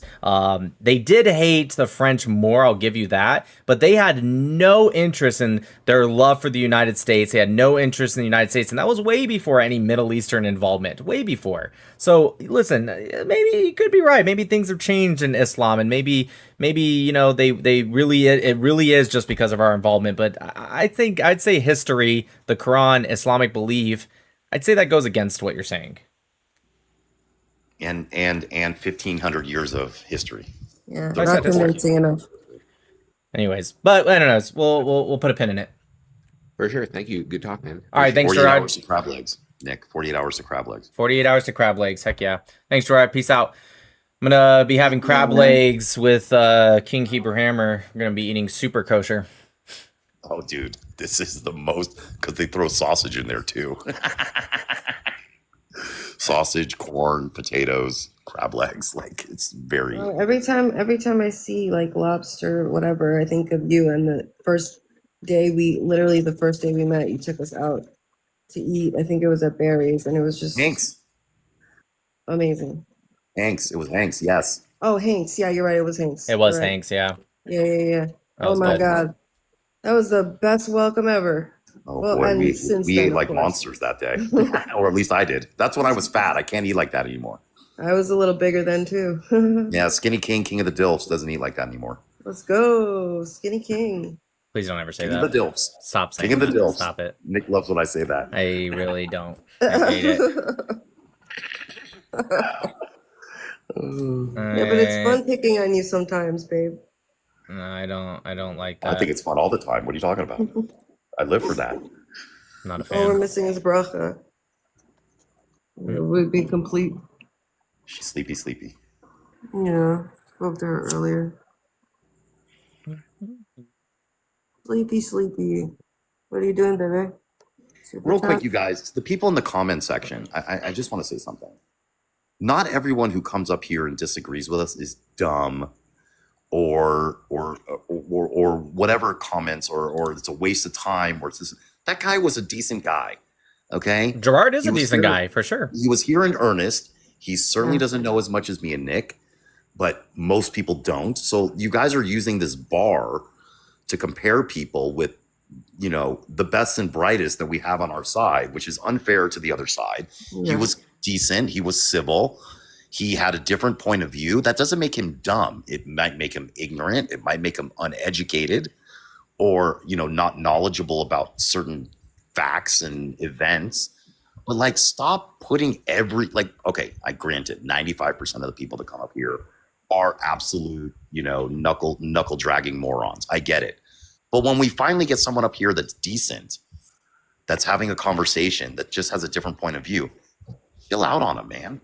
Relax. Yeah, He no, wasn't a bad guy. He's just wrong. People are allowed to be wrong. I don't know Gerard like a lot, but I will say the conversation we had at Jubilee, he was very civil. He was very nice, very respectful. We went out, not just me and him, but a lot of us went out to get some food after. Was he there? Yeah. He was listen, he was very nice, he was very civil. I don't think he's a dumb guy at all. In fact, we were talking about a lot of the stuff we did agree with. There's a lot of stuff we agree on. I think he does have maybe it's due to propaganda, maybe it's due to ignorance, maybe some education levels when it comes to specifically Israel and the specifics of Israel. I don't think he's quite there. I think that's totally fine. There's nothing necessarily wrong with that. And you're right, because I see some of you saying, oh, but he's not going to change his mind. That's true. He probably won't. That's fine. But he's not, it's not like he was like yelling at us or telling us, no, I'm not going to look into that. Now, maybe he lied to me, but he literally said, yeah, I'll look into that. And maybe you will, or maybe you won't. I don't know. I bet he does. Literally I the bet he most you does, can ask actually. for from an op. Literally the Yeah, I bet he does. Yeah. You know, Ronald Reagan said about Republicans, the Republican Party, and people that oppose certain of his policies. He said, find me a Republican that agrees with me 70% of the time, and I'll work on the other 30%. The way you convince people, the way you engage in persuasion is not yelling and screaming in adversarial debates, though I do think those have value. The best form of persuasion is conversation. Conversation, actual grown-up conversation, is the best form of persuasion. This conversation was better than most conversations because it was a give and take, reasonable, civil dialogue about opposing points of view, which we're allowed to have. It just shows you, Hammer, that their attention span, like for some reason, like, or they get bored, let's say, with these types of conversations where they're like, just drop them, let's get on to it, because they are looking for the spicy, crazy yelling at them. You're right. Debates. That's true. Something that they're desiring to see for some reason. And listen, so these conversations don't come around that much because people get bored. And those are fun, 100%. I know you guys like that, but It's also okay to take a step back and have these kind of conversations too. Listen, he wasn't a guy that came up and he's like, I want Israel to be completely destroyed, genocided, ethnically cleansed, a mix between the two. He said even, I have no animosity towards Israel. I just want to, I have this opinion about our involvement with Israel. Do I agree with him? Not particularly. But do I think it's a crazy radical position? No, not at all. I don't think he had a crazy radical position. Yeah, Anyways. when you disagree with someone on some fundamental things, this conversation was handled perfectly for a situation like that. And you can't foster good conversations if you're just looking for quick, dramatic, like, you know, it's just never going to work like that. Yeah, do I think Fighting is fun. Fighting is fun. Conversation leads to persuasion. Yeah, do I think some of his Perfectly said. Do I think some of his arguments were coming from a place of emotion? Yes. Do I think he was abiding in certain conspiracies? Also, yes. But do I think his intent and where those conspiracies came from were, how do I say, evil? No, I do not. Some people, they have these conspiracies because they really truly want Israel to be demolished, genocided. Some are willing to say that directly, some aren't, but we all know that they want that. I don't think that's where his, now maybe I'm wrong, maybe he's a very good actor, but I don't think that's where it was coming from. I think a lot of it was just coming from some ignorance, right? Like he didn't even know that Israel was in southern Lebanon, and he was willing to admit that. He said, you know what, I didn't even know that, right? I don't think that his positions that I found problematic, for sure, I don't think they were coming from an intent of like he's genocidal and he wants to kill Israelis or he hates the Jews or, you know, all that stuff. I don't think that's what it is at all. Like, hey, we brought up 9/11. 99% of pro-Palestinians would be like, I wasn't even Saudi Arabia, it was the Jews and the dancing Jews. He literally was like, he literally was like, Muslims fly planes into our buildings and I do blame the Saudi Arabia government. Like I don't think he was coming from that. Scenario for someone you disagree with. It's the best you're going to get as For far as sure. conversations. All right, let me catch up with these super chats. I gotta end. It's getting late. Samurai Jack, I already answered that one. Antonio, nope, I answered that one. I don't remember if I did this one, so we'll start here. Mamie Smile says Candace Owens killed Charlie Kirk. My source is the same as hers. Legima says the Amber Alert is probably. Oh wait, I did read that one. Conservative Kelly. Nope, I made that. Where am I right now? Hi, Bob. Here we go. Deso says, I support Israel, but I have a question. What is your take on the Arab property compensations that remain tied to a peace deal? I'm not really sure what you're referring to be honest with you. I kind of like, one thing I did like what Gerard said is he said, yeah, you should be able to kick them all out if you pay them fair market value. I think that would be incredible, and I would totally advocate for Israel to do that. No matter the cost. I don't even care. Absolutely. That'd be incredible. That was one thing I actually did like that he said. Dirk said MLK Jr.'s jaw absorbed the impact of and redirected a 30-06 downward. That's true. The impact redirected the bullet downward into his neck. Also, MLK was shot at about a third the distance to Charlie Kirk. That's true, 100%. McFly says, Nick, have you ever noticed a pattern with how these conspiracy theorists get super triggered and melt down when they're exposed to any evidence? Just so everyone knows the context, this wasn't Gerard's conversation. These super chats go back to when we were talking about Charlie Kirk. Any evidence countering them? These people have the thinnest skin. Yeah, 100%. Blue Moon says, what the F is rabbinical Judaism and whose did they... Yeah, I don't know. Omer says, Hammer is a lean, mean Jewish machine. Lean, mean Jewish machine. Blue Moon. Muslims unalived 500,000 in Syria. When have Jews unalived that many? True.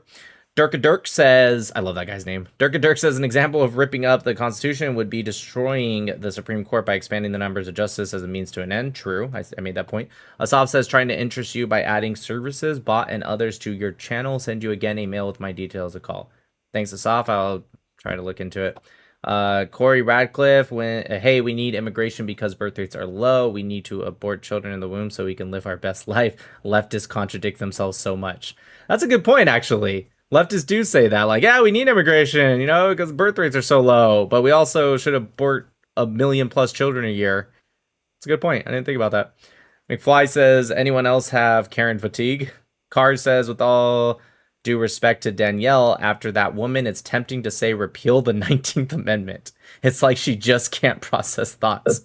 I support. I support that. I support.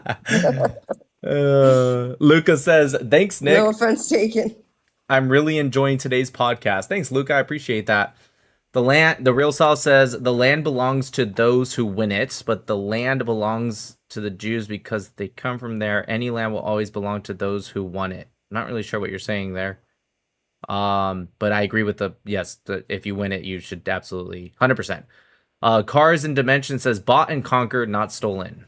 Also accurate. Conservative Kelly says, the land belonged to the Arabs, then why did they build a mosque to cover up not one but two Jewish temples asking for a friend? Good point. Dirk says, adverse possession require... Okay, now we're getting into the last conversation. Adverse possession requires hostile... Oh, I already read that one. Ari Maiden says, this is meaning... It's been a good live, actually. I thought it was a great live. Yeah. Ari Maiden says, this is meaningless. The Israeli-Arab conflict is not subject to U.S. laws. His opinion of the conflict is irrelevant. We don't act for his approval. Yeah, I think it is, but I also think it's fair to... He was coming from a place of him just kind of saying, that's how I established. I don't think he was particularly saying it has to be that way. But I agree with you, obviously, that it's irrelevant. The Real Sal says, my last name, Slyman, comes from Lebanon or Syria. That's true. All our last names show where we come from. I never heard of a Pali last name.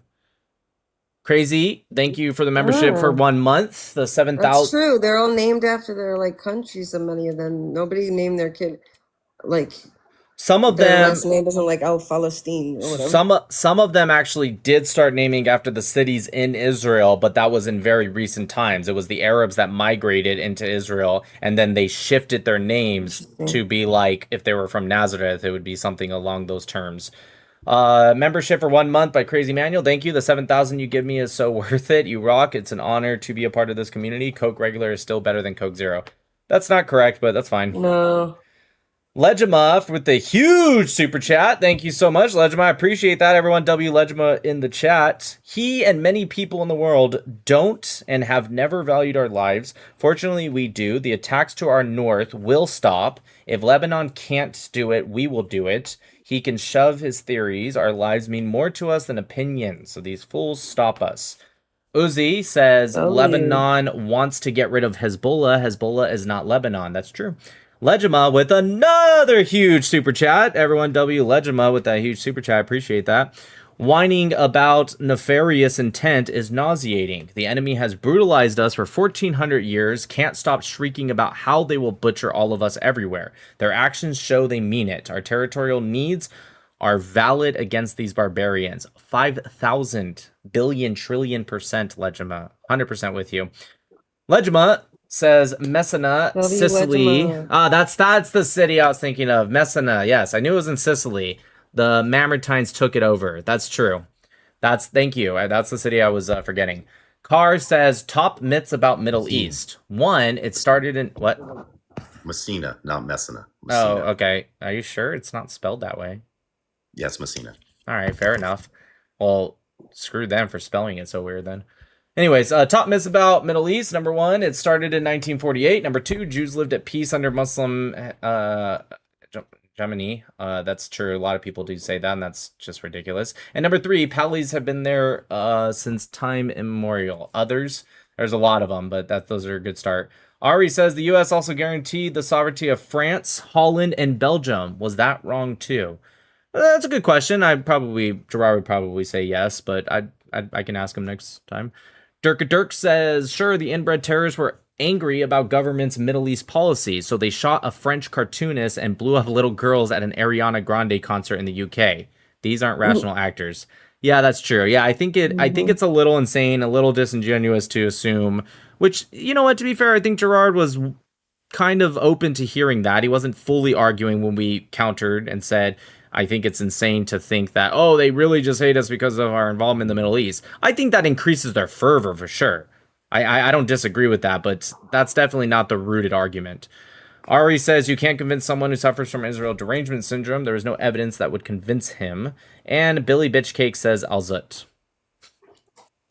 Thanks. You guys, it's not always about convincing. right? The idea that someone comes up here and you make an argument and they're like, oh, you're right, I'm wrong.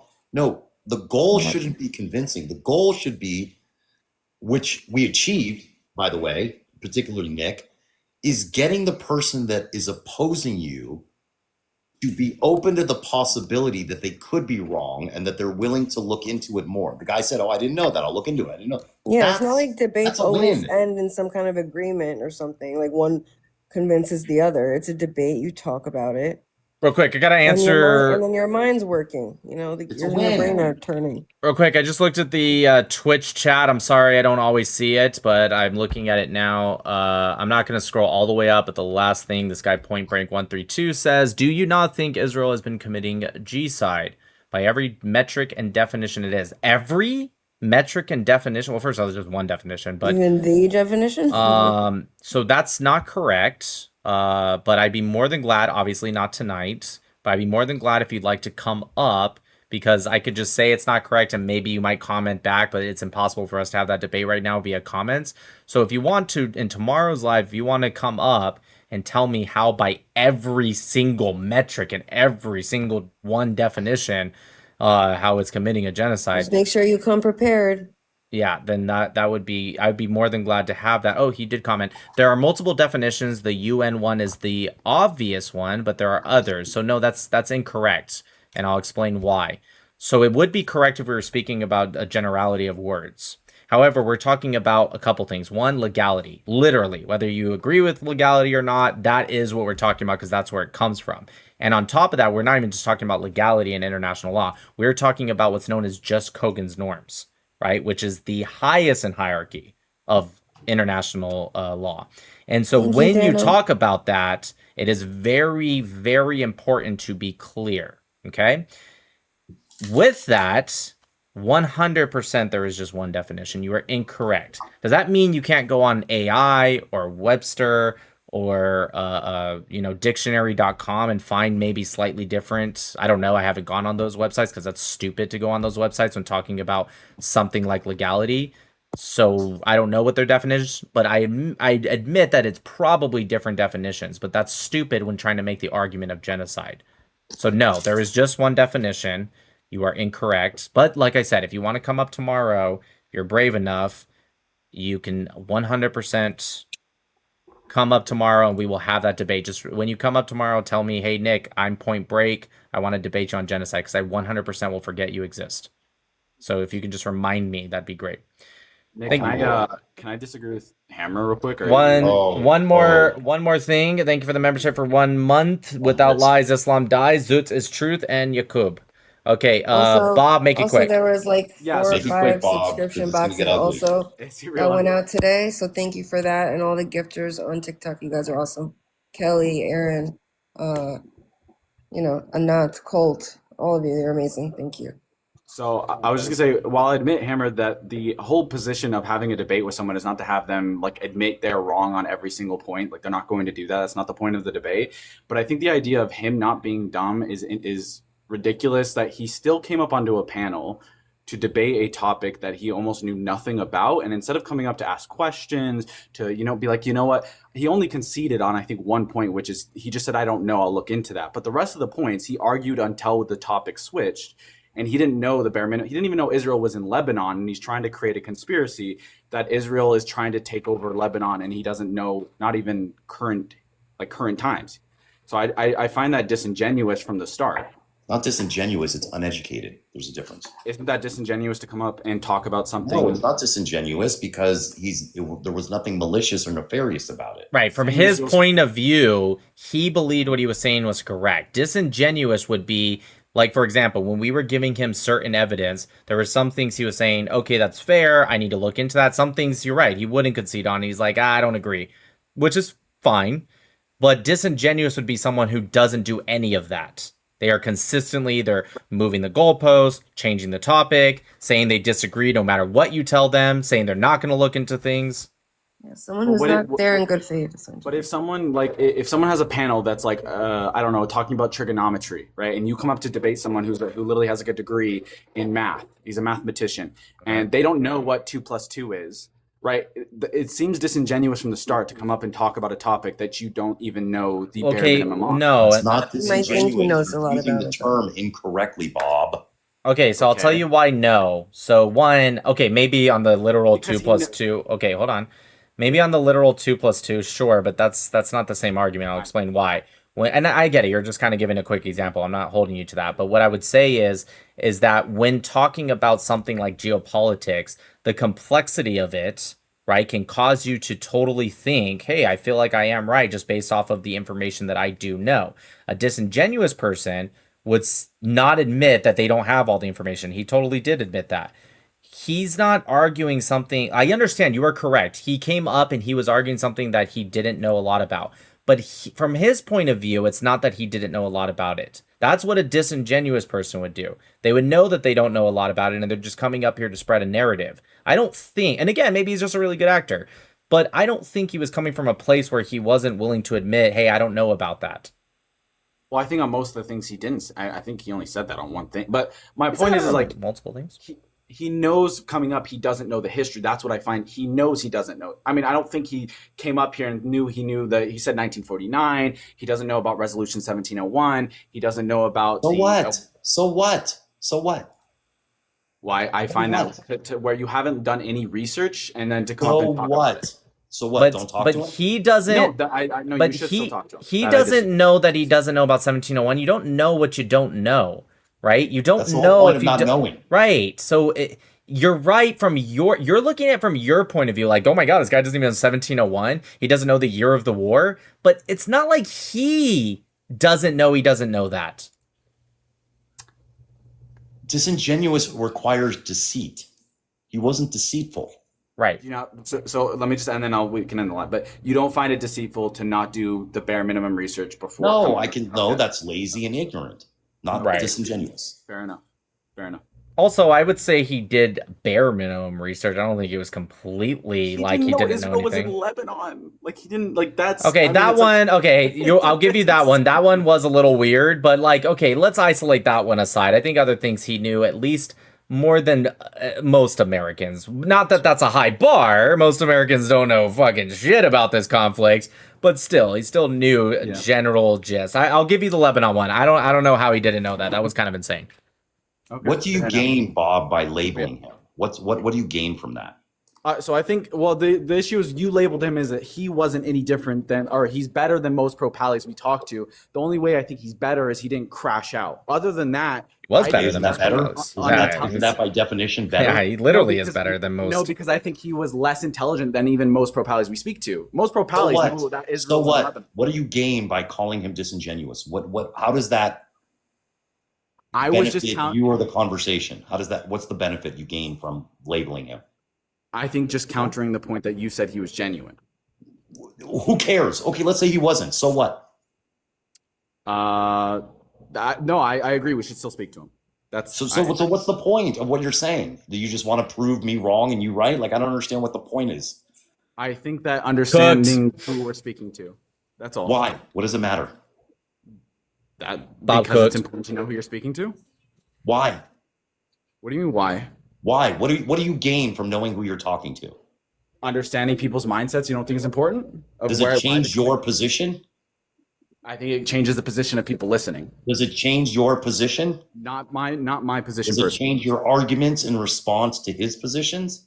If I know he's disingenuous, yes. It would change your argument. So you would make a different argument based on whether he's genuine or not genuine. Actually, yes. I think we have different debates with different way people speak. No. That's not what I asked you. Not the tone and tenor. Your position. Would your position on Israel change if he was genuine or not genuine? No. So then what does it matter? Well, then I guess it doesn't. It doesn't matter. You just want to be right. And this is the problem. Stop trying to be right. Being right doesn't get you anything. If the goal is to be right, then you're not. Listen, I get it.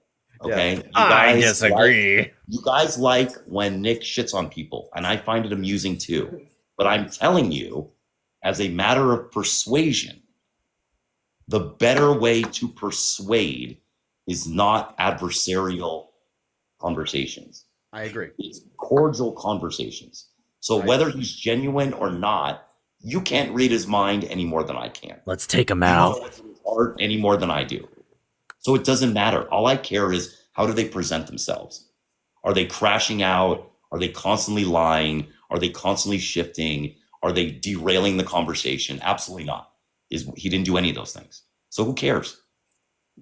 If he's dumb or uneducated or this or that. I'm kind of, I'll be real with you. I'm kind of in the middle of both of you guys right now. I think in some ways it's important to call out, but not, I'm also understanding where Hammer's coming from. I think it doesn't really matter because our mission will still be the same. Our arguments will still be the same. Maybe how we treat someone, like you said, the tenure would be a little bit different. But I think overall it's still the same. But I see where Bob's coming from a little bit. And listen, you 100% could be right. I'm just saying, and I'm totally admitting that I could be wrong. I didn't see that from him personally. I didn't. And maybe it's because I've had conversations with him before. I've met him in real life. He's either a really, really good actor, which he might be. Maybe he totally listens to me and then he gets off and then he calls his buddy and he's like, this fucking idiot, like, I don't know, this fucking Jew, I don't know, maybe he does, but I don't personally get that vibe from him, and so, you know, I could be wrong. The biggest issue that's facing a lot of people today is coming up or speaking on topics that they have no knowledge of, and I find that isn't that who we should, isn't that, one second, I got it, isn't that who we should be talking to, is the people that don't have the knowledge, that are at least acting in good faith, if not hopefully are in good faith. Like, this is, you're right. Yes, you're right. He didn't have as much knowledge. First off, 99.99% of people in the world and the country especially do not have as much knowledge as me, Hebrew Hammer, etc. That's true. But so what? I mean, we that's who we should be talking to. The ones that I do kick off my panel are the ones that are directly disingenuous, pivoting, yelling at us, ad homs, changing the subject, all that stuff. Those are the ones I kick off. Not because I think maybe somebody can't act genuine but be just as disingenuous as the guy that just starts screaming and pivoting, but because I'm still having that conversation.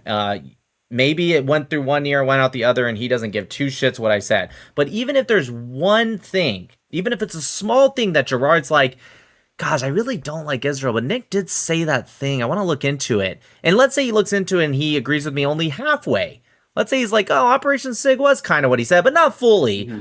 Then we have changed something infinitely that can have an exponential effect down the road. And maybe he might say something in the future because of it. Maybe he'll say, you know, I did really hate Israel and I still kind of do, but this Operation Sig thing that this Nick guy told me, I'm going to tell this other guy about it because it's actually kind of interesting.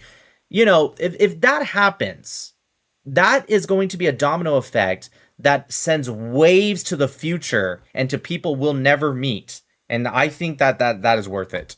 No, I agree with that. We should still speak to those people. I agree. I agree with that part. I say, and listen, I only speak for myself. Everyone's got their own shtick, their own thing, their own style. But for me, I never came on here and said I'm debating. Mm-hmm. I'm here to educate and advocate. That's what I've said for 6 years now. I educate and I advocate. I'm not here to get into I'm not here to get into a adversarial combat. Unless, listen, we're getting into a fight and shitting on Islam. Okay, that's a different thing. But when it comes to the state of Israel, I'm here to educate and advocate, because debate, none of this is debate. I've said this before and I'll say it again. None of this is debate. Bob, when you go live, you're not debating people. Correct. You're arguing with people. Now, maybe you like that, and maybe that's good and fun for you, and I have no problem with that. Correct. But don't think for a second that you're debating anybody. You're not. Correct. Debate is what they do at Oxford Union, where they have two sides and two opposing people. There's a moderator, there's a topic, and there's defined rules. It's not debating. Any of this other stuff is not debating. When Nick was with Sneeko, that was a debate. When he goes on that, what's that site, Master Debaters or whatever it's called, modern day debates, yeah. Right, that's a structure. There's a topic, there's a moderator, and you can't interrupt each other every 2 seconds. You can't mute. You can't do any of that. Okay, that's the reality. So don't kid yourself into thinking you're debating. You're just arguing with random people on the internet. And if that works for you, it's fine with me. I don't care. It's not my time. But I'm here to educate and advocate. Period. No, I agree with you. Fair enough. All right. It was a really good live still. It was a good one. Oh. Thanks, y'all. All right. You guys, I'm out. Laila Tov. Am Yisrael Chai. God bless America. Keep bombing Iran. TikTok. Annex You guys Gaza. Kick out the Arabs. Oh, I'm sorry. trying to give Going a little too TikTok a far. compliment. Oh, my Thank you, bad. TikTok chat. You guys were awesome. Thank you. Take out the baby journalists. They All right, bye. fine, Shani.